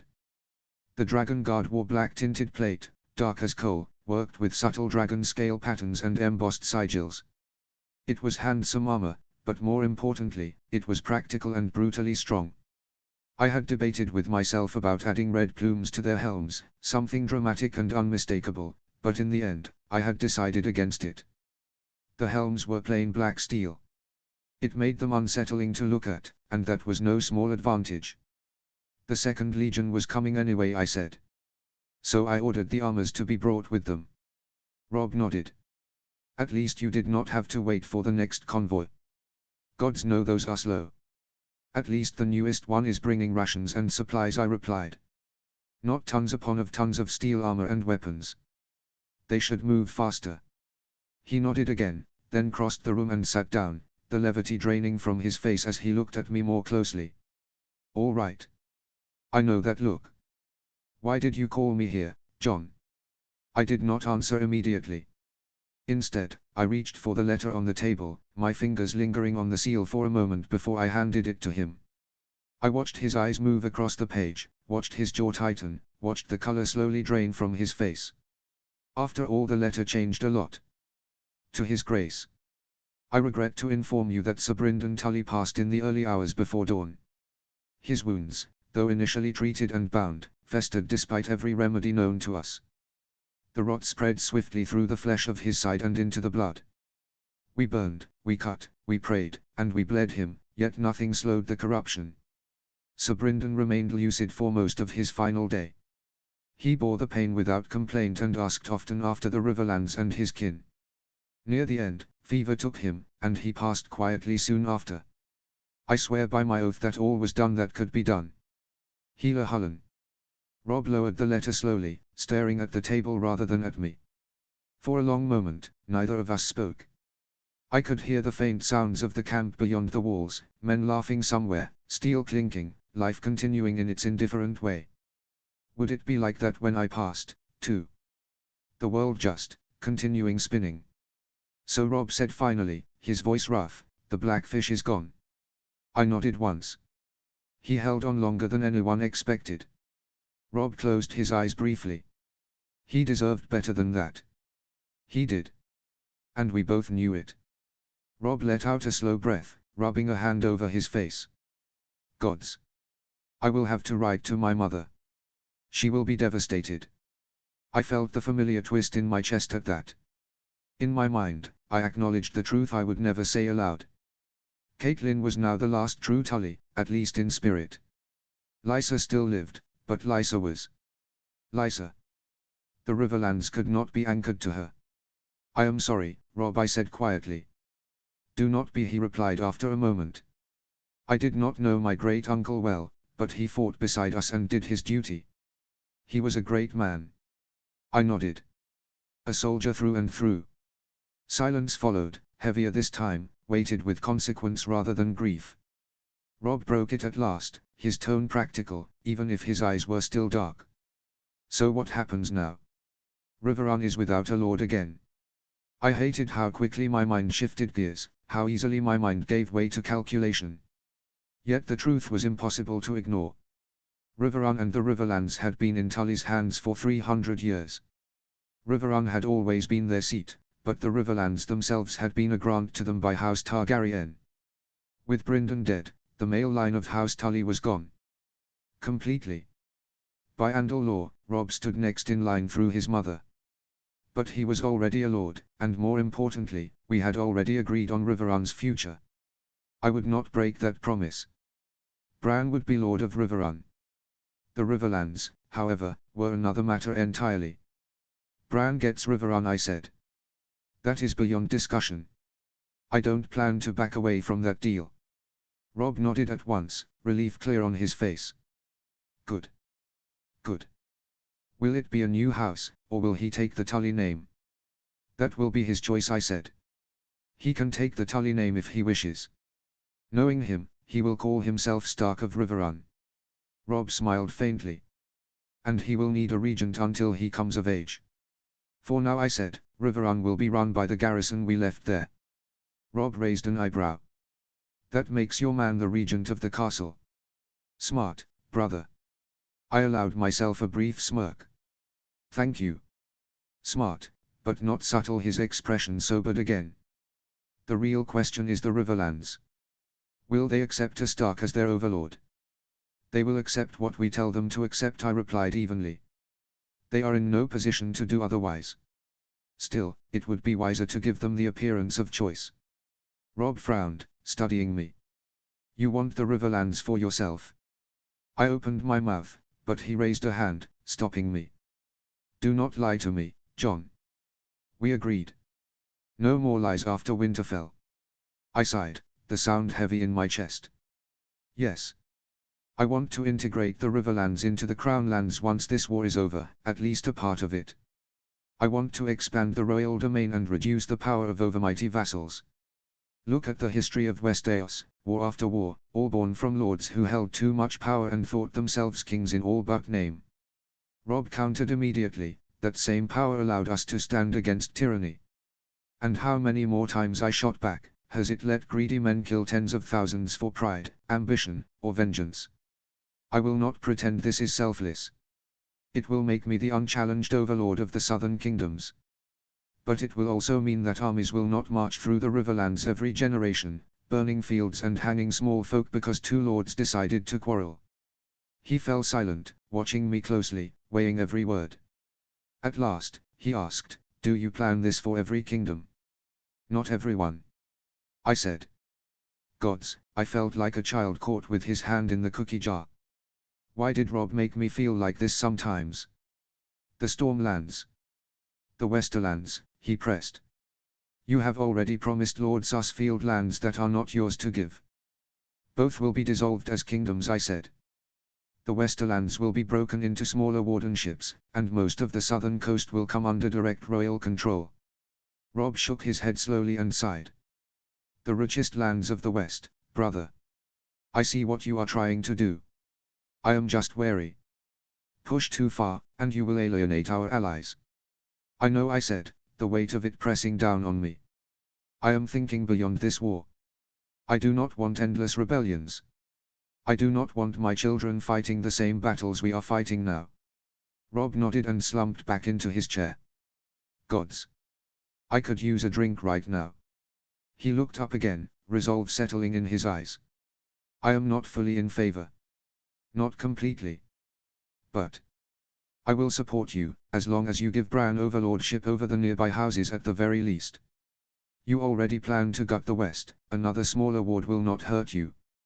And the Riverlords have to choose too. It was a fair deal. I smiled then, genuinely, and more tired than I cared to admit. He had no idea how much that meant to me. Thank you, Robb. Truly. Do not thank me yet, he said as he stood. You still have to convince the Riverlords that this is good for them. Come on. We have a trial to attend. He turned toward the door. Justice first. Politics later. In Westeros, it was always the same order, even when both were written in blood. The whole of 100 hearths was completely packed. Night had fallen, and every lamp and every hearth had been lit until the great space glowed with a steady, almost oppressive brightness. Harren's masons had known their craft well, the stone drank in the firelight and reflected it evenly, leaving few shadows where eyes could hide. Every lord and lady of the northern host was present, Riverlords among them, along with wives, cousins, and kin who had followed in our wake after the fortress fell. The absence of children was just as noticeable as the crowd itself. I had forbidden their presence. Whatever this night became, it would not be something young eyes should remember. I sat upon the throne, the dragon guard arrayed around me in silent ranks, black steel drinking the firelight. Along both sides of the hall, wooden structures had been raised so the nobility could sit in ordered rows, no one equal to the throne, no one hidden from it. The low murmur of conversation died the moment I rose and lifted my hand. I was dressed in full royal regalia. A red cloak hung from my shoulders, over black garments worked with red thread. On one side of my chest was the three-headed dragon of House Targaryen, on the other, my own sigil, the white direwolf. Dark Sister rested sheathed at my hip. I raised my voice so it carried to every corner of the hall and spoke, "Lords and ladies of the North and the Riverlands, we are gathered here tonight to correct a wrong done to this kingdom. A wrong done to all of us. There is no greater stain upon a soul than the stain of treason." A rumble answered me at once, voices rising from benches and tears alike. I, the word rolling through the hall like a wave.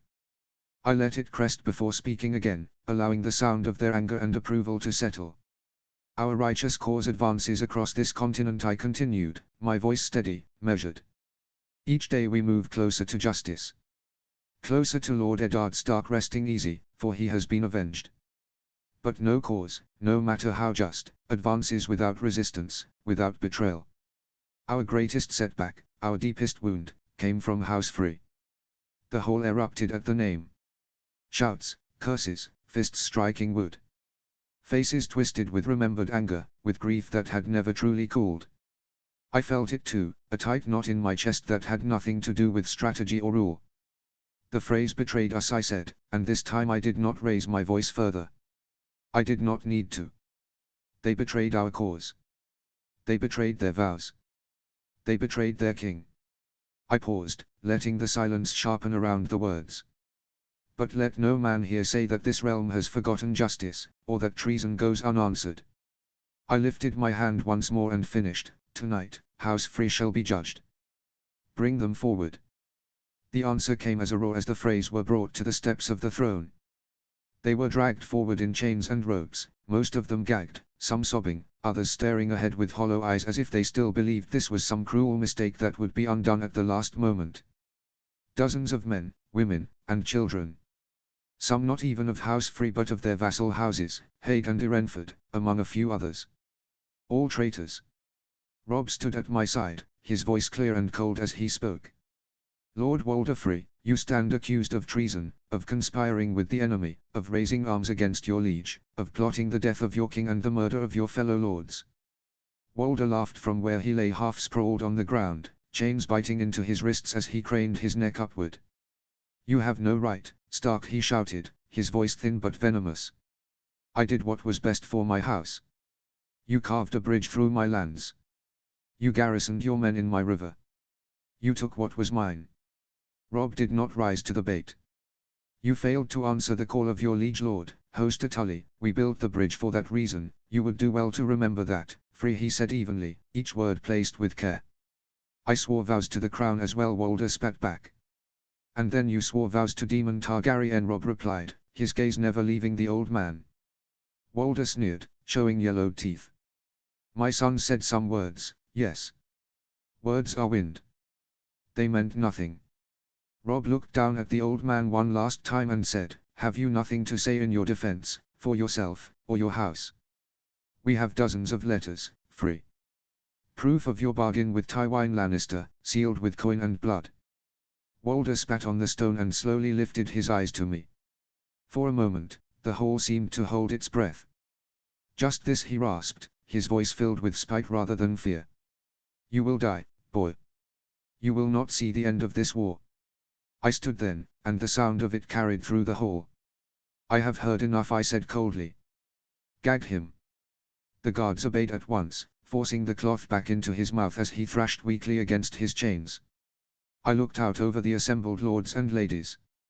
It is clear that Lord Free no longer has a grasp on reality. It is also clear what judgment must follow.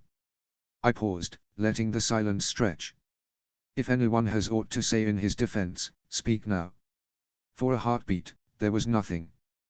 Then the great Yon's voice rose above all others, booming and fierce. "Off with his head, I say." The hall erupted in cheers. I nodded once. "So be it. House Free is declared guilty of all charges brought today. As for their sentence, House Free is attainted. Their titles are stripped. All free lands revert to the crown. Any vassal house that rose with them in rebellion shall meet the same fate." The phrase screamed behind their gags, curses, and pleas lost in a muffled frenzy, until the guards struck them silent. I raised my hand, and order returned to the hall. Walder Frey shall be executed, I continued. As shall the closest conspirators among his vassal houses. The remaining male members of House Frey shall be sent to the wall.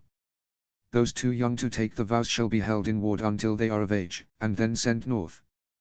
The women of the house shall join the Silent Sisters or be married into loyal houses, as the crown sees fit. More cheers followed, mixed with the frantic sounds of the condemned. It was harsh, brutal even, but it had to be. The realm needed to understand that treason carried a price that could not be bargained away. Once they learned that the price of betraying me was everything, they would think twice about rebellion. I drew a breath and finished, my voice cutting clean through the noise. House Frey is declared extinct, from this night until the sun itself is snuffed out. And as the man I once called father used to say, the man who passes the sentence should swing the sword. I descended the steps of the throne and stopped before Walder Frey. He looked up at me then, hatred still burning in his eyes, though resignation had finally crept into his face. I leaned closer and said quietly, "You should have stayed loyal, Frey. Now you are nothing." He did not deserve the last words. Dark Sister slid free of its scabbard in a single smooth motion. I swung. His head fell from his shoulders, blood spraying across the stone as his body collapsed in a heap. The hole roared, and House Frey ended there, beneath my blade, exactly as justice demanded. The rest of the Freys were dragged back to the dungeons after that. I took 3 more heads before the night was done, men whose guilt was so clear that there was no need for further ceremony. A few more would die quietly before dawn, and then the rest would be sent north to the wall, chained and broken, their house reduced to memory and ash. It was finished. I walked back to the throne slowly, every eye in the hall following me. At its foot, I took a clean cloth and wiped Dark Sister with deliberate care before sheathing her once more. Valyrian steel fascinated me, even now. The blade had passed through flesh and bone with frightening ease, almost without resistance. Too easy. I would have to look into that later, study it, understand it better. At least thinking about the steel kept my mind from the fact that I had just killed a defenseless man. Killing in battle had been easy, natural even, but this time my hand trembled a bit. When I turned back to the hall, the noise had died down to a low murmur. Justice was done today, my lords. But there is one final matter that must be addressed before this night ends. Silence followed. I let it linger for a heartbeat, looking at all of them. Once upon a time, I was a child in their minds, a green boy who, sure, had done some impressive things and inventions, but now, they hung to my every word. "All of you have seen what the Lannisters have done to this realm," I said. "A slaughter without sense. The destruction of houses, old and proud. Laws that stood for centuries were cast aside like refuse. Lord Eddard Stark was murdered in open daylight, before the eyes of the realm. A crown stolen and worn by those with no right to it. Harrenhal turned into a charnel house, its people worked to death or butchered for sport." Faces hardened as I spoke, jaws tightening, hands clenching. It was hard to forget the 1,000 corpses we had taken from Harrenhal and burned outside the walls. "For these crimes," I continued, my voice rising, "for the blood spilled and the order shattered, I attainted House Lannister. I declare them enemies of the 7 kingdoms. All their lands are stripped. All their rights revoked. Their rule is ended." For a brief moment, the hall was utterly still, as if the world itself had paused to hear the words settle. Then the cheers erupted. And just like that, I turned the war into an existential struggle. Notes. Justice. Both here and in canon, fuck the phrase. Some of you might think that declaring House Lannister attainted this early would only put Sansa and Arya in greater danger. The truth is, it doesn't really change anything. Jon conquered Casterly Rock, claimed it for himself, and after emptying the Lannister crypts, no one in King's Landing is under any illusion about where he stands. This simply makes official what everyone already believed. On another note, I'll be taking a short vacation next week. Chapters will still be coming out, but they may be posted at slightly different times than usual. Chapter 80, Chapter 63, The Lion's Secrets. Notes. See the end of the chapter for notes. Chapter text. Chapter 63, The Lion's Secrets. We had spent too long in Harrenhal. Though I felt it was necessary to solve all the issues we were facing at the moment. Near a fortnight since we had taken the fortress, and counting the march that had brought us here, it had been close to a moon since the second battle of the Mummers Ford, or the Battle of the Red Morning, or Red Dawn, as the men had taken to calling it with the usual flair Westeros seemed incapable of resisting. They always had a way of naming things in the most dramatic manner possible. I did not quite understand this one. The bloody whistle had made sense. The sound of arrows and ballista bolts screaming through the air as they carved apart the trapped Lannister forces still lingered in memory. The Crimson Field needed little explanation, there had been very little left of that army by the end of it. But the Red Morning. The battle had lasted 4 days, there had been nothing particularly tied to a single dawn about it. The only connection I could make would be that every day the battle started shortly after dawn, when enough light bathed the battlefield. It made no sense to my mind. No matter. What mattered was that things had settled. The march that followed had been swift and decisive, the enemy broken and scattered, and now the army stood rested and reorganized. With the arrival of the Second Legion, we were ready to move again, and more importantly, ready to move as something greater than the sum of its parts. The joining between the first and second had gone better than expected, officers learning one another's rhythms, men sharing campfires and drills, rivalries softening into familiarity as they came to understand they would bleed together soon enough. The logistics, medical, and engineering corps of each legion had joined together seamlessly, and now they tended to the needs of the whole army. They were becoming one force. Even though they had to separate when we had the numbers once more, I knew that these two legions would share a close relationship deep into the future. The western riverlands were secured, from the free lands down to the southern edges of the God's Eye, our garrisons stood where Lannister banners once had. There were no meaningful enemy forces left in the region, only scattered remnants, who had turned to banditry. They would either bend the knee or be hunted down in time. Reinforcements were coming from the north, men who had spent months fighting off Ironborn raids, now freed from that duty as the attacks had nearly ceased. Behind them, the administration had begun its work, settling the land, organizing supply, trying to coax life back into lands that had been bled and burned by war. It was not perfect, but it was working. All that mattered now was the march south. King's Landing. A fortnight, perhaps less if I forced the pace, though I had no intention of doing so. There was no need to rush. News from the south was scarce, but what little reached us painted a clear enough picture. Stannis and Aegon were occupied with each other, their attention turned inward, their strength spent against one another rather than preparing to face me. They would not contest the capital in time. I stood atop Harrenhal's immense walls, the black-grey stone warm beneath the morning sun, looking out over the vast expanse of the God's Eye. The lake stretched endlessly, its surface calm, almost deceptively so, and somewhere within it lay the Isle of Faces. I would have to go. I had been delaying. I did not know what I would find there, and more than that, I did not like the reason I felt compelled to go at all. The pull was subtle, easy to ignore if I chose to, but it was there, persistent in a way that did not feel entirely my own. Bloodraven. The old bastard was watching. Worse, he was guiding. That thought sat poorly with me.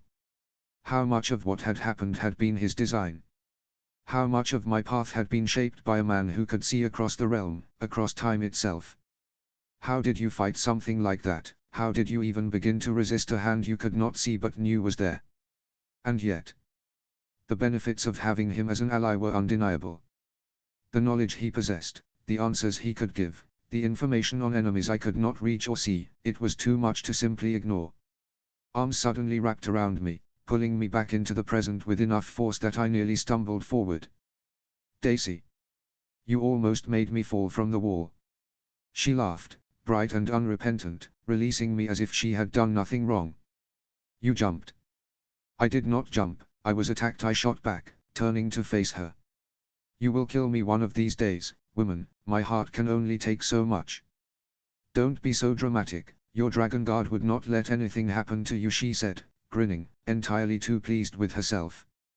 A bit of a scare won't kill the mighty dragon wolf, the last dragon, the king in the north, the lion's bane, the... All right, that's enough, I cut in, raising a hand. Do they really call me all that? And much more, she replied without missing a beat. You gain titles as quickly as you win battles, Jon. I snorted, though I could not quite keep the amusement from my expression. Some of them had weight. The last dragon lingered more than the others. If it spread, if it stuck, it tied me directly to Roriga. I had a dragon, I had victories, I had the North, Riverlands, and Westerlands, but legitimacy was never something one could have enough of, not when the realm had once known you as a bastard. That stain never truly faded, not since Demon Blackfur had turned it into something dangerous, something that could fracture kingdoms. Better to drown it beneath titles than let it linger.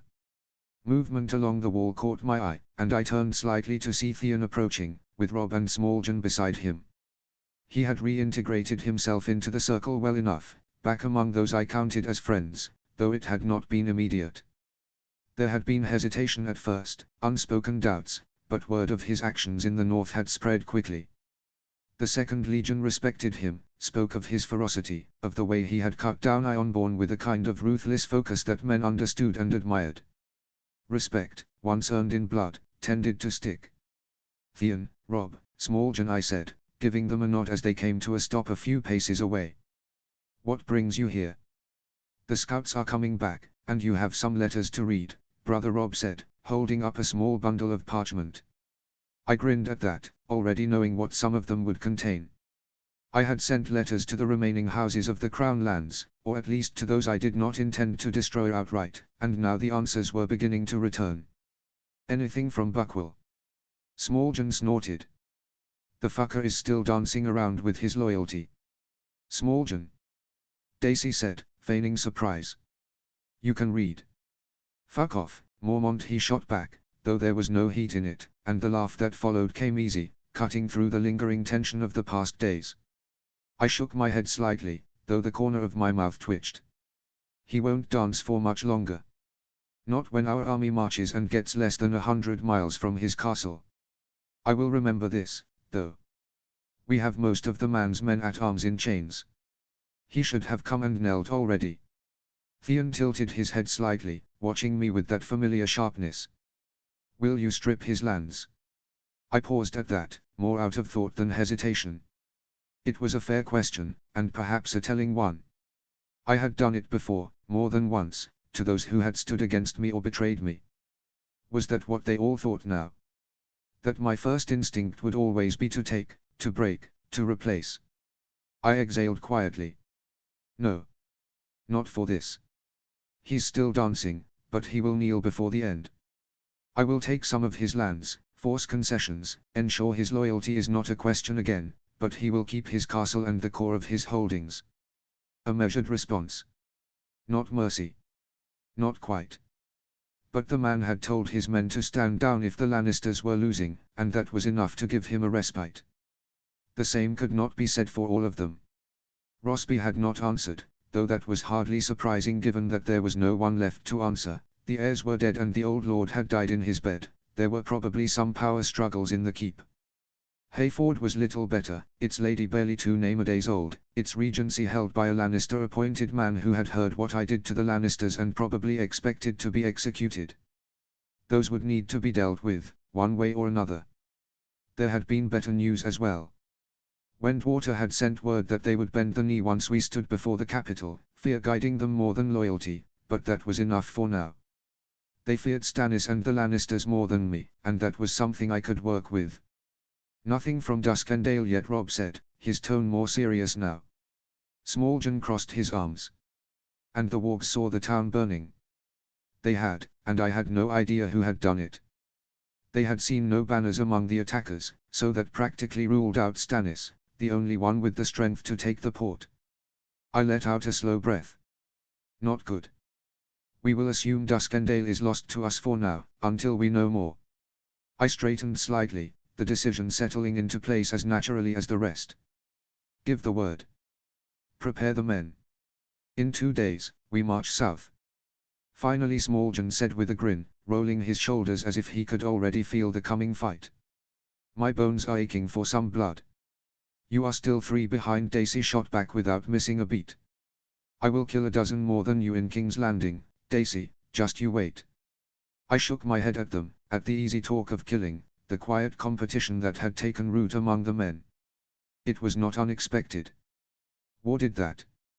It was something I would have to keep in check. If they got lost in the competition, their effectiveness might fall. Robb, Smallgen, I said, cutting through it, gather the Carstarks, Umbers, Hornwoods, and the Flints of Widow's Watch. Robb's expression shifted, something sharper settling in his eyes. It's finally time. I nodded. Might as well make it official. The lands of House Bolton would not remain empty much longer. The lords gathered in one of Harrenhal's countless chambers, a room that had been claimed as a war room, though not the one in the Tower of Ghosts. No one had been eager to climb that high again, and I had no desire to force the matter. The memory of Willie's mom daily drenched in sweat at the top of those stairs was still fresh enough to bring a faint smirk to my lips. This room was lower, broader, and far more practical. It felt empty. Without the dozens of lords that usually filled these councils, the space seemed too large for the few present. Lord Harley's Hornwood stood near the table, composed as ever, Harry on Carstark and his brothers beside him, quiet but attentive. The Great Jon and Smallgen Umber occupied more space than anyone else simply by existing, while Darin Flint, son of Lady Lysa Flint of Widow's Watch, stood slightly apart. Robb took the lead, stepping forward and unrolling a map of the north across the table. The parchment spread wide, familiar lines and territories laid bare before us, from the lands of the Reeds and my lands in the moat all the way to the wall. We had spoken of this for days, on the march and in the halls of Harrenhal, weighing options, discarding some, refining others. Now it was time to decide. My lords, Robb began, his voice carrying easily through the chamber, we are gathered here to answer one of the questions that has lingered since the fall of our enemies. The matter of vacant lands. Flint spoke first, a slight frown on his face. The free lands, your grace. The Great Jon let out a snort. Are you stupid, Flint? You see a map of the north on the table and ask about the Riverlands. Flint's expression darkened, a low growl forming in his throat, but I stepped in before it could grow into anything more. Enough. Both men stilled at once, chastised, their attention returning to the table. Robb continued without missing a beat. I refer to the Bolton lands. A shift ran through the room at that. The Boltons, Lord Robb? Harry on asked, his tone careful. I have discussed this with His Grace over the past moons, Robb said, since Lord Roose Bolton's unfortunate passing. At that, the Great Jon's eyes flicked toward me for a brief moment. Suspicion, perhaps, or simple curiosity. He had likely guessed more than he could prove, but he had never had love for Roose Bolton, and what had been done had been done. He said nothing. We have considered several options, Robb went on, but after Ramsay Snow's betrayal and his attempt on our king's life, I have come to a conclusion. The Boltons cannot be trusted to hold those lands. Not after their history, and not after this. Now that the main line lies dead, I added, there remain only distant cousins and houses tied to them by blood. The land will not be given to them. Robb nodded. As His Grace says, the lands will be divided. Between House Stark, House Flint of Widow's Watch, House Umber, House Carstark, and House Hornwood. Lord Hornwood frowned slightly, though he did not sound displeased. Not that I am complaining, Lord Stark, but this is a strange thing to do. It is, Robb admitted, his gaze steady. But times are changing. The Lannisters have gone beyond all reason, the Freys proved themselves traitors, and many houses have been wiped out entirely. More will follow before this war ends. I will not place the Dread Fort and its lands into the hands of another Bolton, or anyone carrying that blood. I agree with Lord Stark, I said. And I will support his decision in this matter. Robb inclined his head slightly before continuing. With the Bolton men already divided among our forces, and their power broken, we are in a position to divide their lands as well. He began marking the map, drawing new lines across old borders with careful precision. The coastline stretched further into Flint hands, strengthening their position along the eastern shore. The Umbers were given land that suited their strength and numbers, the Carstarks expanded to support their growing house, and the Hornwoods received territory that would secure their position between stronger neighbors. House Stark retained the heart of it. The Dread Fort itself. It would not remain empty, not forever, but it would not be given lightly. The lands around it were reduced, carved down, ensuring that whoever held it in the future would never command the same power the Boltons once had. No single house would rise from it again. Discussion followed, voices rising and falling as details were argued, small disputes breaking out over borders and resources, quickly contained whenever they threatened to go too far. Rob handled most of it, firm but fair, while I stepped in when needed, ending arguments before they could take root. In the end, agreement came. The great Jon crossed his arms and gave a firm nod. I agree to these terms. Those lands will serve my house well. Harry on followed. And I have brothers who will need lands of their own. I smirked slightly at that. He was not the only one thinking ahead. Thorin and Eddard Karstark would find themselves with opportunities in the south soon enough. Rob looked around the table, meeting each gaze in turn. Then we are agreed. House Bolton is ended, and its lands will be divided. I exhaled quietly, the weight of it settling. Another piece of the north reshaped. Let us put it to parchment, I said. We will define the borders properly and have all present sign. Make it official. I turned slightly. Sir Edric. The Dragon Guard stepped forward at once. Your Grace. Send for Quartermaster Urin, and bring his scribes. We will need this recorded properly. At once, Your Grace. He moved quickly, and the room settled into a quiet attention, men looking down at the map, at the new lines drawn across the north, at the future taking shape beneath their hands. An hour later, we were drinking and celebrating a new treaty that had reshaped the north.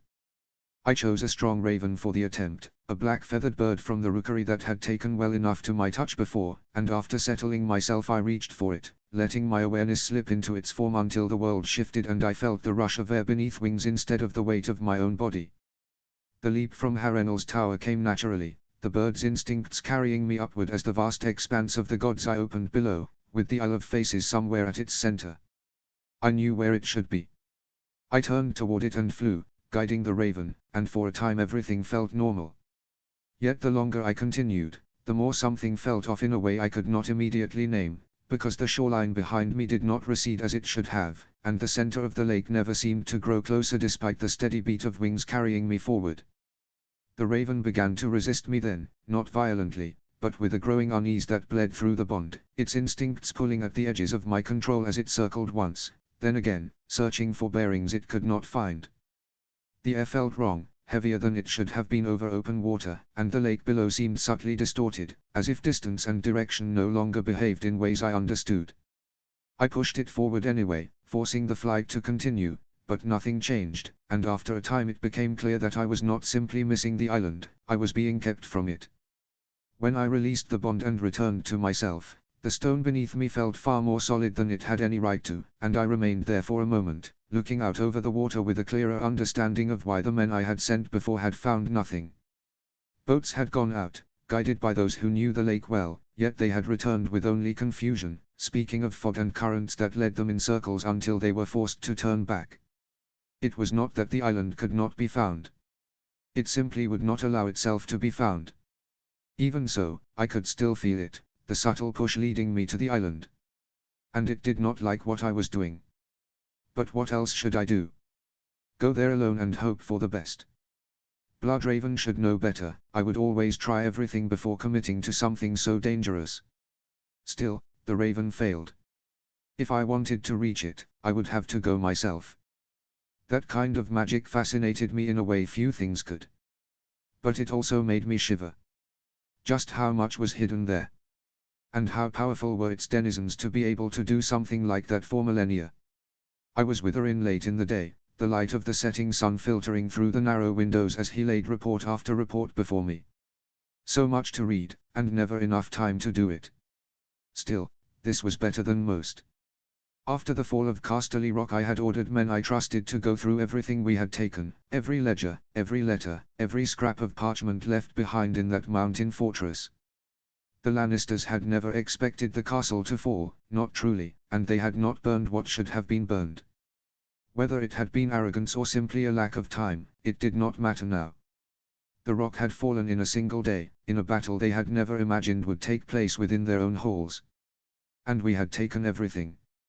Among the chambers filled with documents, one stood above the rest. Tywin Lannister's solar. A treasure trove. Urin stood across from me, one hand resting on the edge of the table as he went through the reports. Hidden gold veins, John, he said, tapping one of the parchments. My boys going through the old Lion's ledgers found this one just recently. Mines recorded in the public ledgers. Smaller than the main mines, but still profitable. Some have been kept secret even from lesser Lannister officials. I nodded, committing it to memory. We had more gold than we knew what to do with, but these mines in the former Lannister lands would be profitable for the future. I would not stop mining it, after all. There are records of payments as well, he continued, shifting to another sheet. Bribes, loans, quiet arrangements with several houses. Some of them are dead now, but the debts remain on paper. Others. He paused briefly. Others still live. Of course they did. Tywine had never wasted an opportunity to bind men to him, whether through fear, gold, or obligation. Names? I asked. They are being compiled into a separate list, Orin replied. Cross-referenced with current allegiances. Some of these lords are still in rebellion. Others have bent the knee already. A faint smirk tugged at my lips. Good. It will make reminding them of their loyalties easier.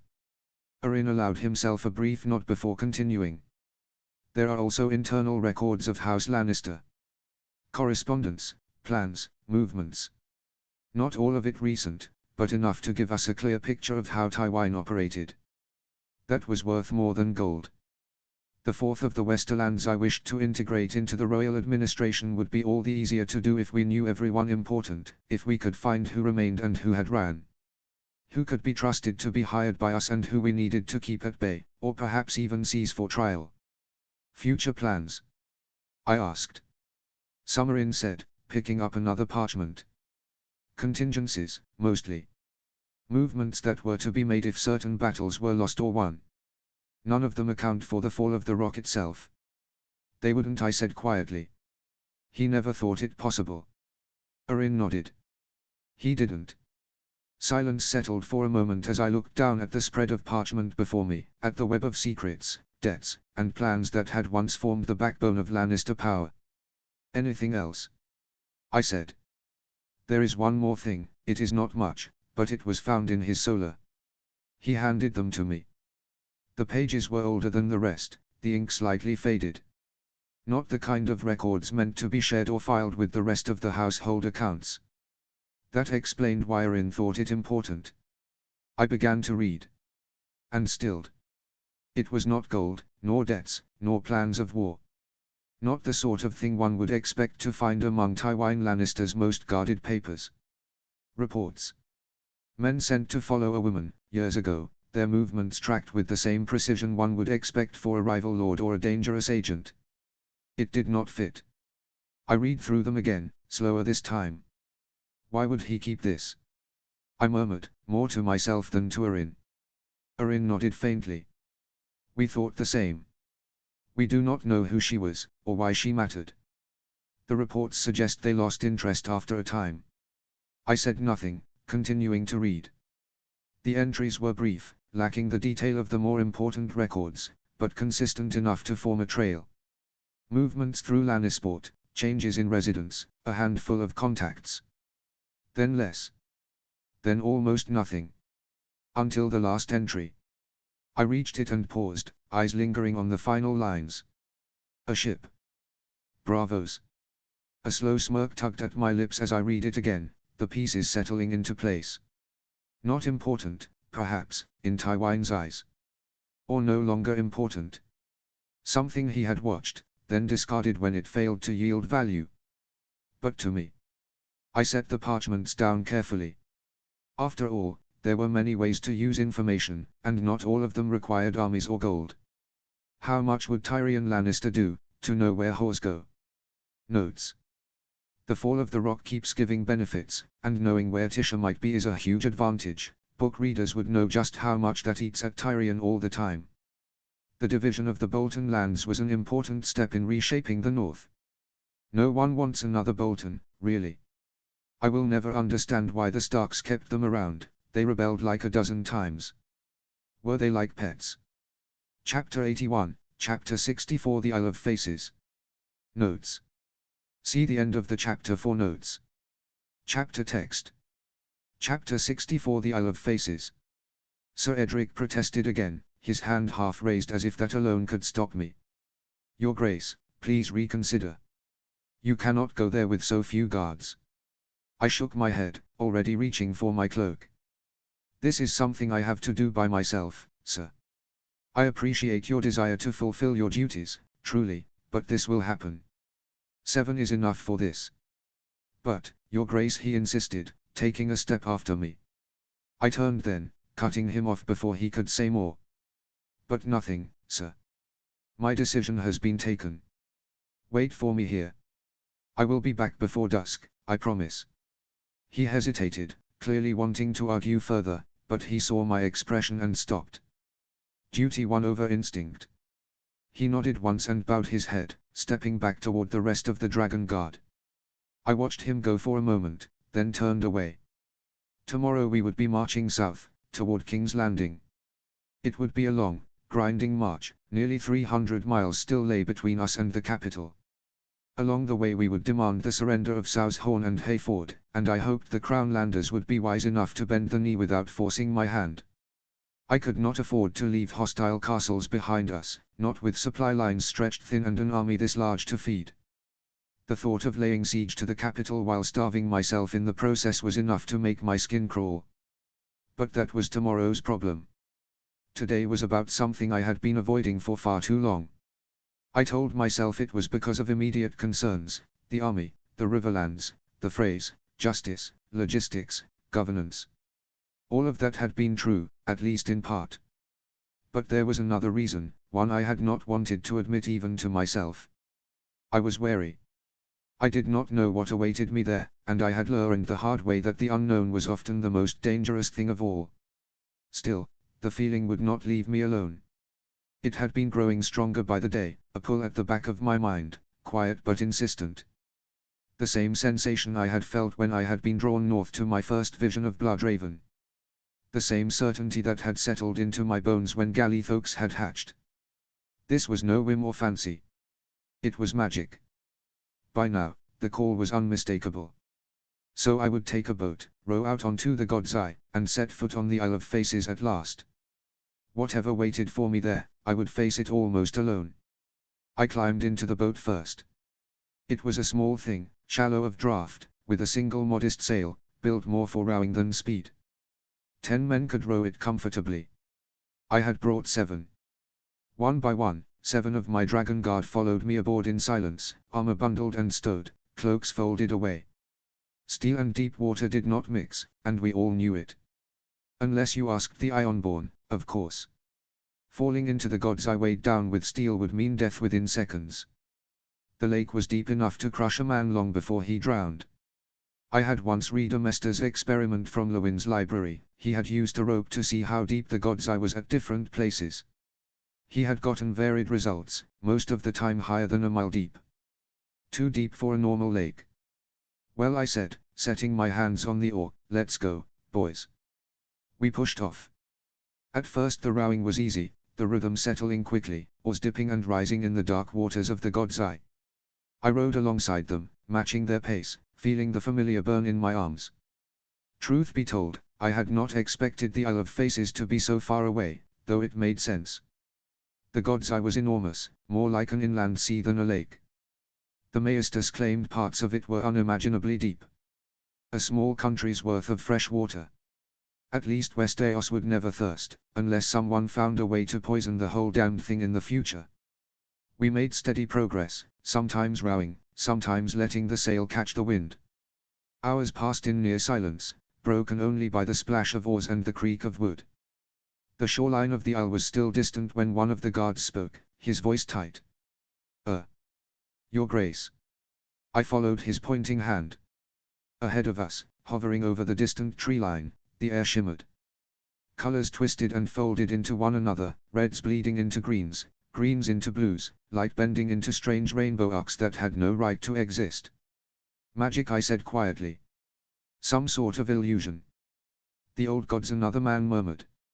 I nodded once. Stay calm. We are invited. No one will hurt us. I managed to make the words sound confident enough, and the men nodded, though I could see the tension in their shoulders, the way their hands tightened on the oars.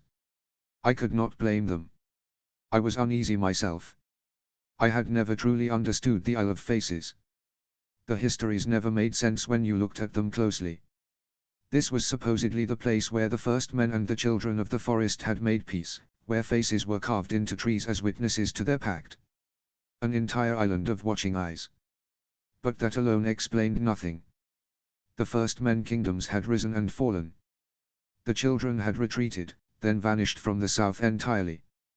The Andals had come with fire and steel, burning werewolves wherever they found them, slaughtering those who worshipped the old gods. And yet the Isle of Faces had remained untouched. Strong magic protected it, I was certain of that. Something that made men look away, forget to ask questions, forget that an entire island sat in the heart of the realm doing nothing at all for thousands of years. It was the only thing that made sense. Why would no one ever try to settle the island? The Andals did not care about the ancient pact with a people they thought gone from the world. When we crossed the Shimmer, I felt it. A pressure passed through me, like a wave rolling through flesh and bone. A deep tingling sank into my blood and settled there. My vision blurred for half a heartbeat, my breath catching in my chest. Well, I muttered after a moment, that wasn't weird. The men chuckled nervously. One of them started to say, felt that once before, when this girl in White Harbor used her tongue to. Another guard slammed a fist into his back before he could finish. I smiled and shook my head. Humor was as good a coping mechanism as any. They probably did not want me hearing their dirty jokes. Land, someone called. I looked up. The shore was closed now, a narrow strip of pale sand giving way almost immediately to dense forest. No buildings, just trees, packed tightly together. Almost there, I said. Keep it steady. We grounded the boat gently on the beach. I stepped out first, boots sinking slightly into the damp sand, and paused. The Isle of Faces. Few men who came here ever returned unchanged, if they returned at all. Some said that the people who tried to reach the island came back confused and unable to find it. Perhaps that was the magical effect we had seen. It still did not explain why there had been no concentrated efforts to colonize the place from any ancient king. Not even Harin the Black, and he was close by with his giant castle. Together we dragged the boat higher up the beach and secured it among the roots of a twisted tree so the water would not take it. Then the guards began to armor themselves. I did the same, buckling on my armor and belting Dark Sister at my side. The leader of the Dragon Guard squad here, Garin, a broad-shouldered Northman with a scarred cheek, stepped closer. Where to, Your Grace? All of them were Northmen. They trusted the old gods, trusted the forest, and trusted me. By now everyone knew what I was. A warg. Southern lords still grew wary when the subject came up, so I rarely let it. Inland, I said. We need to move fast if we want to be back at Harrenhal for dinner. He snorted softly. A tall order, Your Grace. We've been rowing for hours. I allowed myself a thin smile. Then let's pray our journey ends swiftly. 2 of you guard the boat.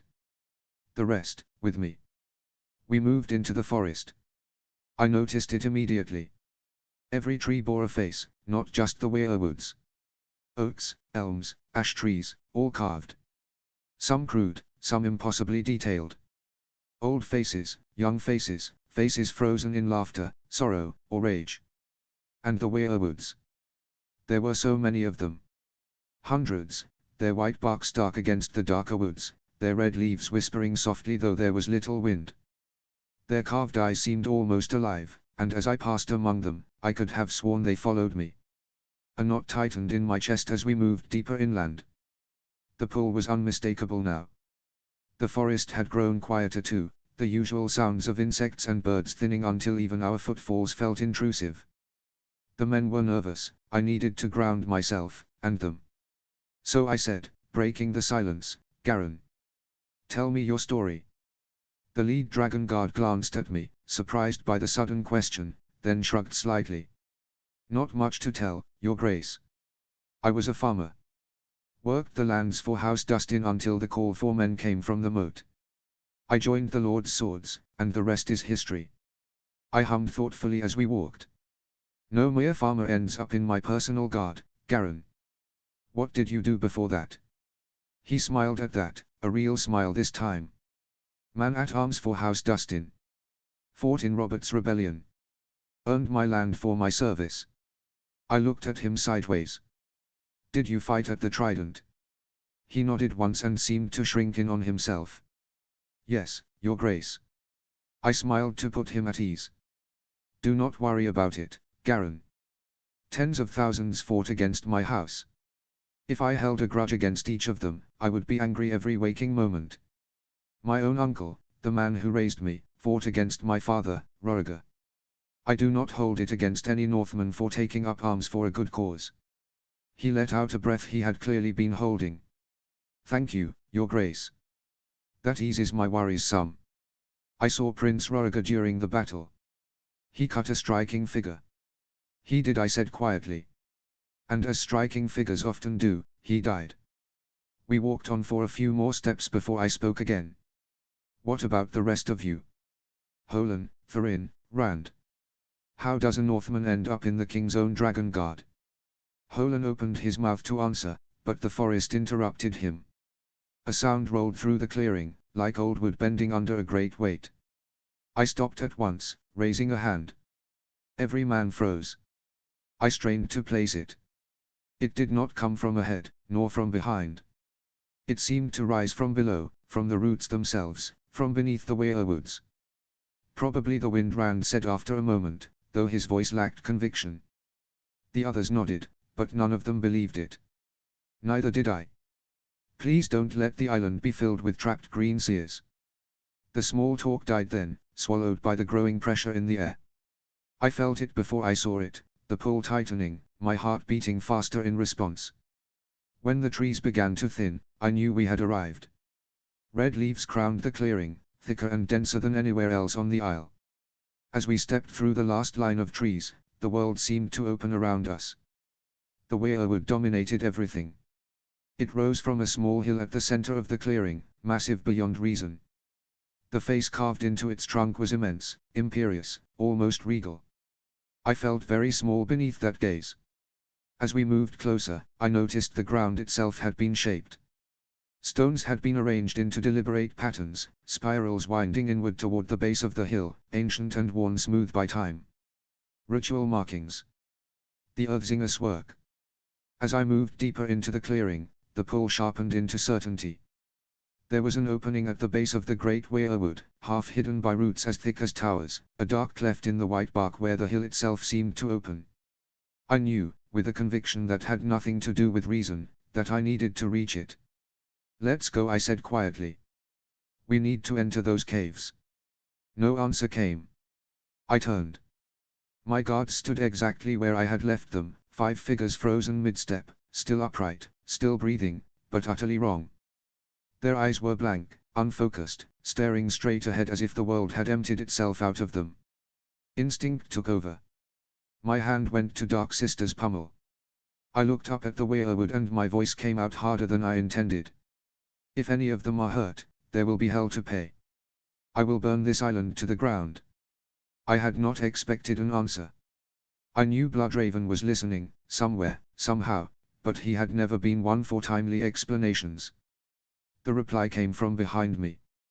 That will not be necessary. I drew Dark Sister in a flash of dark steel and spun, blade raised, already preparing to strike. Then I stopped. There was a child standing there. No, not a child. I understood immediately why men used the word, why it lingered in stories. They were small, no taller than a human child, slight and light. But a closer look stripped away any comfort that familiarity offered. Her eyes were too large, yellowed and slit like a cat's, reflecting the red leaves above. Her skin was nut brown, texture in a way that reminded me of a feline. Her hands had only 3 fingers and a thumb, they were long and clawed. She carried a spear taller than she was, if it was even a she, its tip glinted black, which I assumed was obsidian. A child of the forest. I swallowed and lowered my sword, though my grip did not loosen. Hello, I began. I am. We know who you are, she said, her voice was layered, as if several tones spoke at once. It was disconcerting. You have been called here to see. To see what? I asked. She tilted her head, studying me the way one might study a curious animal. Whatever the three-eyed raven chooses to show you. I swallowed again. Gods, I hated this mystic nonsense. I had marched armies, built fortresses, reshaped economies. I understood cause and effect, effort and consequence. This felt like being dragged into a fucking dream. Give me Tywin Lannister any time of the week. What did you do to my men? I said flatly. They will be unharmed, the Earthsinger replied. The enchantment upon the Isle has taken hold of them. We will release them when you are done. When I am done, I repeated. It sounded less like reassurance and more like a sentence. I wanted to argue. I wanted to demand. But I was not blind. I saw movement now at the edges of the clearing. Shapes between the trees, eyes glinting, small figures slipping through roots and shadows with effortless grace. There were more of them. Many more. Even if I could kill them all, which I doubted, the island itself would swallow me whole. They were better walks than I was. And they had magic I knew nothing about. I had walked directly to them. I am such a fucking moron. The Earthsinger turned and began walking toward the Weirwood, her steps almost soundless. Follow, she said. I stopped walking. The pull was still there, a constant pressure at the back of my mind, urging me forward into the roots of the Weirwood, but for once I resisted it. I straightened and looked at the small figure ahead of me. And what if I don't? I said. The child halted. Slowly, she turned back toward me, studying me for the first time rather than merely acknowledging my presence. Her large eyes far too old for her small frame. Why would you want that? She asked. I let out a slow breath. You made me come here. You sent visions, nudges, half-formed commands. I felt the pull grow stronger by the day until I could not ignore it anymore. And when I arrive, my guards are incapacitated without warning, and I am given no explanations. Not even your name. For all I know, this might be a trap. For a heartbeat, she looked genuinely confused. Then her shoulders sagged slightly, and she sighed. I am sorry, she said, struggling with the words. It has been millennia since we have spoken with men not of the green. I suppose we have forgotten how to do so. Millennia. The word lodged itself in my thoughts. How long did the children live? I nodded once, letting the anger bleed away. Then let us start properly. May I know your name? All relations begin with trust. She tilted her head, considering me. Men's tongues cannot speak our true names. They are impossible for your race. But something close in meaning would be Branch, born from storm and sorrow. The green men call me Branch. I smiled despite myself, a childish part of me delighted to talk with a non-human. Then I am King Daemon Targaryen, rightful ruler of the lands from the Wall to the deserts of Dawn. Most people call me by my titles these days. You may call me Demon. Or John, it is the name I have answered to the longest. Her mouth stretched into what I thought might be a smile, sharp teeth showing briefly. Follow me, please, King Daemon. Though if you do not wish to come, we will not stop you. It was something, and it calmed me down some. You mentioned the green men, I said as we went. Who are they? They are men who tend this island and protect it, Branch replied. They live among us in peace. I nodded. The old stories came back to me, first men with the gift of green sight in their bloodlines who had remained on the Isle after the pact, choosing service over kingdoms. We reached the opening at the base of the tree. Branch snapped a small twig from the ground and waved her hand. The branch ignited, shedding a soft greenish light. Magic.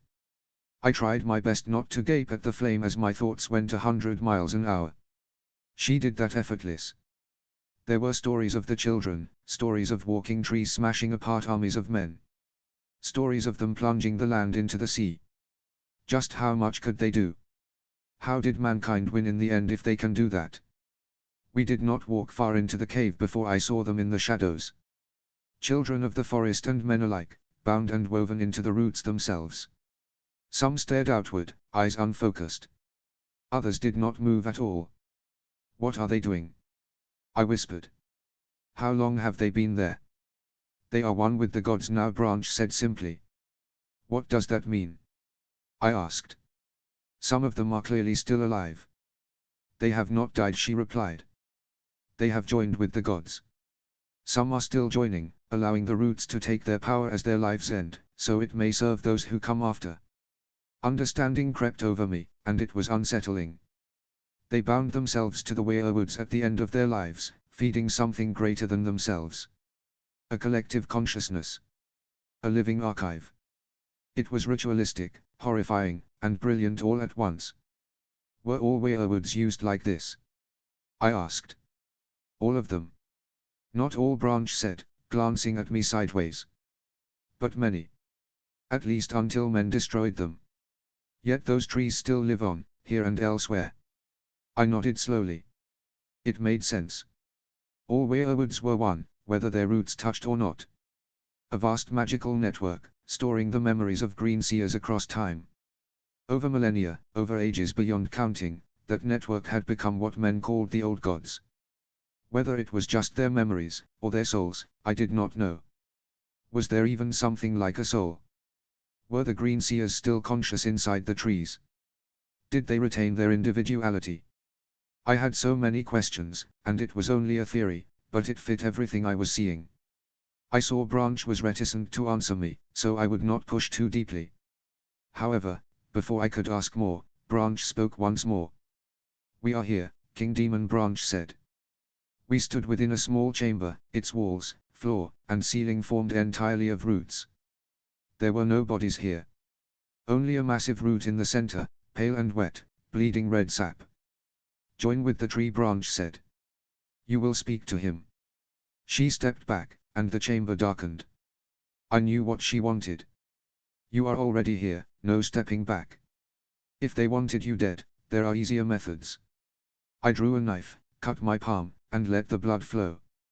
Steeling myself, and once more doubting my own sanity, I pressed my hand to the bleeding root, feeling sap and blood merge. And then I was no longer there. The vision crashed over me all at once. I saw a tide of dead men and worse things surge across a frozen landscape. Whites packed so tightly they looked like a single moving mass, broken only when explosions of fire tore through them. Gigantic spiders crawled over the ice, larger than siege towers, their legs spearing men from the ground. Flying shapes wheeled overhead, pale wings cutting through the dark sky. Men fought them. Giants fought them. Children of the forest stood in lines and circles, their voices raised in songs that made the air itself burn. Fire bloomed wherever they pointed, emerald and white, ripping holes through the dead by the thousands. The land was frozen solid, locked beneath an endless night, but I knew where I was. The Riverlands. Near the God's Eye itself. I could feel it in my bones. Darkness pressed in from every side. Not the absence of light, but a presence. A thing that watched. Then I saw him. A figure bathed in light moved through the dead like a blade through water, his sword flashing as it cut whites apart. Wherever he walked, the darkness recoiled. A sight to behold, is it not? A voice said behind me. I turned. He stood there calmly, as if the battle did not exist. White hair, pale skin, one red eye burning bright. An eye patch covered the other. A weirwood bow rested in his hand, and at his belt hung a copy of Dark Sister. He wore armor marked with his sigil, a white dragon emblazoned across his chest plate. Brynden Rivers, I said. He inclined his head. Most use Bloodraven. It has been a long time since someone called me Brynden. Where are we? I asked. One of the last battles for the Dawn, he said. 8,000 years ago, give or take. My eyes went back to the frozen plain. How? I demanded. How did they beat them? There must be a million whites here. Bloodraven's expression did not change. Beat them, he asked mildly. What makes you think they did? Cold flooded my veins. A pact, I said slowly. He nodded. The others retreated north afterward. They could not achieve their goals, so they withdrew. At least for a time. Please, I said, dread tightening my chest. Do not tell me the wall was made by them. He let out a short, barking laugh. Of course not, child. It was raised by Brandon Stark and the children together. At least the beginning of it. The wall was built over centuries and millennia. The Night's Watch added to it, widened it, raised it, generation after generation. I exhaled, not realizing I had been holding my breath. The battle raged on. I saw a giant fall, an ice spider clambering over its corpse. I saw a child of the forest impale himself on a white's blade, then erupt into flame, taking dozens with him. Then I saw them. For the first time in my life. The word that came to mind, unbidden and unwelcome, was beautiful. A creature of ice walked across the battlefield, white hair flowing, skin pale as moonlight, eyes a deep, endless blue. It moved with purpose, directly toward us. It could see us. I had no words to describe it. It was inhuman. It was other. Bloodraven grunted in what seemed like effort, and the world blurred. I blinked and found myself standing in a vast hall of red stone, lit warmly by unseen fires. I knew where I was before I turned. Behind me, dominating the room, rose the Iron Throne. Targaryen banners hung in tatters from the walls. A dead man sat upon the throne. Maegor Targaryen's corpse slumped in twisted mockery of rule, crown askew, flesh grey and dry.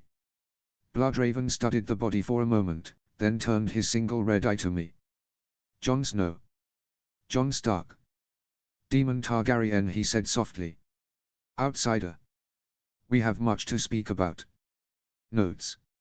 I've wanted to write this part of the story since the start, so it's nice it's finally time.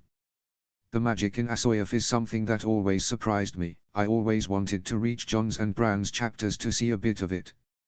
The stories we hear in canon show that it is not a low magic setting. We have stories of the children of the forest basically animating trees to fight for them. Being able to explore it a bit in this chapter and the next is awesome. I hope you enjoyed it. Chapter 82, Chapter 65, A Riddle Wrapped in a Mystery. Notes. See the end of the chapter for notes. Chapter text. Chapter 65, A Riddle Wrapped in a Mystery. Outsider. The word echoed in my head long after Bloodraven spoke it. Still, he did not seem hostile. There was no malice in his posture or his gaze. If anything, he looked mildly irritated, as if I were a complication, not an enemy. His calm didn't help with my paranoia. I was sure my body was slumped beneath that tree and surrounded by children who could slit my neck easily if he ordered it. His attention drifted back to the corpse slumped upon the Iron Throne. The dead king's armor was dull now, steel drinking in the light without reflecting it. I felt like a fever dream. You changed much, Demon Bloodraven said at last. So much changed that day. More than you could ever imagine. That day? I asked. The day of your birth. His red eye returned to me. I had seen it before. A child born of Rhaegar Targaryen and Lyanna Stark. A life of hardship. The wall. The Black Cloak. Lord Commander before he was truly a man. Death, early and pointless. And then the day came, and the future shattered like a mirror struck by a hammer. He raised one pale hand and the world dissolved. The Iron Throne vanished, just as a shadowed figure with silver hair was seen walking away from the corpse of Maegor the Cruel. Stone and banners bled away into mist, and when the fog cleared, I stood beneath a wide grey sky, breathing air that smelled of wet earth and growing things. Before me stretched a vast expanse of green and gold. Rice paddies, carefully terraced and segmented, reflected the light like broken glass.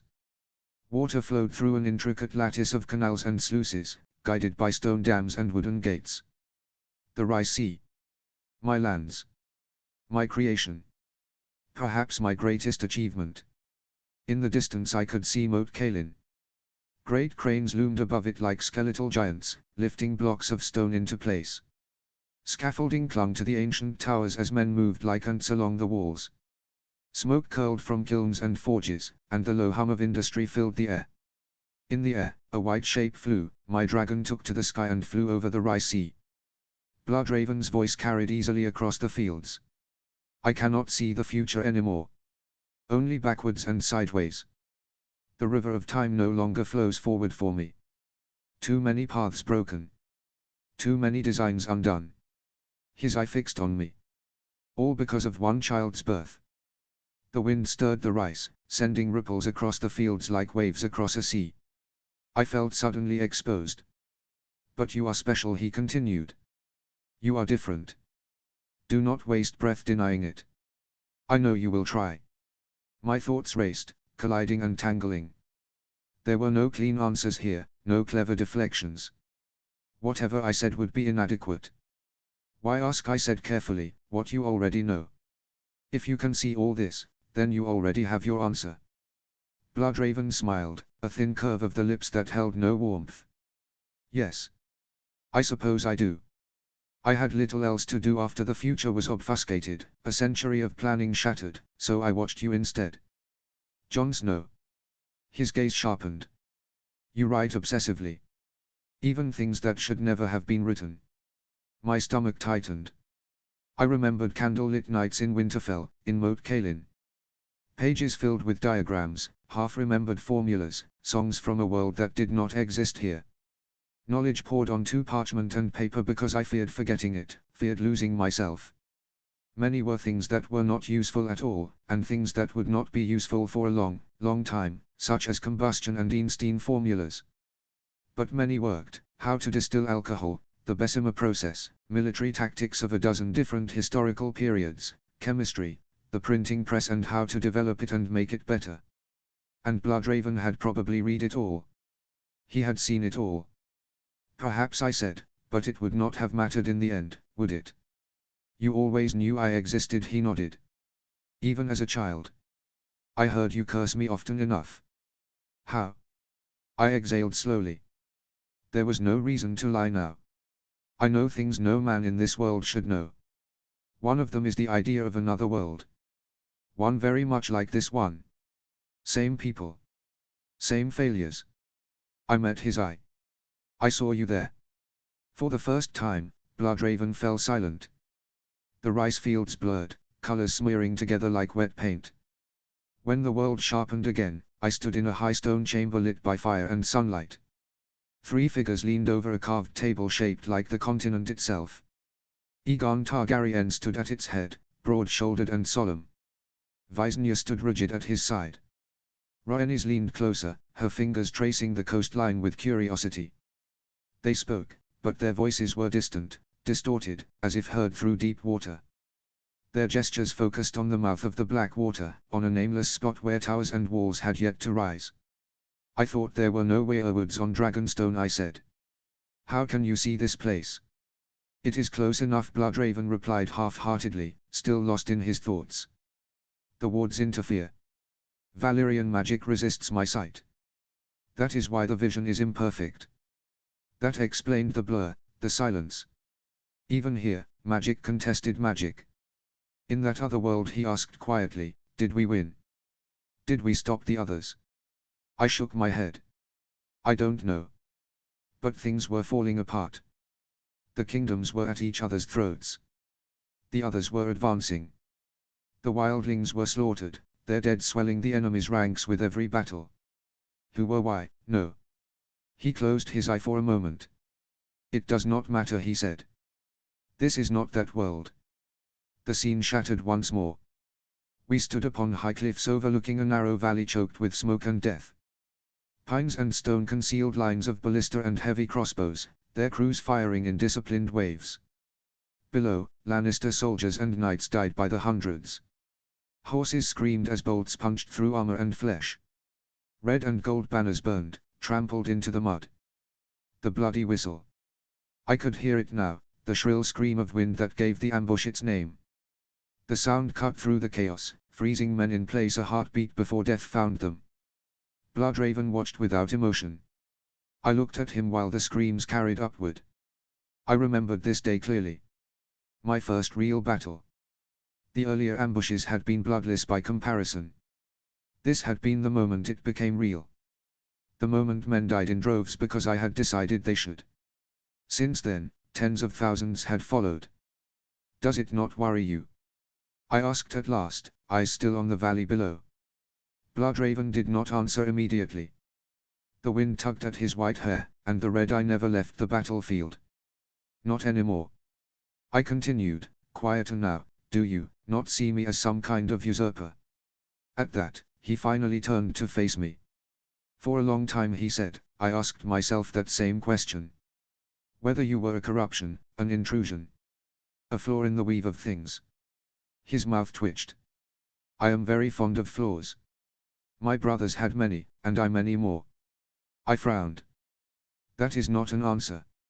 He gave a dry chuckle. It is the only one that matters. Then he looked at me fully. What memories you carry is irrelevant, he said. What world you came from matters little. You are here now. You were born here. Your blood was spilled into this soil the moment Lyanna Stark screamed your name into the world. He stepped closer, boots crunching on stone that was not truly there. You are the blood of the dragon, you are Daemon Targaryen, he said simply. Whatever else you are, whatever else you remember, it does not erase that. I see that now. To tell you the truth, Daemon, I thought of killing you many times when you were a child. The words landed heavier than any blade. You were the one, he continued, unbothered, who caused fate to pause and then break. The weave stopped making sense the moment you were born. I thought that perhaps, with you gone, I might plan again. See again. I let out a slow breath. What made you change your mind? I asked. You have helped me these past years, more than I ever expected. You nudged, warned, guided. And I am fairly sure you were behind some of my enemy's decisions and actions. He looked almost amused at that. From the corner of my eye I saw a flash of cold grey eyes, Bolton eyes. You did, he said simply. You demonstrated what you were capable of. Your projects. Your constructions. Your inventions. The battlefield dissolved around us, replaced by rushing water and shouting men. We stood now above a wide river, red banners snapping in the wind. I recognized it after a heartbeat. The trident. Robert's hammer rose and fell in the distance like a god's fist. You are the best we have, Bloodraven continued, watching the battle as if it were a mural. Better than any plan I ever conceived.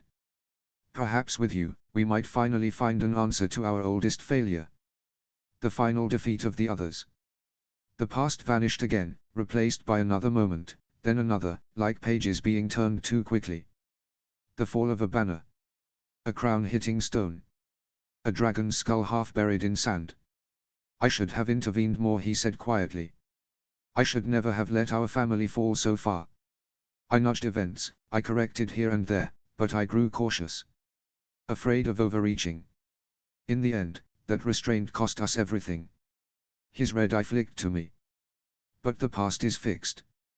The future isn't. I folded my arms, feeling the weight of it all pressing in. Where does that leave us? I asked. You could help me much. He nodded once. And help I shall. But we do not have much time. This connection is stable, but it is not permanent. I do not have the strength to hold it indefinitely. And outside the Isle of Faces my reach diminishes. I could not help the smirk that tugged at my mouth. Was that why you sent cryptic visions all the time? Half glimpses and riddles.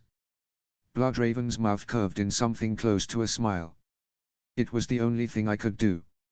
And many of them were not mine alone. They tangled with your own dragon dreams. You were already reaching. I merely answered. The world around us began to dim, the colors bleeding away like ink in water. I felt the pull again, that familiar tug at the center of my chest. Then we are allies, I said. And if you touch Bran Stark, I will stop at nothing to kill you. I would, if Bloodraven dared, I would not hesitate to turn my army north until I found his cave. I won't, Bloodraven replied. We are allies, for now. Until the night comes again. And when it does, you will not face it alone. Where to start? Ah, yes. The world loosened and slipped away. Stone reformed beneath my feet, and I knew the place at once. King's Landing. The Red Keep. Torches guttered along the walls, their light catching faded sigils. I saw Tyrion ahead of me, walking fast, 2 guards flanking him and a young squire hurrying to keep pace. Podrick Payne. No, Bronn at his side. This Tyrion had found other tools to survive. He stopped before a heavy oak door banded with iron. Another guard blocked the way, keys at his belt, his posture stiff with fear. "Let me through," Tyrion said. "Queen Cersei ordered me to let no one pass," the guard answered, his voice tight.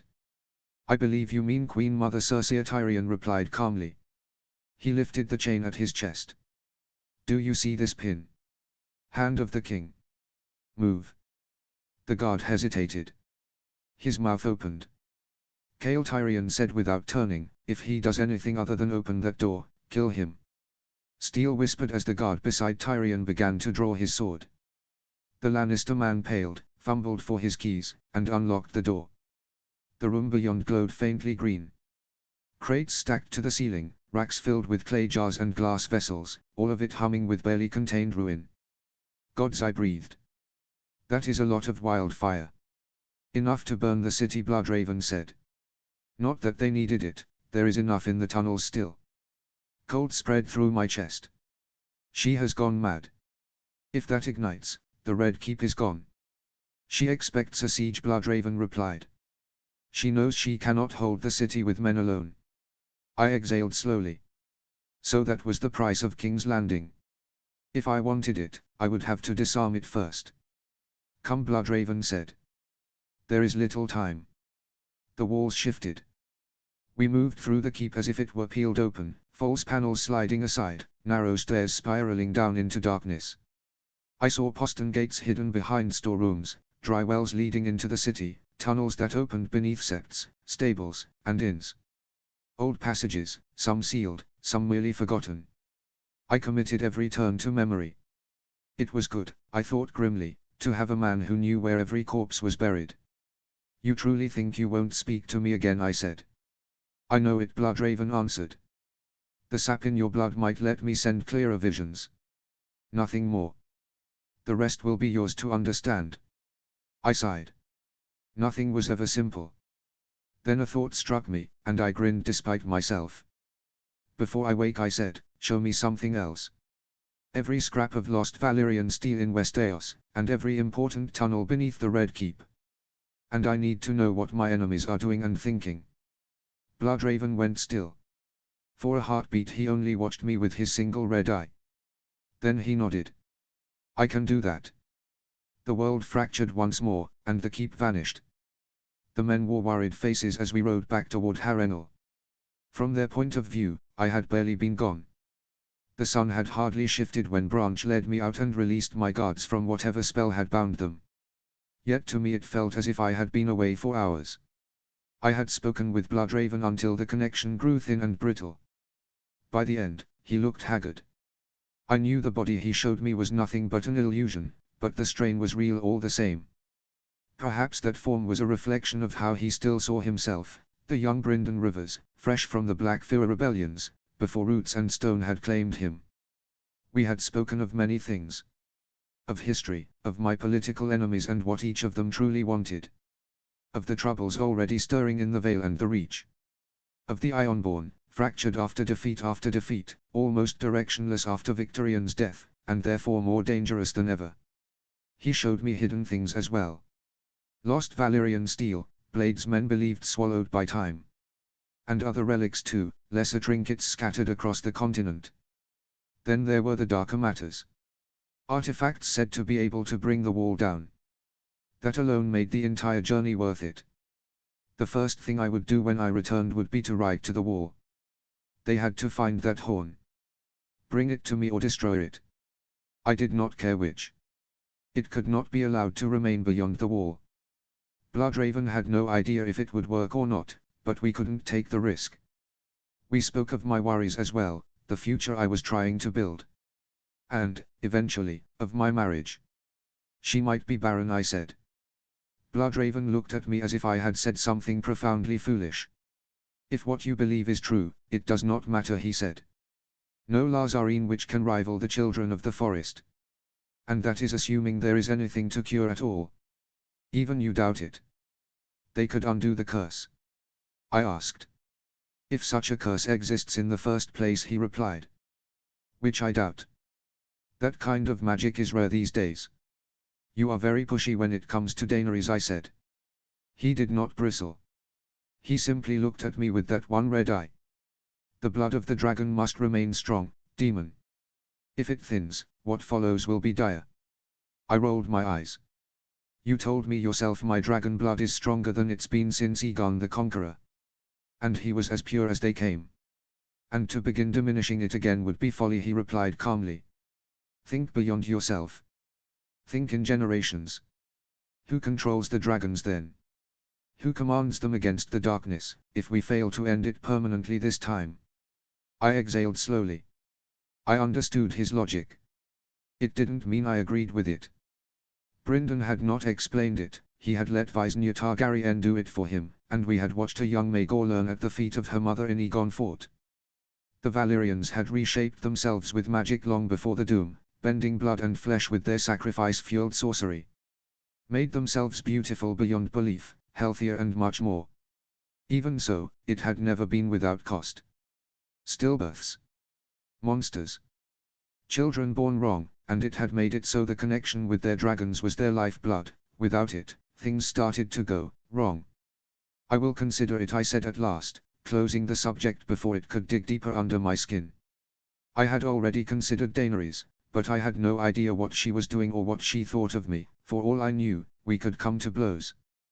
Bloodraven inclined his head, accepting the small victory without pressing further. Show me Highgarden, I added. I had learned much, enough to tilt the board in my favor, or at least keep me one step ahead of my rivals for the throne. Some truths were reassuring. Others were simply confirmation of what I had long suspected. Aegon Targaryen was no Aegon Targaryen at all.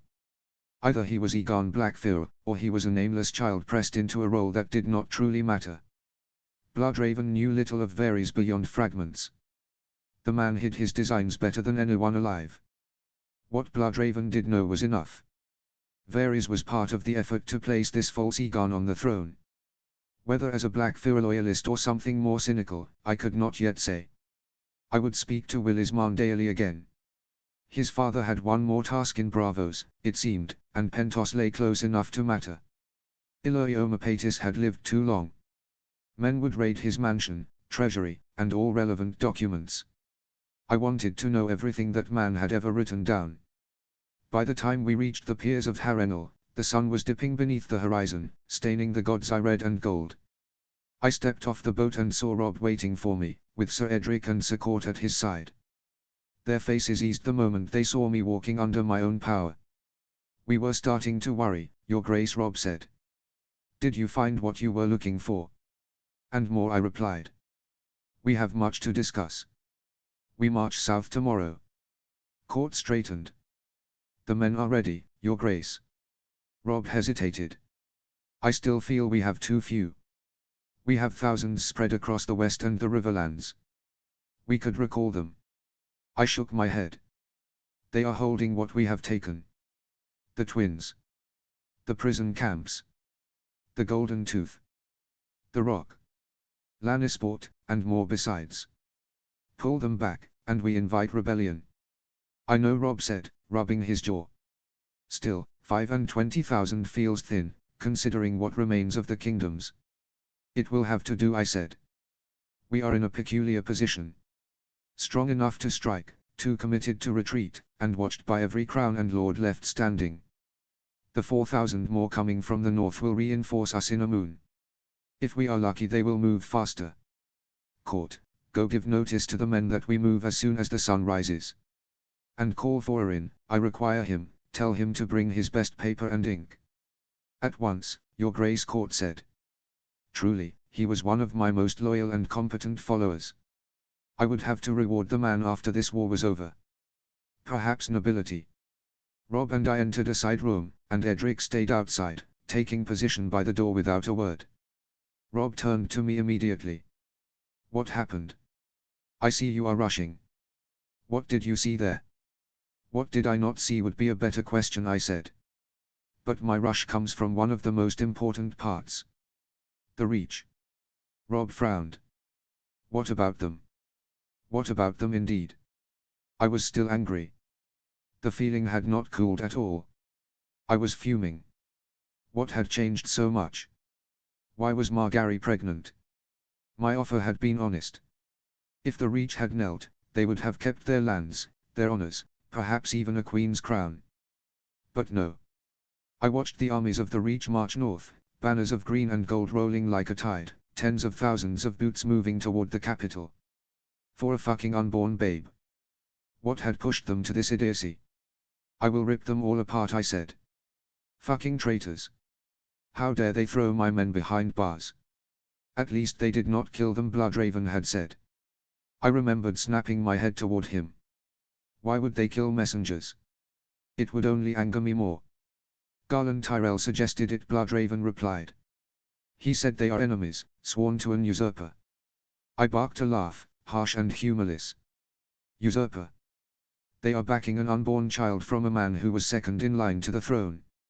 Stannis still lives, and Robert's claim was thin enough even before this madness. At least, they didn't have the army they should be capable of gathering, less than half of their true manpower marched beneath them. It seemed some reason still lived among the Reclords. I could use that. Bloodraven had shown me everything. Renly's death. The arguments in Highgarden. The long silences as they looked at Margaery's swelling belly and wondered if they should end it. In the end they chose the claim of the unborn child. They had more men than the other three kings combined, so why not force the world to accept it? Fucking idiots. Now I had to deal with one of their armies marching toward the capital. I hoped they would see reason before it came to battle. Because if it did, I would burn the Reach to the ground. Greedy fuckers. So they are marching on the capital, Robb said quietly. Yes, I replied.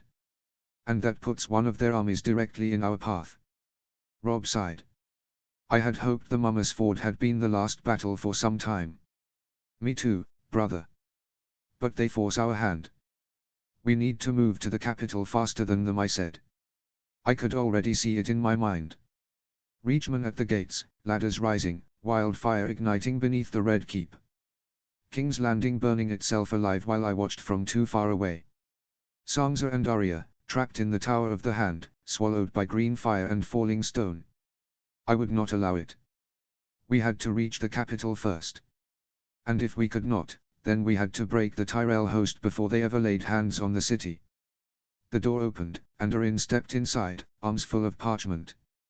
Lord Robb, your grace. You called for me. I nodded. I need letters written. Many of them. And more still, destined for the houses of the Crown lands. And then you will copy everything I tell you. Robb smirked. You are going to force them to choose. Yes, I said.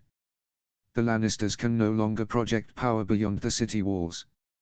Their reach ends at the gates. We need the Crown lands kneeling to us before they kneel to the Tyrells.